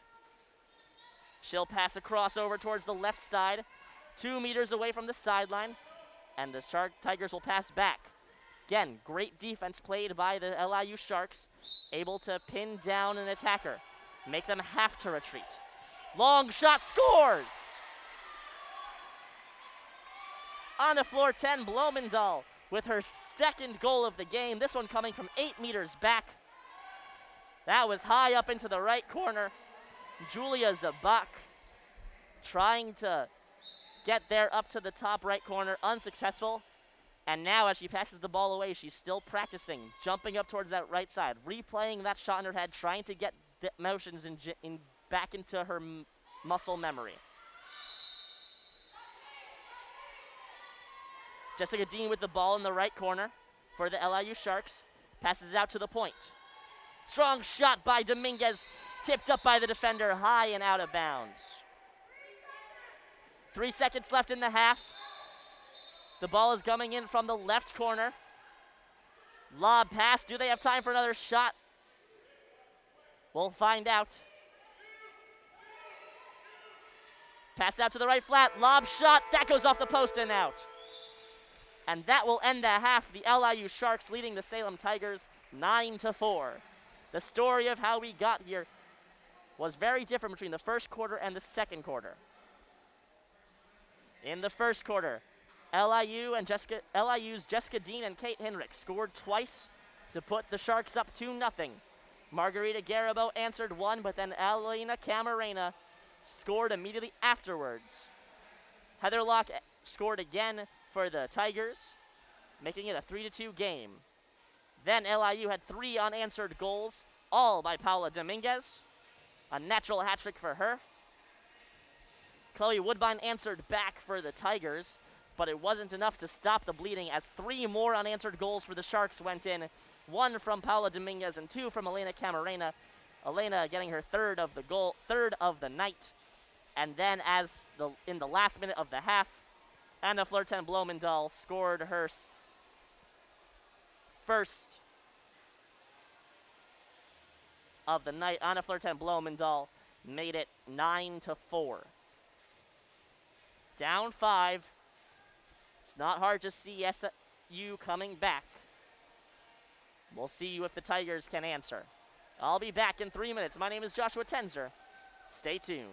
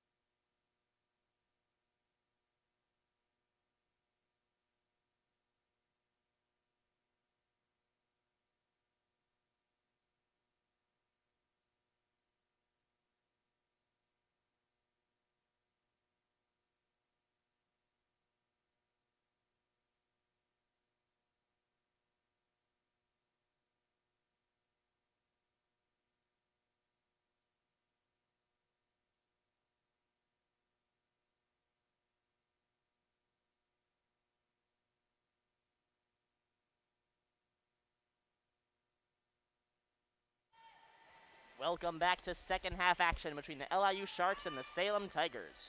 My name is Joshua Tenzer with WCBN Sports, and the second half is underway. The neutral toss won by LIU once again. Quick swimming there by Kate Henricks.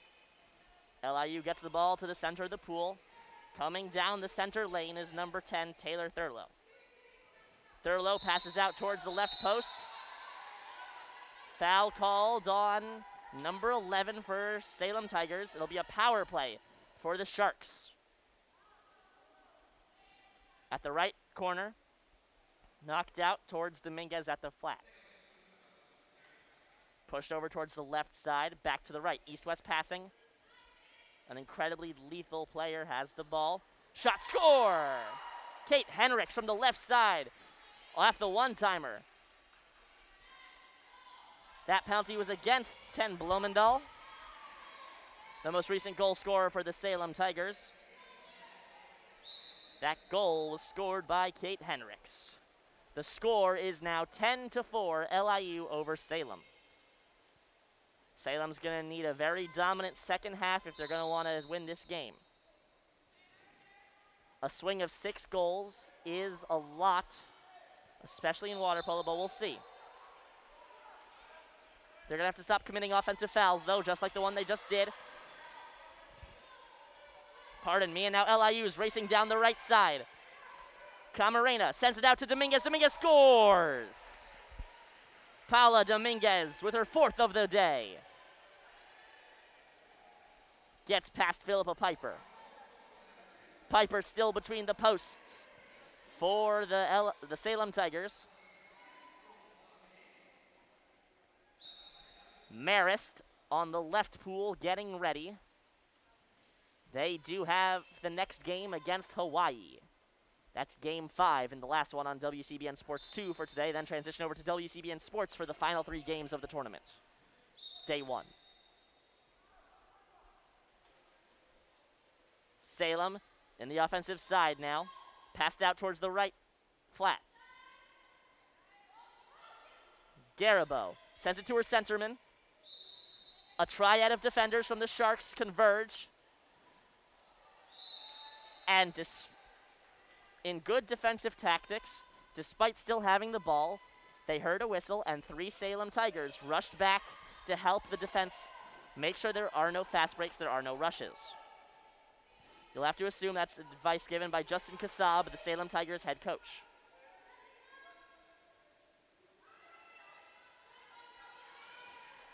Sharks pinned to the right sideline now. Pass to the centerman. Jessica Dean. Dean shot saved, swallowed up by Philippa Piper. Piper able to open her arms and corral the puck in. Long pass by Piper to the right side. Tigers going from left to right, so their right wing is my near side. Ball gets to the centerman. Strong defense played by the Sharks. Bit too strong for the referee's liking. A foul is called. And it will be a power play. Ball will start on the right side with number 14, Cameron Cotter.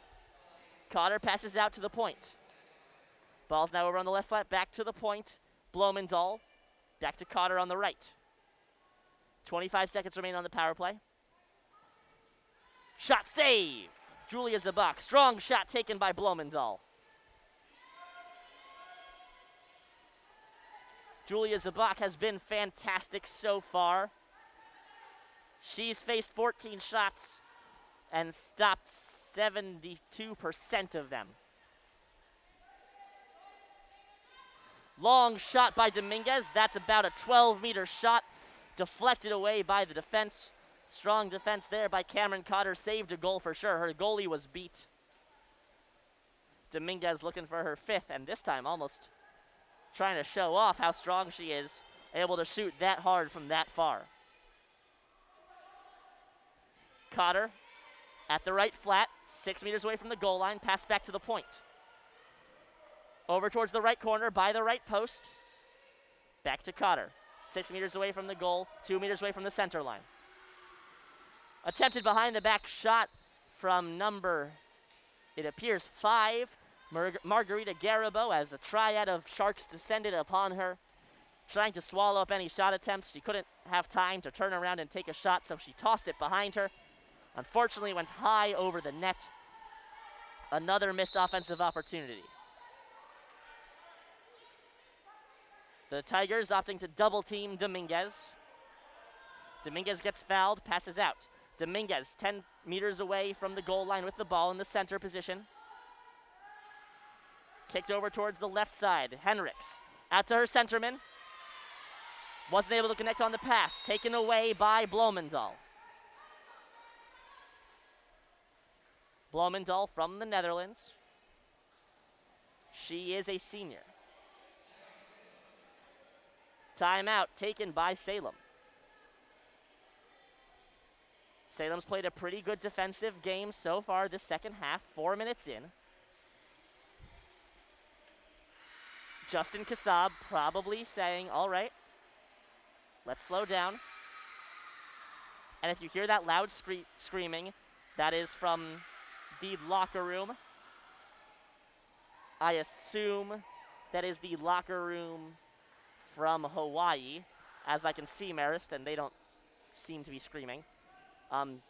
Back on track. So, Justin Kassab, the head coach of the Salem Tigers. If I were him, I would be telling my team right now to stay calm, reaffirm their defensive positionings, give some confidence to your goaltender. And he seems very calm. It's all smiles from Justin Kassab. Despite being 7 goals down, he's smiling, he seems calm, he seems confident in his team. He seems confident that the Tigers can do this.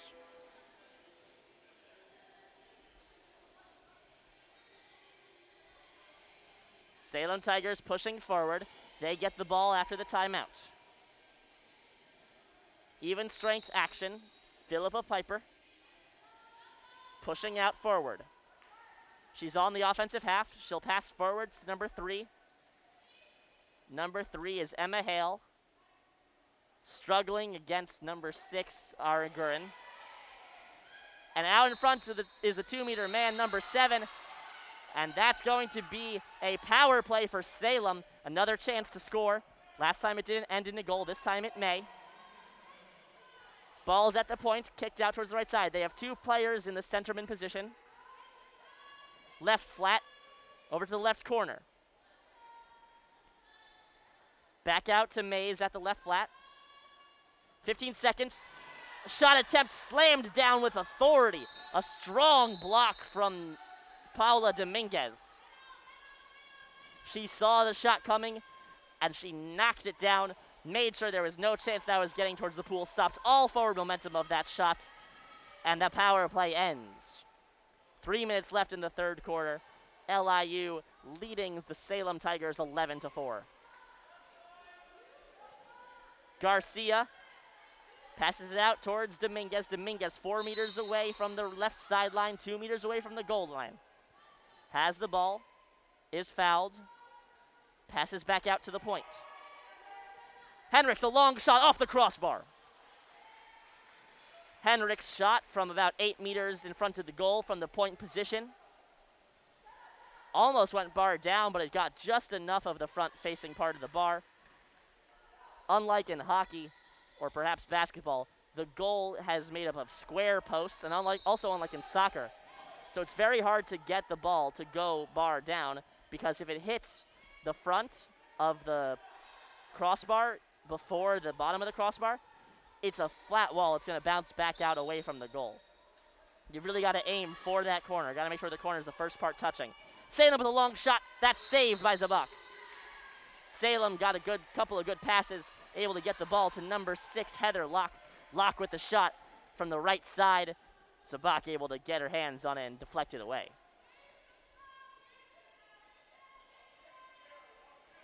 The ball went out of play off of Zabak. It'll be Salem Tigers ball. Pass from the corner taken away by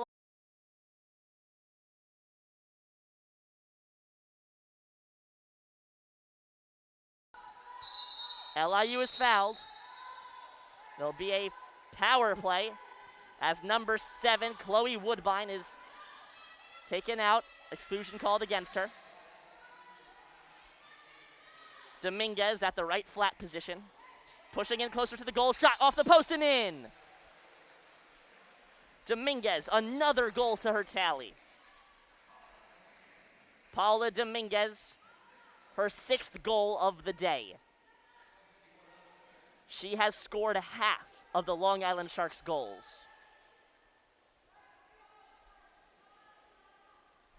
Currently, Dominguez is shooting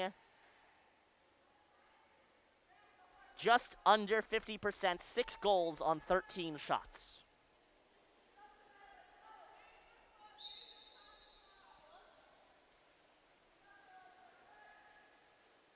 Salem starts with the ball in the center of the pool.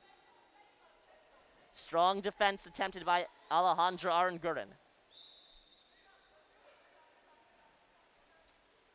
Pass goes up and over Aranguren's head. Salem's able to get to it first. At the right side is Margarita Garabo. An attempted pass to the centerman swallowed up by the defense.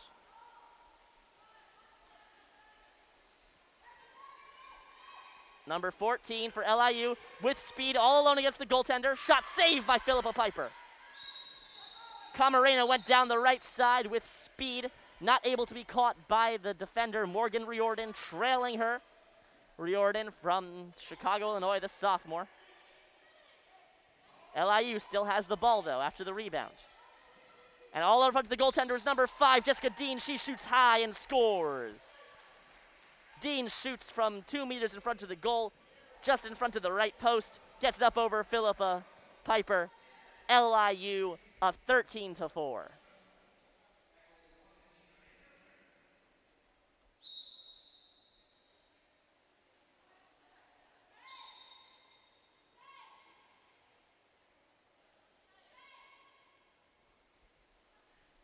Again, LIU has not been to the NCAA tournament in their short existence, but perhaps they may have a chance now. If they keep playing games like this, dominant games like this, I wouldn't count them out. Salem Tigers on a power play here. 20 seconds left of it. The ball is in the right corner, kicked out to the left flat. Back to the point, 6 meters in front. Sierra Mays couldn't handle the shot. She was trying to do a one-timer sort of deal. Wasn't able to control the ball. Gets it out to number 3. Shot goes off the post. Power play is over, but Salem still has the ball. 30 seconds left in the quarter. Ball comes out to Locke. Courtney O'Shaughnessy tries to get it to her centerman from the point. Knocked away. Strong defense. And a lob pass, perfectly placed. Jessica Dean in all on against the goaltender. Sierra Mays is able to catch up with her, though. Strong shot, saved by Philippa Piper. Piper saves that. It stands on the goal line, and Piper's able to scoop that up. 5 seconds left in the quarter. Will Salem have enough for time for a shot? They do. It goes off the post. And at the end of the third quarter, Salem is trailing the Sharks 14-3. Your goal scorers for the third quarter are as follows. Kate Hinrichs, Paula Dominguez, and Jessica Dean. 4 goals, all for the Sharks.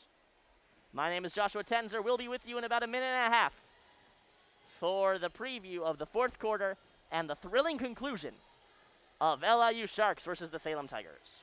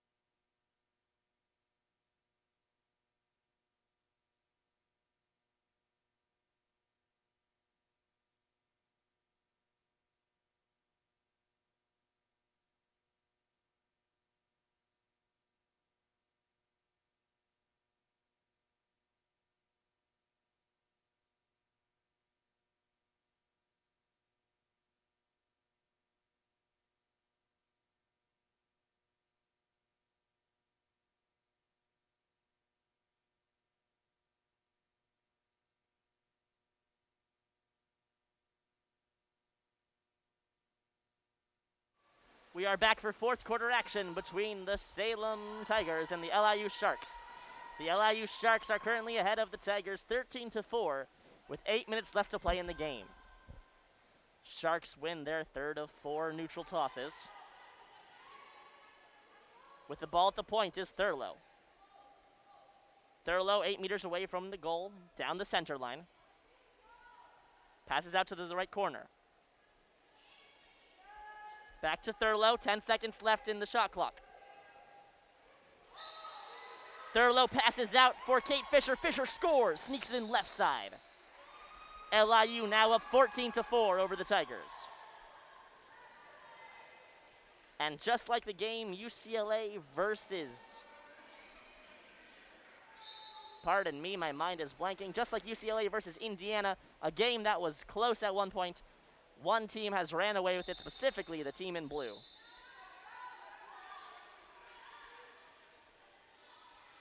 Seven minutes left in the fourth quarter. Salem has the ball. Hot in pursuit on defense is Dominguez. Tigers have the ball 8 meters away from the goal, passes out to the left corner, back to the point. Bloemendahl kicks it out towards the right corner. Back to Bloemendahl at the point. Bloemendahl shot deflected up and out of the net. Very strong save by the defense.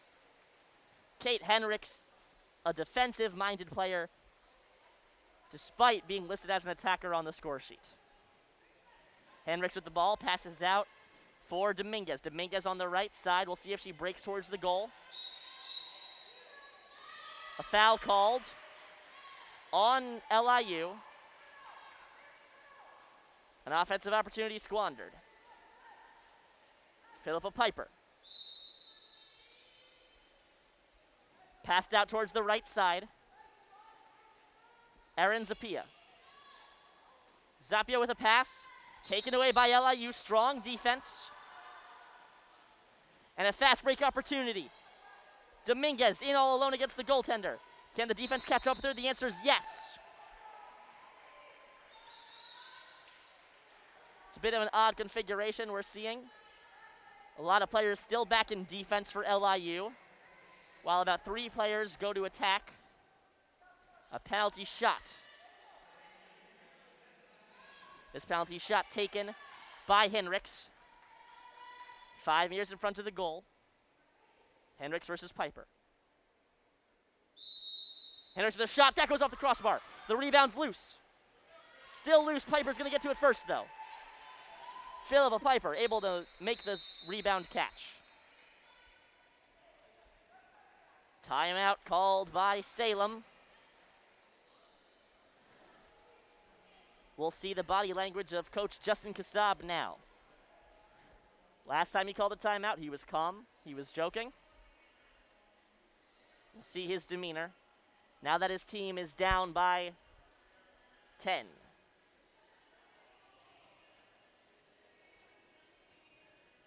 There are a lot of different styles of coaching. One style is what we saw with UCLA. One style is to, where's his name? Adam Wright. Very energetic, very emphatic. He looked frustrated almost at every single timeout.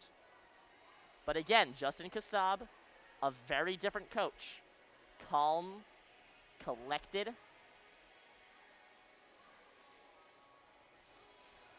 Perhaps he knows his players respond best to a calm explanation rather than a lot of yelling. On the other side, Gabby Juarez, the coach for Long Island. Pleased with how her team is doing, but still giving a couple of notes. Especially on, it appears, the physicality of their play. LIU, a very physical team. Lots of penalties on them. However, Salem actually is a team that is more undisciplined this game. 2 penalty fouls and 8 exclusions. 6 for a power play.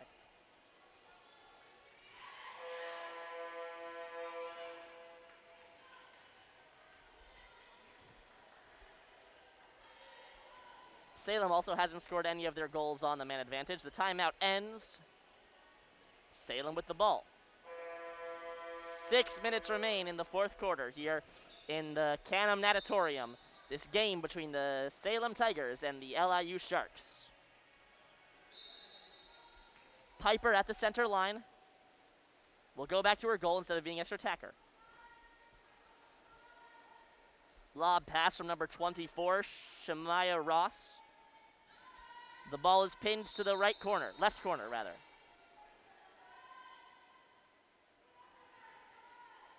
Tigers pass back to Ross. 10 meters away from the goal line, 2 meters away from the right sideline. Ball gets to the centerman. Foul on LIU. They're still playing really strong defense. Even the centerman's about 4 or 5 meters away from the goal. LIU defense breaks up the pass. Amelia Sanchez for the Sharks racing down. Lob pass. Paula Dominguez is in front of the goalie. She's caught by the defense, though. Morgan Riordan able to make the foul. And this time it'll be another penalty shot, taken again by Kate Henricks. Henricks wasn't able to capitalize on the last one. Last one bounced off the crossbar, and the rebound went loose. This time it's a skip shot off the post. Henricks denied by the woodwork twice in a row on penalty shots. Still, the score is 14-4.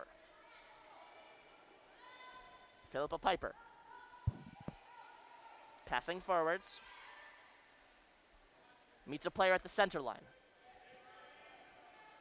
Salem Tigers get reset. Down the left corner. Strong pass to number 4. All alone in front of the goal is Emma Hale. Hale was fouled to be a power play for the Tigers. They haven't been able to convert on any of them so far today. They're 0 for 5 as of now. Their 6th power play. Hale passes back to the point. Over to the left flat now. Strong shot, goal! Margarita Garibo, her 2nd of the game. The Salem Tigers get their 5th goal of the day. Still trail the Sharks 14-5. But the fact that they're able to convert on that power play is a good sign. Again, you have 3 more games to play. You know your opponents are watching everything you do, trying to learn. And if they see you can't convert on power plays, that may be something that they'll keep in mind. They may be less concerned about taking fouls. But now that Garibo converted on the power play, 1 for 6 still isn't great. However, it's shown that it's a possibility. Sharks have a chance here. Ball fell to the centerman. Philippa Piper came out to challenge. A lob attempt by number 6, Alejandra Ardenguren, went off the top of the crossbar. Piper collects the rebound. Again, Piper comes out to challenge, cuts down the angles, forcing Ardenguren to make a lob shot. A very tough angled shot, because when she shoots it that high, it also has to fully cross the goal line. And if it's coming down like that, there's not a lot of room. But now, Henricks on a fast break. No defense will catch up to her. Henricks, shot, score! Bounces off of Philippa Piper and then off the post and then in. Kate Henricks, her 3rd of the day. That's a hat trick for her. 3 players on the Long Island Sharks have hat tricks today. Dominguez with a double hattie, 6 goals to her name. Henricks with 3 goals on 9 shots, and Camarena with 3 goals on 7 shots. 4 minutes left in the fourth quarter. LIU up 15-5. Anna Flirten Blumendahl, swarmed by 2 defenders. Dominguez gets called for a foul. Salem still has the ball. Back in the right corner, popped out to the point, 6 meters away from the goal. Knocked back to the left flat. Dominguez, again, aggressive defending. The ref warns her. Dominguez again. Tight defense. Salem's able to get the shot to the centerman. Pass to the centerman, rather. That's number 17, Morgan Riordan. Riordan shoots. That goes wide.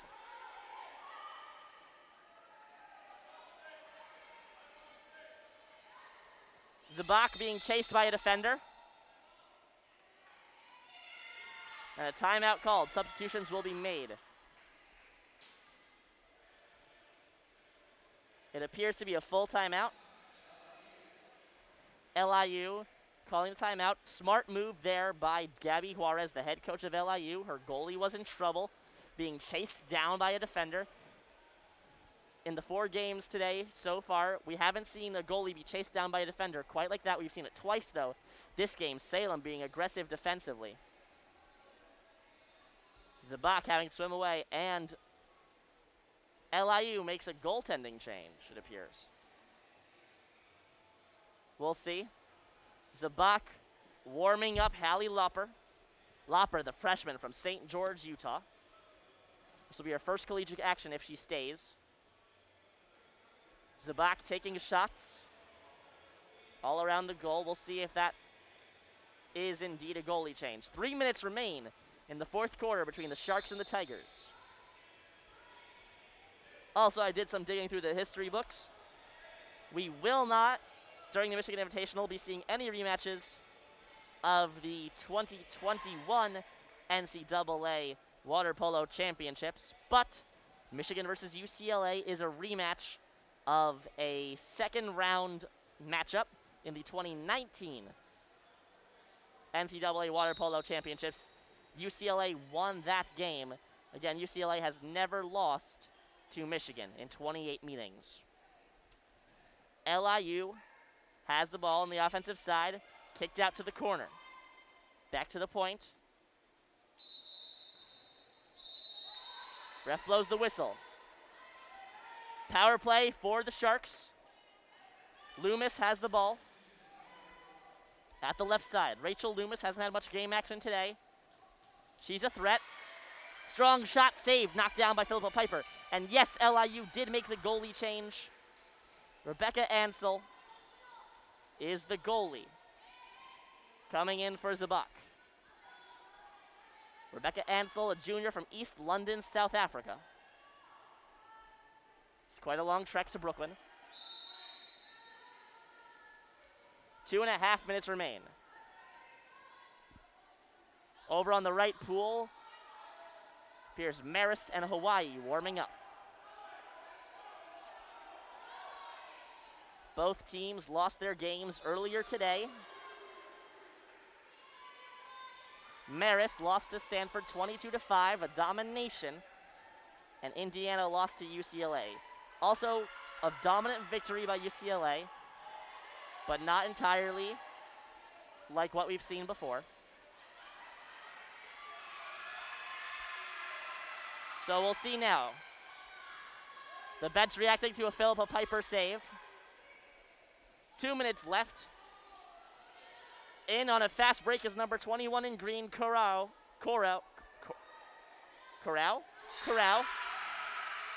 And Salem scores. I was looking at the pronunciation guide. I missed who scored. I do apologize. But Salem makes it 6-15 with 1.5 minutes remaining in this game. Corral was the one who scored. Alexa Corral. Assist goes to Cameron Rowan. LIU coming back down the other way in the center lane. Passed out to the right slot. Back to Aukowski. Offensive foul on LIU. Salem breaking down the other way again with speed. They don't have the numbers. And they opted for a fast break over a strong offensive opportunity. Ball taken away by number 4, Jenna Anderson. Anderson lob pass. LIU has a chance here. They get the ball to their centerman. Lob shot, save. Philippa Piper able to get the height to knock that one down. 1 minute remains in the game between the Sharks and the Tigers. LIU up 15-6 over their opponents.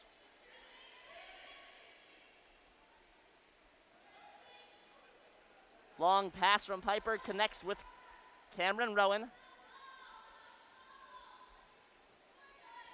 Rowan being pressed by Amelia Sanchez. Sanchez, such strong defense by her. Pass comes out to Ross. Ross all alone in front of the goalie. Fouled. Shot from Salem goes wide. 33 seconds left. This most likely will be the last offensive opportunity for either team, as all of Salem goes back to defend the goal. And Rebecca Ansel, the goalie for LIU, holds onto the ball for 15 seconds. Passed out toward the left side with Akashi. And here comes a shot. Score! Alejandra Aranguren scores again to put LIU up 16-6 with 12 seconds left in the fourth quarter.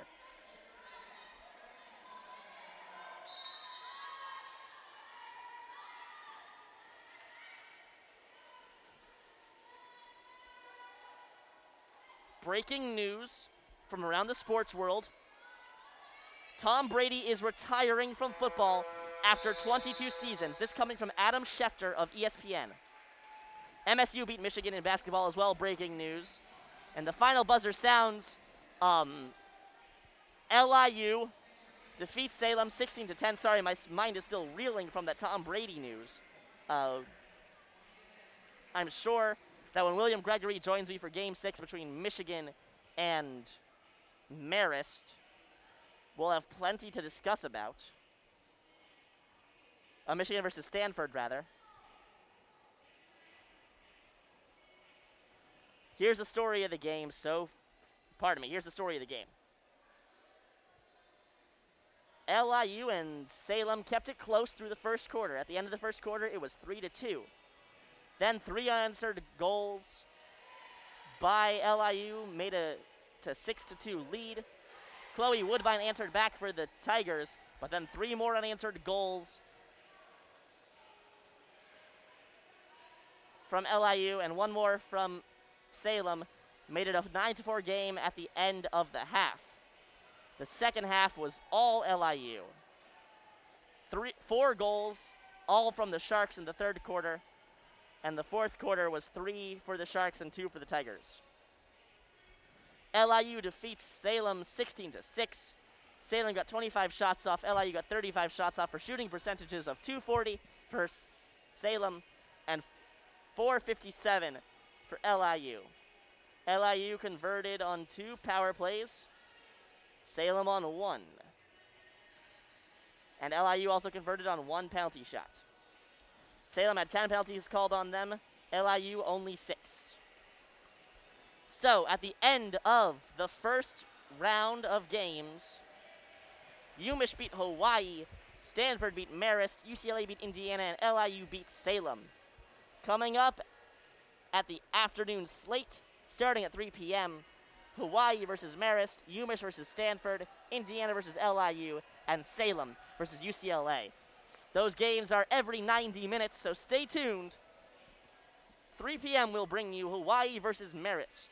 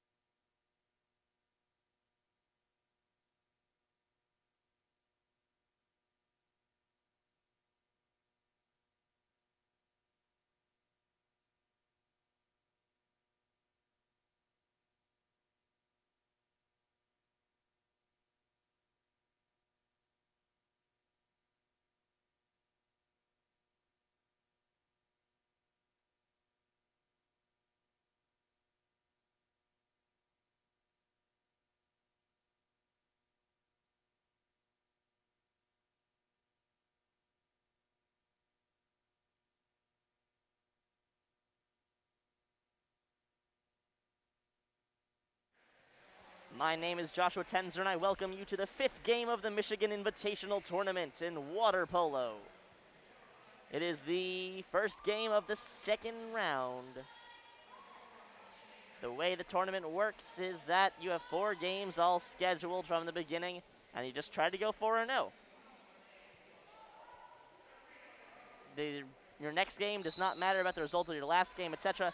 And we're getting already started with action between Marist and Hawaii Rainbow Wahine. I was not prepared. Marist wins the race to the ball. Madeline Schultz coming up with a neutral toss win. Passing it back to Miriam Lizotte. Lizotte scored 1 goal against Stanford, one of the 5. Marist lost to Stanford 22-5. Scoring no goals in the first quarter. They're obviously looking to have a better showing this time. Offensive foul by Marist ends that opportunity short. The starting goaltenders for each, we shall find out shortly. As I was looking down, it appears that a goal was scored by Hawaii. Pardon me. So the starters are Hyam and Leyburn. Hyam for Marist and Leyburn for Hawaii. Interestingly enough, Hawaii started Molly Delia last time against the Wolverines. Delia let up 5 goals. Leyburn only let up 3.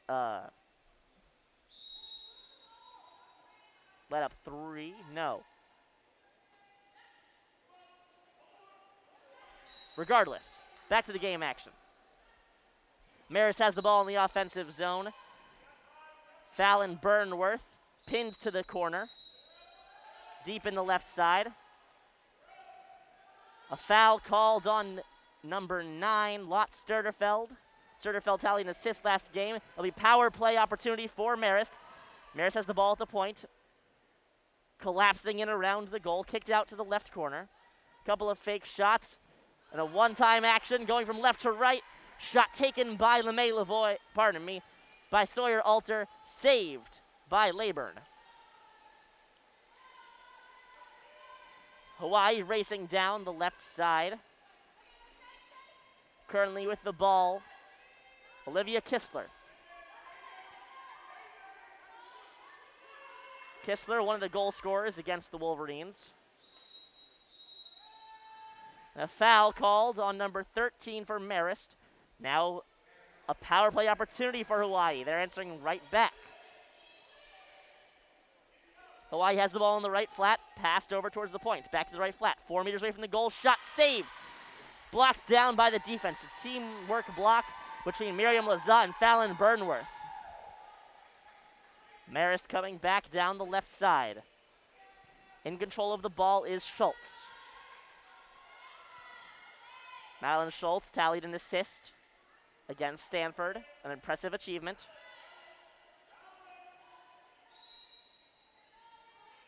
Pinned back at the point is Lizotte. Lizotte having to retreat, passes out towards the right corner. Carrington. Carrington 4 meters from the right sideline and 4 meters from the goal line. East-west pass, shot, scores! Madeline Schultz scores on the one-timer going across the goal mouth. It's what Marist tried to do on the power play, couldn't convert. This time they do. The score is 1-1. Early substitution, Sawyer Alter coming off. Coming in for her, for Marist, is Victoria Orlova. Orlova scored 2 goals against Stanford. She is the leading goal scorer for Marist through the Michigan Invitational.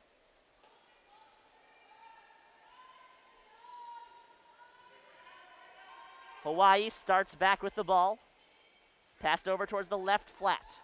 6 meters away from the goal, moving forward, 4 meters now. Sneaking ever closer is Kistler. Kistler passes back out to the point, back to the centerman, and a foul called on Hawaii. Offensive foul ends that opportunity.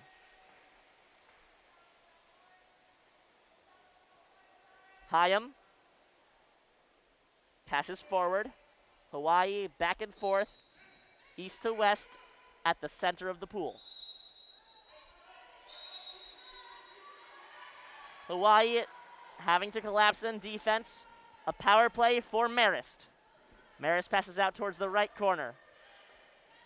Back at the right flat, to the point, to the right flat, back over to the left flat. Number 9 for Marist. Fallon Burnworth. Back to Lizotte, shot, score! That one gets past Bridget Leyburn. Marist takes the lead 2-1.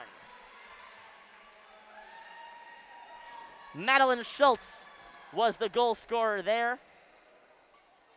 Her first goal of the tournament.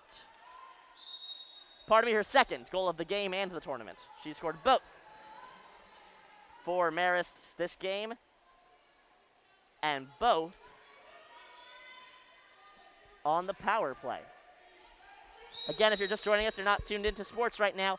Tom Brady has officially retired. The question now is whether Gronk will. Hawaii collapsing in on Marist's goal. Shot off the crossbar. Rebound comes down right in front of number 21 for the Rainbow Wahine. Lucia Gomez de la Puente. She's returning starter, someone to watch out for. Didn't make much of an impact on the game against Michigan, though. Shot off the crossbar again, rebound, scores! The original shot coming from number 20 in green, Olivia Kistler. That bounced down, landed right in front of the center, Elise LeMay Lavoie.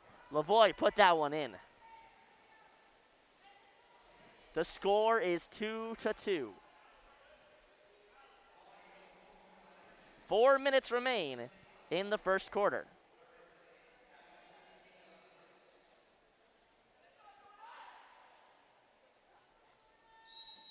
Marist starts with the ball, passing back is number 21.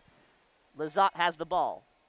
She's in the defensive half, sends it over towards the left side, back to the right flat. Hawaii playing very aggressive defense, forcing Marist back.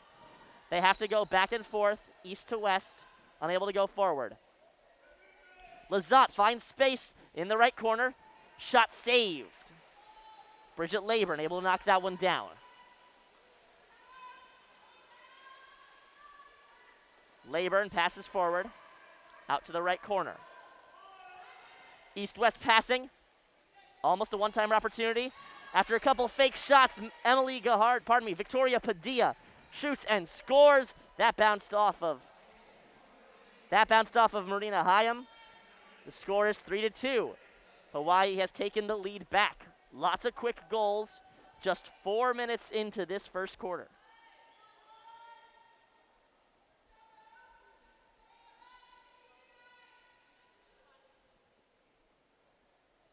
Lizotte in position to receive the ball once play starts. And she does. 10 meters in front of her own goal. Strong defense played by number 22 in green, Camille. Can't even try to pronounce that name, it's French. Marist has a shot, opportunity right in front, up and over the net.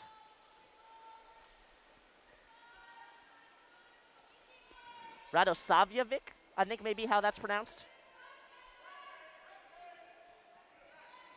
Hawaii has a chance here, alternating between the right and left flat. Kicked out towards the right corner.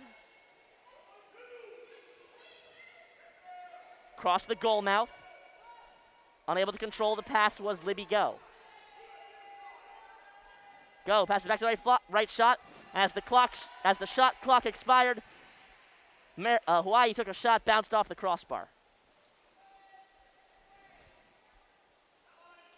This is Game 5 of the Michigan Invitational. Game 6 will be Michigan back in action. The Wolverines going up against Stanford. Joining me on that call will be William Gregory. Stay tuned for that at 4:30. Hawaii able to intercept the pass. Camille Radosavljevic, the freshman from Mulhouse, France. Pushing forward, Hawaii in all alone against the goaltender. Save made by Hyam. Rebound still loose. All alone in front of the goaltender was Paula Prats-Rodriguez. Hyam able to make the stop. Marist coming back down the right side. In front of the goaltender is number 7 in red, knocked away by Leyburn. Ella Baumgarten had a chance. Wasn't able to corral the ball. Wasn't able to get her hands on enough for a shot. Hawaii on the right side. Strong defense being played by Gerhard. Gerhard kicks it back out to the point. Ella Baumgarten, pardon me. Lara Luca. Lara Luca, who scored 4 of Hawaii's 8 goals against the Wolverines from that point position. Luca, strong shot. That goes just wide. Looked like that was in from this angle until it went out of the pool. Lara Luca's got such a powerful shot. Someone to watch out for. She can score from almost any distance in the offensive half. Catherine McCullough for the Marist Red Foxes. Sends it to Shanae Carrington. Carrington's shot doesn't enter the goal. 1 minute left in this first quarter. Things have slowed down since the beginning. Hawaii still leads Marist 3-2.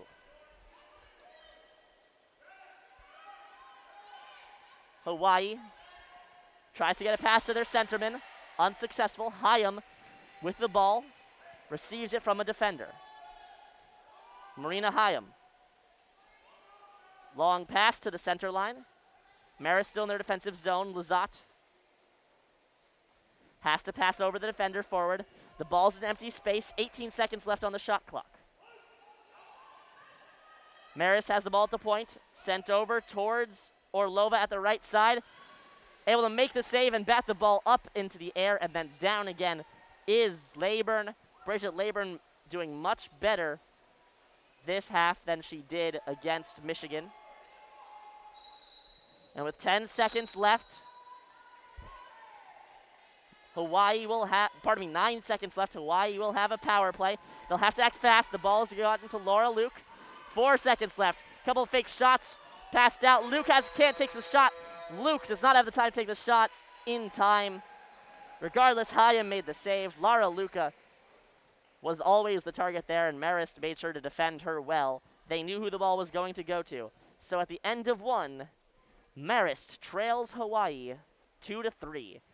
Your goal scorers for the first quarter are as follows. Lucia Gomez de la Puente returned this year for Hawaii, got her first of the season. And then Madeline Schultz scored twice. Madeline Schultz adding on to her 1 assist from the game against Stanford. Then Elise LeMay-Lavoie and Libby Go answer back for the Rainbow Wahine. So that's where we stand now, 3-2. Stay tuned, I'll be back in just a minute for second quarter action between the Marist Red Foxes and the Hawaii Rainbow Wahine.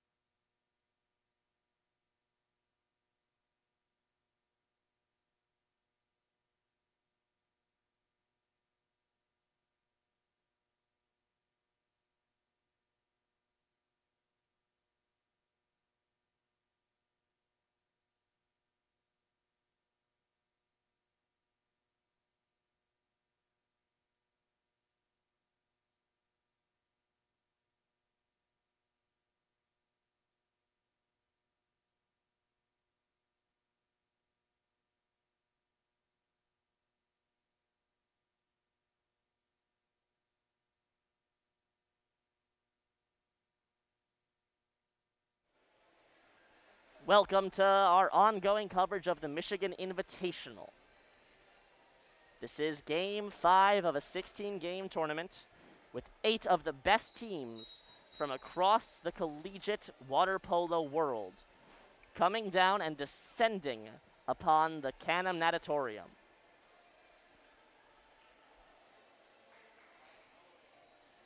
Game 5 is Hawaii versus Marist. Hawaii and Marist both 0-1 on the season and in the tournament so far.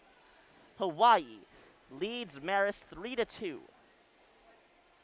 Shots so far 7-8 in favor of the Rainbow Line. Marist able to convert on one of the two power plays. Hawaii, none of their two.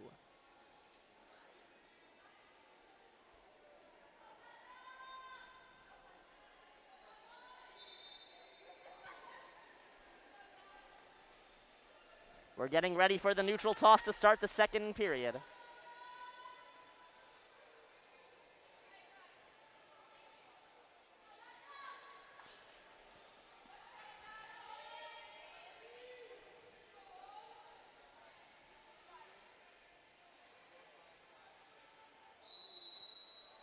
Here we go. The race is between number 13 in red and number 20 in green. Marist wins that race.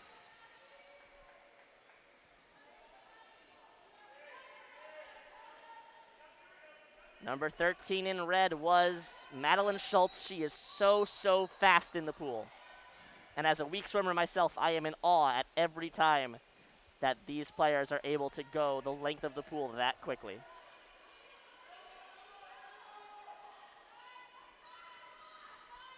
Hawaii has the ball after a couple missed passes. They have a chance to score here. Couple fake shots from number 21 as she moves forward. Pass back to the point. Emma Van Rossum shots and scores. Hawaii now up 4-2 over the Red Foxes. Emma Van Rossum was the goal scorer.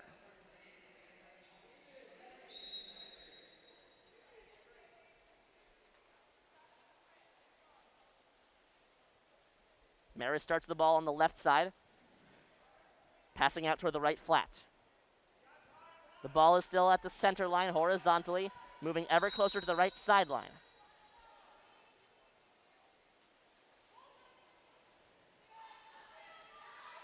Lob pass, caught by Marist. Lazat shot.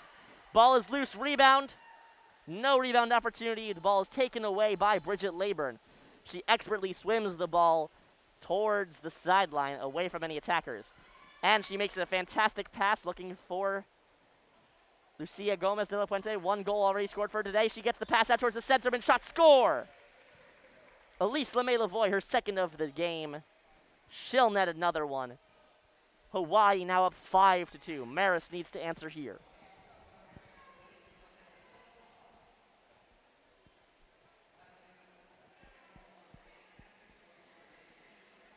.6:43 left in the second quarter.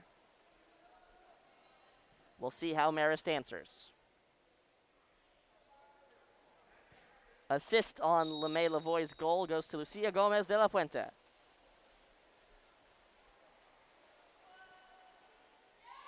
Lazat passes towards the right side. Katie Gill with a chance here as she moves in towards the post. She uses a pass back to the flat. And a tip-in attempt, that goes into the arms of Bridget Leyburn. Madeline Schultz tried to redirect a pass towards the goal on a slat. No such luck to put it into the net. Hawaii comes down the other way. The centerman's all alone against Hyam. Taken away by strong defense. Number 23 from Marist, Catherine McCullough, was able to steal the ball away. McCullough now with the ball, dribbling up the right side of the pool. Passes from east to west. Marist strong shot, score! From right in front of the goalie, Madeline Schultz scores, getting the Marist Red Foxes on the board for the second quarter and cutting the lead from 3-2. Marist still trails 5-3.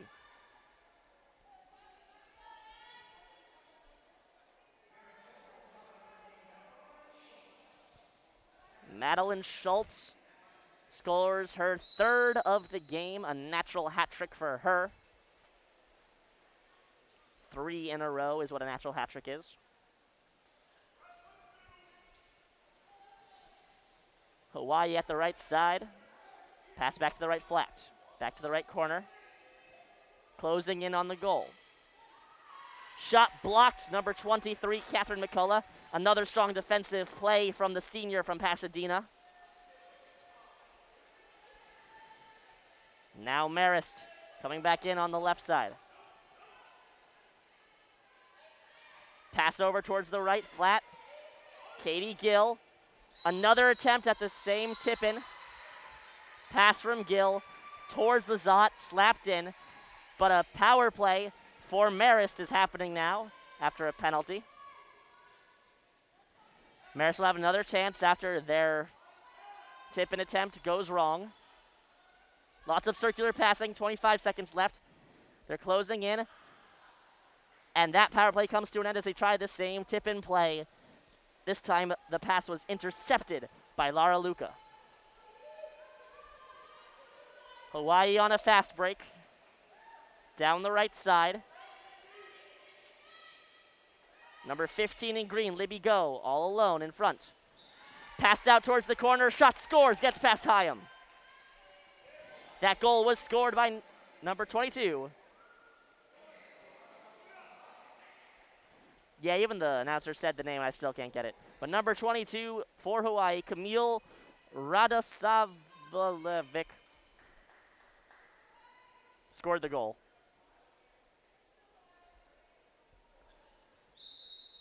Marist trails now 6-3. Strong defense being played by Hawaii, forcing Marist to retreat back towards the center line, forcing east to west passing.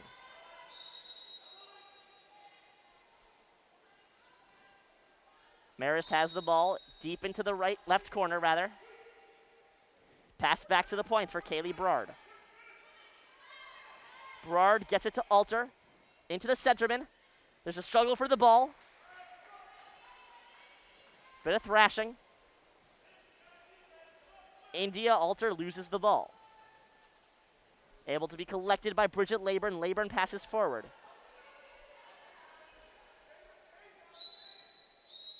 Hawaii moving down the right side. A power play for Hawaii is called. An exclusion on Gabby Gervasi. Timeout called. This timeout appears to have been called by the Marist coach, Chris Vidal. His team is down by 3 and on the penalty kill. This is an important moment in the game. 4 minutes left in the second quarter. How this penalty kill goes may set the tone for the next 20 minutes. If Marist is able to stop the shot and then convert on the counterattack, they may have a chance. They'll be within 3, no, they'll be within 2 again, and they'll keep this game close. But if Hawaii is able to convert on their first power play, if Hawaii is able to convert their first power play goal of the game on their 4th attempt, then it may be a start of a backslide for Marist that they may not be able to pull out of. If you're joining us now,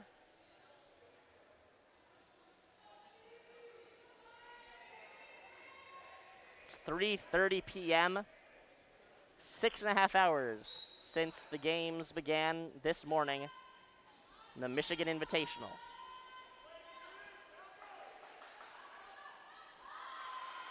Hawaii's power play squandered after a couple bad passes. Hyam able to get the ball out to the returning player. And now Marist on a fast break. Fallon Burnworth opting for backstroke. Giving her a little more speed, a little control. And now Marist is on the power play. Another timeout called. This time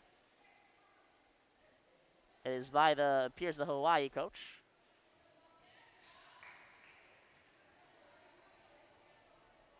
And my name is Joshua Tenzer. We will be right back with you at the end of this timeout.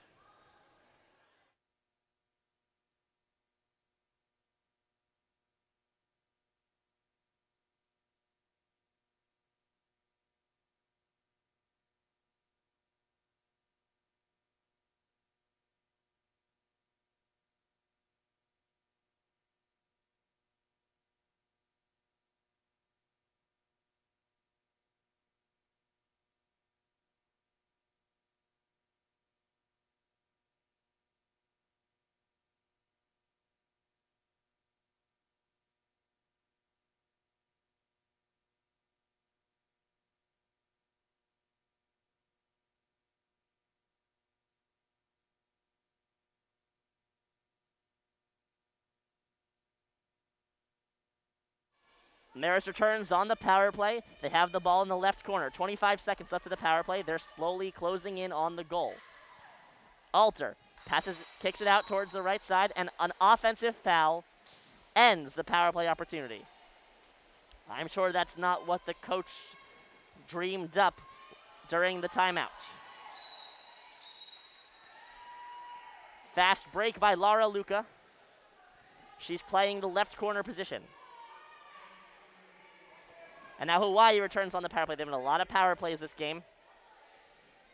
Lara Luca cycling in towards the point. She attempts a tip-in. Save made by Marina Hayam.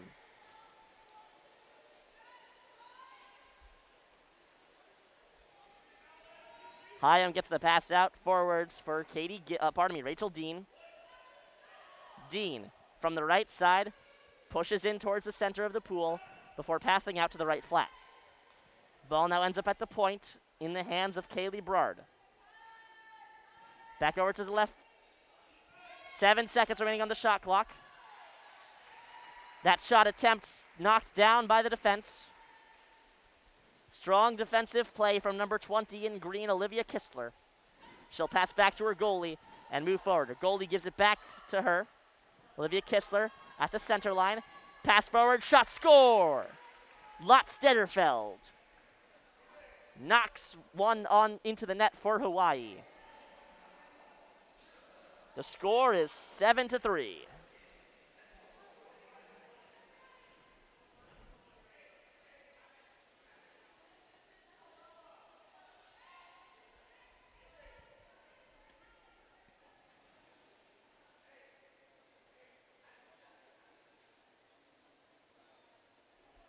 Marist will start with the ball. That looks like they'll pass back to Lizotte. Lizotte has been very busy today. Lots of time in the pool. Lizotte pushes forwards towards the center line. Passes to the left. Ball goes back to Lizotte. Lizotte sends it to the right this time, seeing if Sawyer Alter could do anything. Alter has to go back, and she'll pass the ball back to Lizotte. Lizotte has to retreat again. Push the ball out towards Alter on the right side. Alter gets it to the centerman. Chance for Marist. Shot. Score! Madeline Schultz scores from right in front. Sends that one to the left side of the net. And with 1:40 left in the second half, Hawaii still leads Marist, but now it's a 3-goal lead. After the Lot Stederfield goal, it's important for Marist to answer back quickly, and they did with Madeline Schultz. She has scored all 4 of the goals from the Red Foxes today.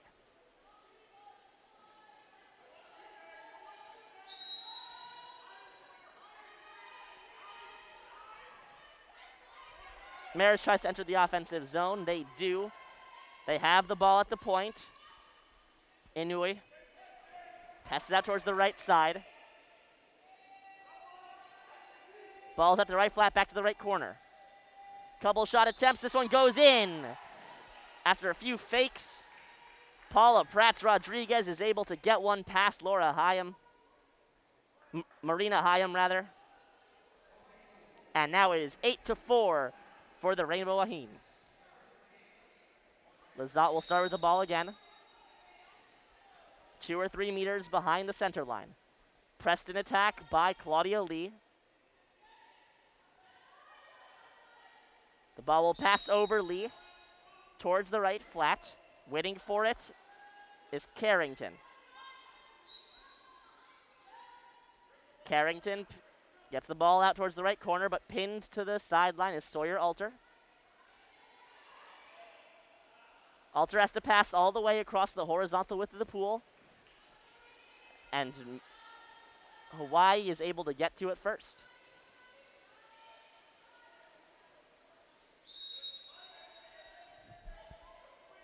Hawaii surrounding the Marist goal. 30 seconds left in the half. They'll want to have a 5-goal lead going into the halftime. They know how quickly Marist can score.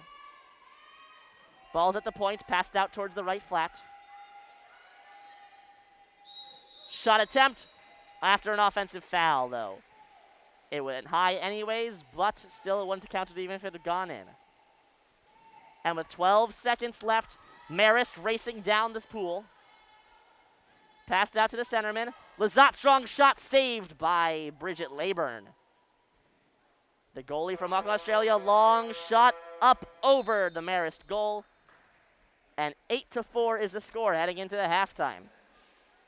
The second quarter had a great deal of goals. LeMay Lavoie and Emma Renrazum scored early in the period for Hawaii. Madeline Schultz answered for Marist. Then again, 2 straight goals for Hawaii, scored by Gomez de la Puenta and Lotz Sterfeld. Madeline Schultz answered again. And then with a minute left in the half, Paula Prats Rodriguez scored to make it an 8-4 game. Marist opted to switch their goalie last game, switching it to Ingram for a small amount of time. Hyam spent most of the time in there. We'll see what they choose to do this time. Hawaii did switch their goalie against Michigan for the entire half, allowing Leyburn to come in response to Molly Delias. The question is, will Delia come in relief duty for Leyburn? We shall see in about 3.5 minutes. Stay tuned for the second half between Marist and Hawaii.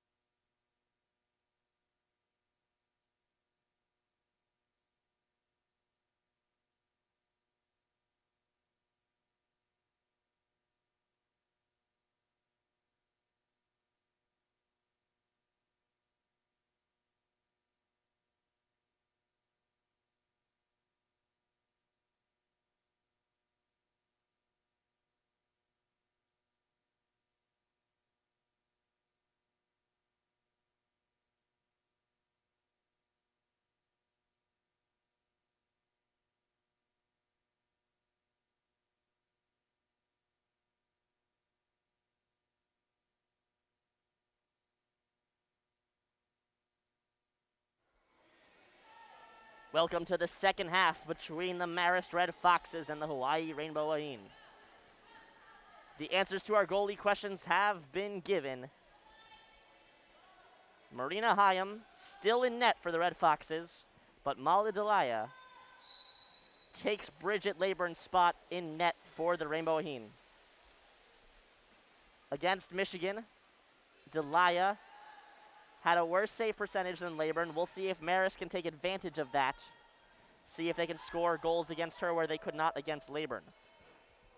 The score as we start the second half is 8-4, Hawaii over Marist. But there's still 16 minutes left to play. Pinned to the sideline. On the right side is Lot Satterfield for Hawaii.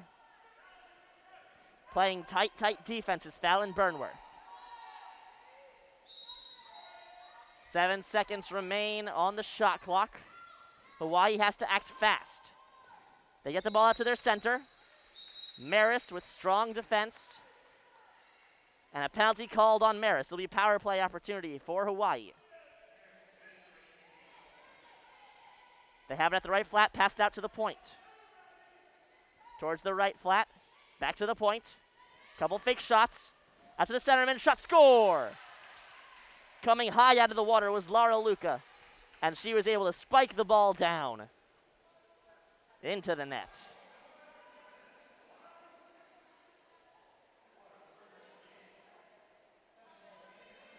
Marist will start with the ball, and again it will be Lazat. Lazat seems to have spent almost all of the time in the pool for Marist. A very impressive feat of physicality and athleticism.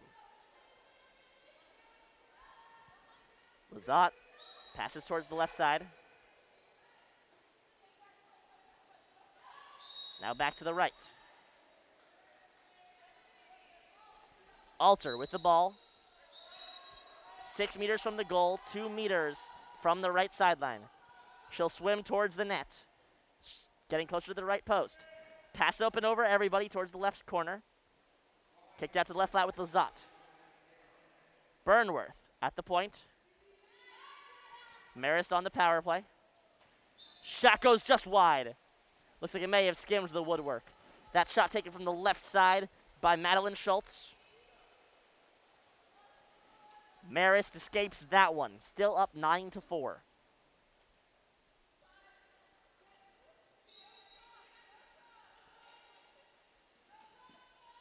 Hawaii in the right side of their attacking zone.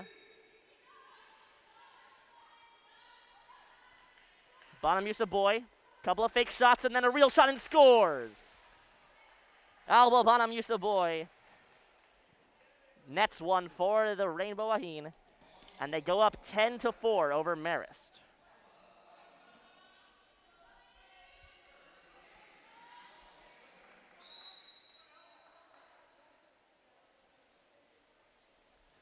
Marist coming down, Lazat down the center.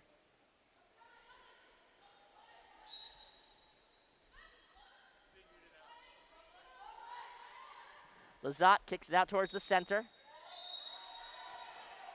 Chance for the Hawaii to play some strong defense. Burnworth at the left side. It'll be power play opportunity for Marist.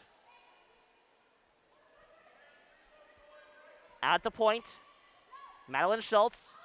Shot attempt, that's knocked down. Still time left on the power play. Shot off the woodwork. This one corralled, rebounded by Rainbow Wahine of Hawaii. Given out to Mala Delaya. And moving forwards are the Rainbow Wahine. Currently up 10-4, 5.5 minutes left in the third quarter. At the point is Bonamusa Boy. And it's a power play for the Rainbow Wahine. Madeline Schultz was called on an exclusion. Strong shot from the right flat, scores. That was Paula Prats-Rodriguez netting another one. Adding another one to her total. She has 2 on the game so far, 2 of the half as well. Good showing for her. And that is now 4 goals unanswered for the Hawaii Rainbow Wahine.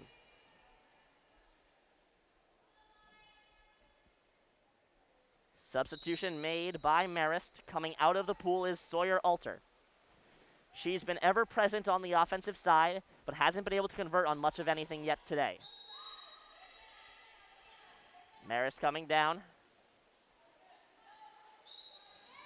Strong defense played by the Rainbow Wahine. Fallon Burnworth at the left side, passed out. Hawaii forcing Marist to retreat. Marist at the point. They have to make a pass into empty space. As Burnworth has the ball at the left corner. Sent back across to the right corner, over to the right flat now. 2 seconds left on the shot clock. Strong shot blocked. Ball still loose.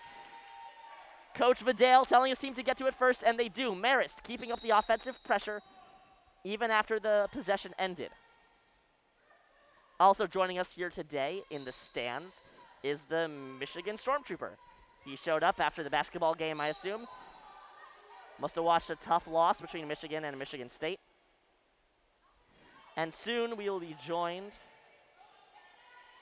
for the Game 6 between Michigan and Marist.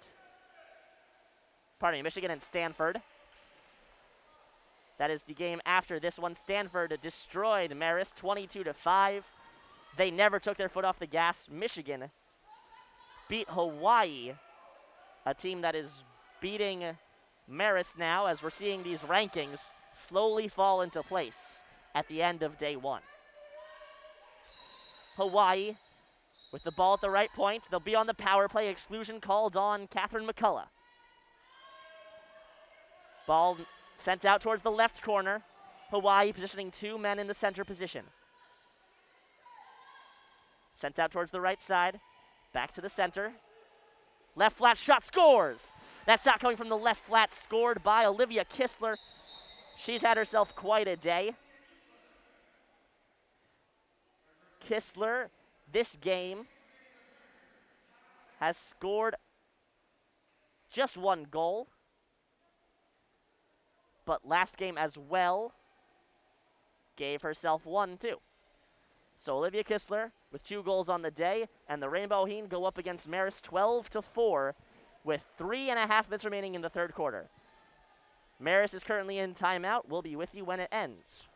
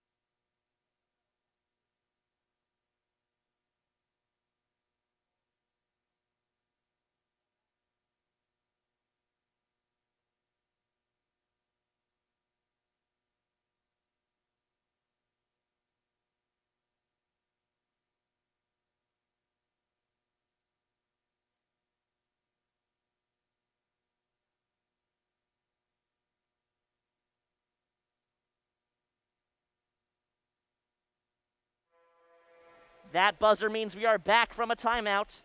Marist will have the ball. Currently down 12-4. This has been all Hawaii, all third quarter. Marist sends the ball out to the right flat, back to the point now. Kaylee Brard. She's been a quarterback for this team for a while. Hasn't been able to get anything offensively, though. Marist forced to retreat. Strong defense by Hawaii. Back out at the left flat. Back to the point with Berard. Now with the right flat. 6 meters away from the net. 4 meters away from the right sideline. The ball is now pinned in the back left corner, back right corner rather. And the pass towards the centerman is complete. Shot, that goes just over the net. A shot behind the back from Shannon Connolly. She felt the defense closing on her, knew she needed to act fast, and fast means inaccurate sometimes. This time it did. Went up and over the net. Hawaii now pinned to the back right corner. Shanae Carrington playing strong defense on Gomez de la Puente. Hawaii passes back, 8 meters away from the goal on the left flat. It's a power play for Hawaii. Exclusion called on number 16, Victoria Orlova. Hawaii starting with a very tight formation. Moving in from the point is number 21, Gomez de la Puente. Passed out towards the left corner, lob shot. That was intercepted, knocked away by number 22 for Hawaii, and she'll score that one. She had the wide open net. Marina Hyam chose to go and try to cut off the angle on the left side, but then when it was passed up and over her towards the right, there was nothing she could do. The entire net was wide open. Hawaii now leads. Oh, pardon me. That goal was waved off. I'm not sure what for, but that goal was waved off. The score is 12-4 Hawaii still. And in the right pool, the Wolverines, your hometown team, are warming up. Their game against Stanford is next, coming at you at 4:30 p.m. Shot and a goal. This time it counts. The Hawaii goal from Paula Prats-Rodriguez coming in from the right corner. After a fast break, she was left all alone. Laura Hyam, still all smiles as the Marist goalie. You get a sense she really loves the game of water polo. Even when losing 13-4, still laughing and joking with her teammates, and she was doing the same exact thing while losing to Stanford.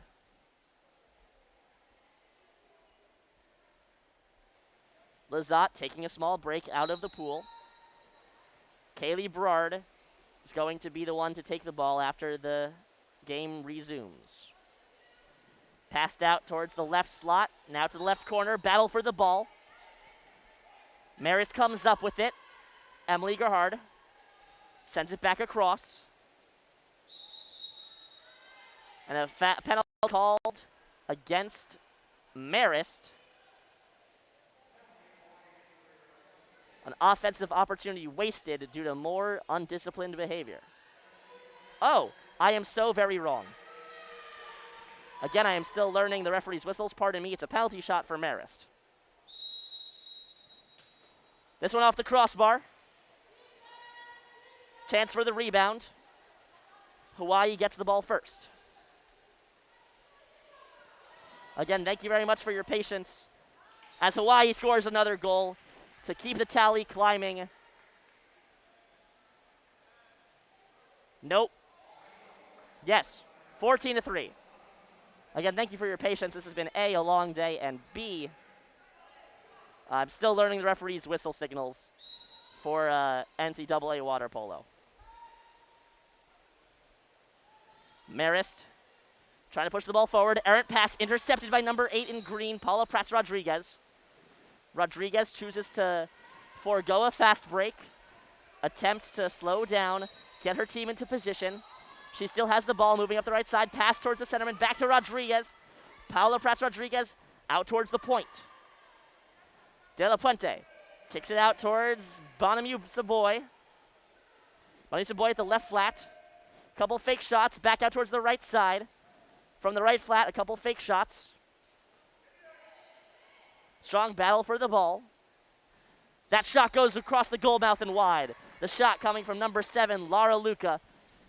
On the left side of the net, traveled across the goal mouth and wide. Hyam escapes that one. Marist happy to get out of there without allowing a goal. The score is 14-4 with 16 seconds left in the third quarter. Marist off the post. Alone all in front was Shannon Connolly. That hit the left side of the woodwork. Molly Delia able to gather the rebound. And a long shot as the time expires. Knocked down easily by Marina Hyam. And again, that third quarter was all Hawaii. 1, 2, 3, 4, 5, 6 goals scored by Hawaii to make it a 14-4 game. Your goal scorers for the third period are Lara Luca, Alba Bonamusa Boy, Paula Prats-Rodriguez, Olivia Kistler, a second goal by Paula Prats-Rodriguez, and a second goal by Alba Bonamusa Boy. We will be back shortly in about a minute and a half for the fourth quarter of Marist versus Hawaii.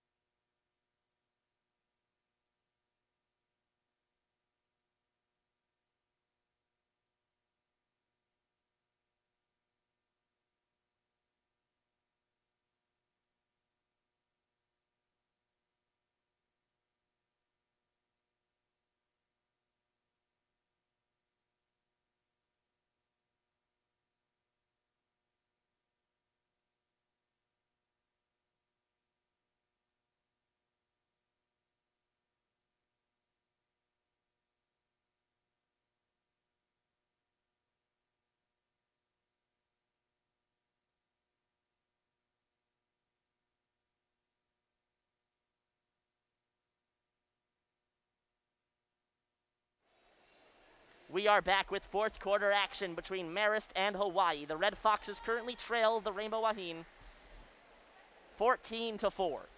8 minutes left to play. It's going to take a lot for Marist to be able to make this comeback, but again, it is wholly possible.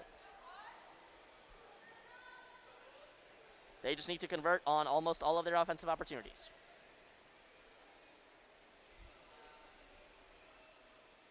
Right now, Mali Delaya has only had to face one shot. And when you're trying to make a comeback, you can't put up only one shot in 8 minutes. You need to put up as many as you can. That's a testament to the strong defense played by this Hawaii team. And here comes the final neutral toss. Hawaii wins. Quickly to the ball was Lot Statterfeld. Hawaii in neutral waters. Passed out towards the left side. East-west passing.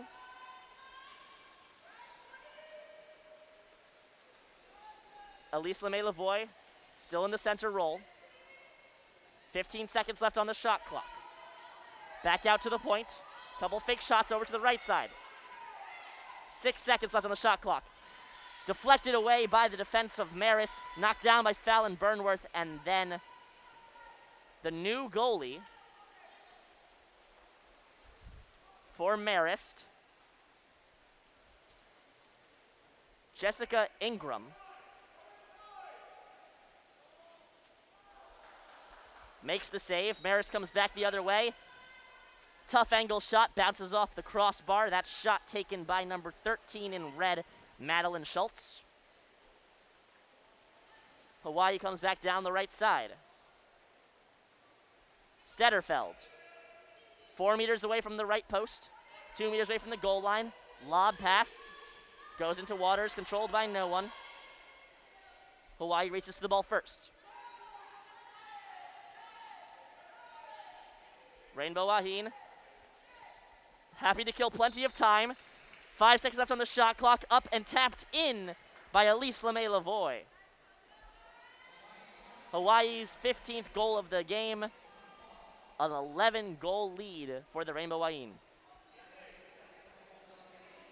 That is Elise LeMay-Lavoie's 2nd goal of the game, matching her total from the game against the Wolverines. She has 4 points on the day, all of them goals. Pardon, it's her 3rd goal of the game, giving her 5 total goals on the day. That's a hat trick for Elise LeMay-Lavoie.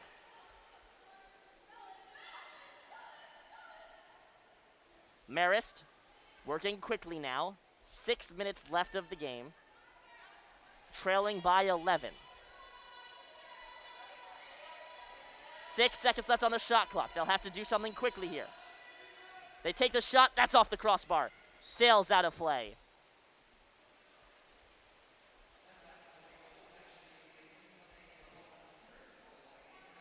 It's not the mark necessarily of a lucky goaltender when the shots hit the post. It may be the mark of someone who has great positioning, able to force shots into tight corners where it's almost impossible to go without hitting the post.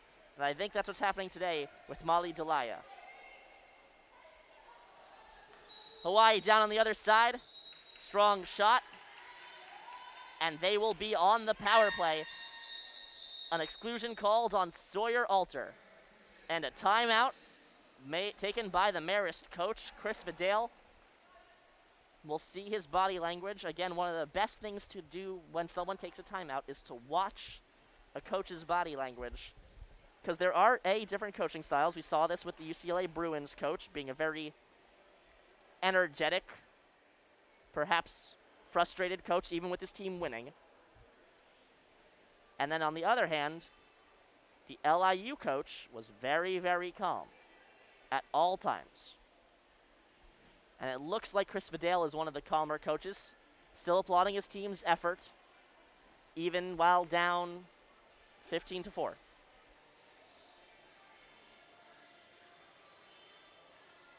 He's motioning the defense he wants played.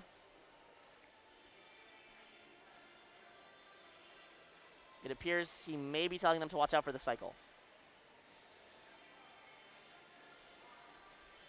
On the other side, head coach of the Rainbow Wahine, Maureen Cole, looks thrilled with how her team is performing. They've bounced back after a tough loss against the Wolverines. They almost completed the comeback against the Maize and Blue. But then, of course, that last-minute goal by Erin Neustrom sealed the deal, made it a 10-8 game.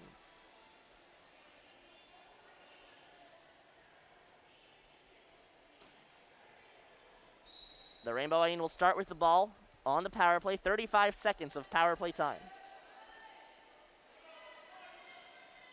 Strong defense being played by number 21, but she's spread thin between 2 different players. Every time she goes to one, the other one will get passed to. Laura Luca at the point. She's got a rocket of a shot. Watch out for her. Ball comes out to the left side. Number 22 in green scores. 16-4 for Hawaii.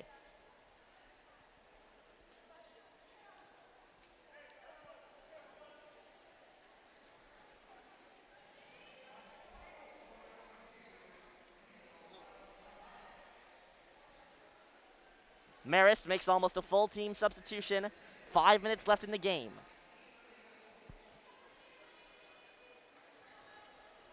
Down 16-4. Marist has not scored all game.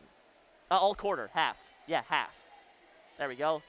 The words are starting to escape me now in this 7th hour of broadcasting. I'm doing this because I want to. Keep in mind. Marist on the right side. Looking for opportunities. They're playing with 2 center players. Despite not being on the man advantage, it's a much more aggressive formation than we usually see. They are desperate for goals. While the odds of winning may be virtually zero, they still want to score a couple more as they go into the end of the game. If you're Marist, perhaps you take solace in the fact that you have a couple games against you that are going to be against easier opponents. Marist has UMich and Indiana. So the game against Indiana is looking like the more feasible target for the Red Foxes right now, but of course, any given game, anything can happen. Halfway through the fourth quarter, Marist has a chance to score here. Pass towards the centerman.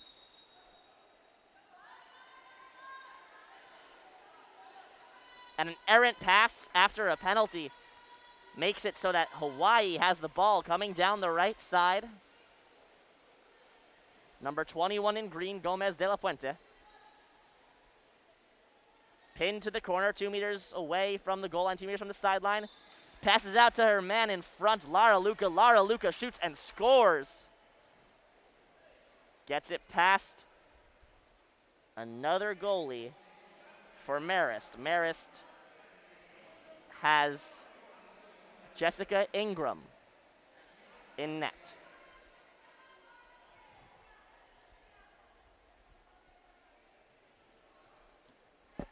Ingram has not performed well so far. 9 goals allowed and 1 save. To be fair, Hyman had 8 goals allowed and 2 saves. Goaltending, certainly one of the weaker points for Marist. Number 5 for the Red Foxes, Claudia Lee, takes the ball forwards. Shot by Marist, that goes off the crossbar. Rebound controlled by Delia. Delia, a lob pass, perfectly placed to Lot Stederfeld. Lot Stederfeld shot, save made. Rebound still loose, a scramble for the ball. And the goalie, Jessica Ingram, comes up with it. Stederfeld was met point blank by Ingram. Ingram makes the save.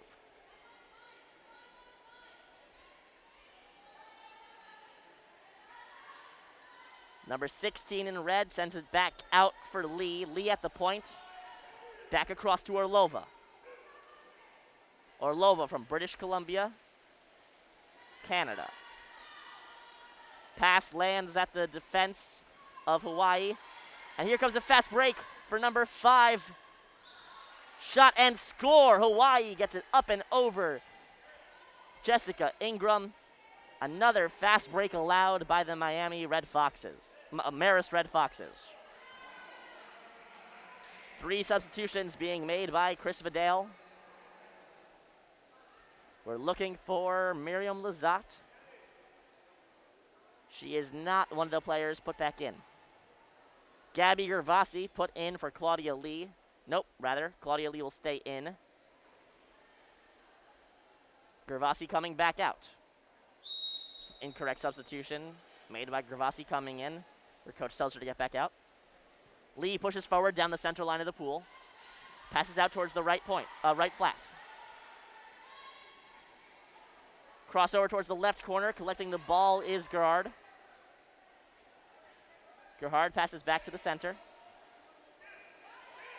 At the left flat shot, rising to make the save was Delia. Delia looks much better this game than she did against the Wolverines. Another perfect pass. Stederfeld, right in front of the goalie, lobs it up, doesn't go down in front of the goal line, and unlike in a lot of other sports, not played in water. If you have it up and there's still some horizontal momentum, the ball will keep going after it lands, but here it lands in water, so if it doesn't land inside the goal, it's not going to go in. 30-second timeout. We'll be back with you after that. The timeout taken by Marist.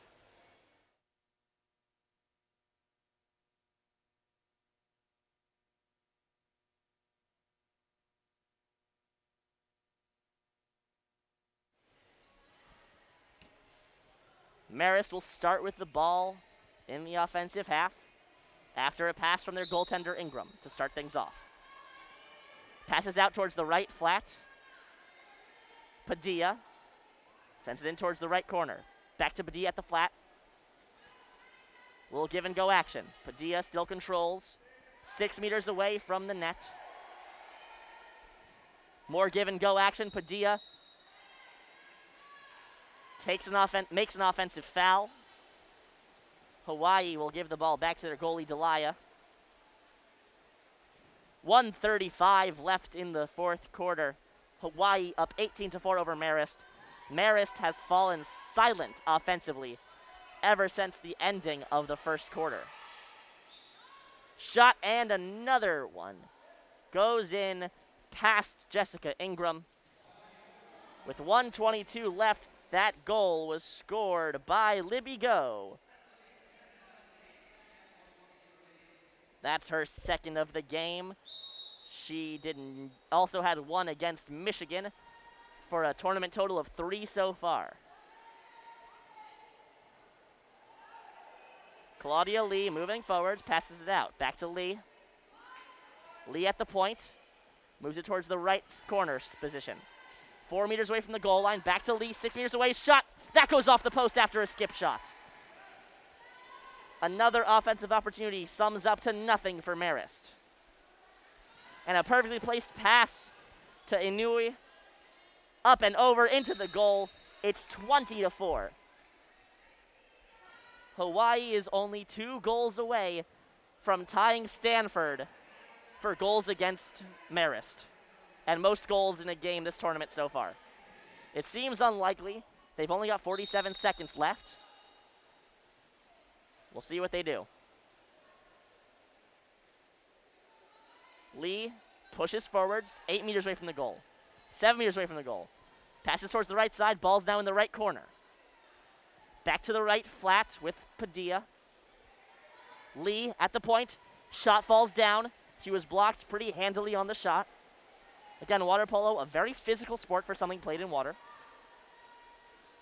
And now with 20 seconds left, it looks like Hawaii will be making one more attempt towards the goal. Passed out towards the right side, at the right flat. Shot, skip shot, save made by Jessica Ingram. 3, 2, 1, a lob shot by the goalie. Doesn't go in, and that'll be all she wrote for this game. 20-4 is her final score here in Michigan. Hawaii defeating Marist. If you want to know the story of the game, Lucia Gomez de la Puente scored once for Hawaii, and the Marist answered with 2 of their own. Marist was leading this game at one point, 2-1. And then it was all Hawaii the rest of the way. Marist got a total of 7 shots off on the second half. Nope, I lied. 3 shots off on the second half, 10 for the game total. Well, shots on goal, that is. My name is Joshua Tenzer. Stay tuned, because at 4:30, William Gregory will be joining me for Michigan versus Stanford.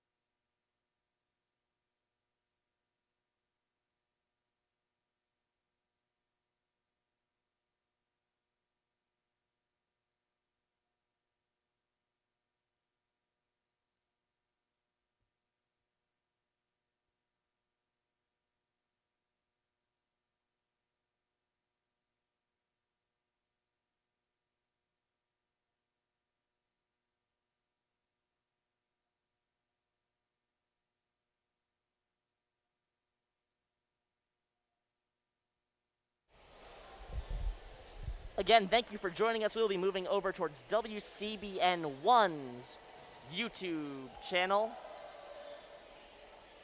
So, switch over there. Thank you for joining us, and we'll see you at 4:30.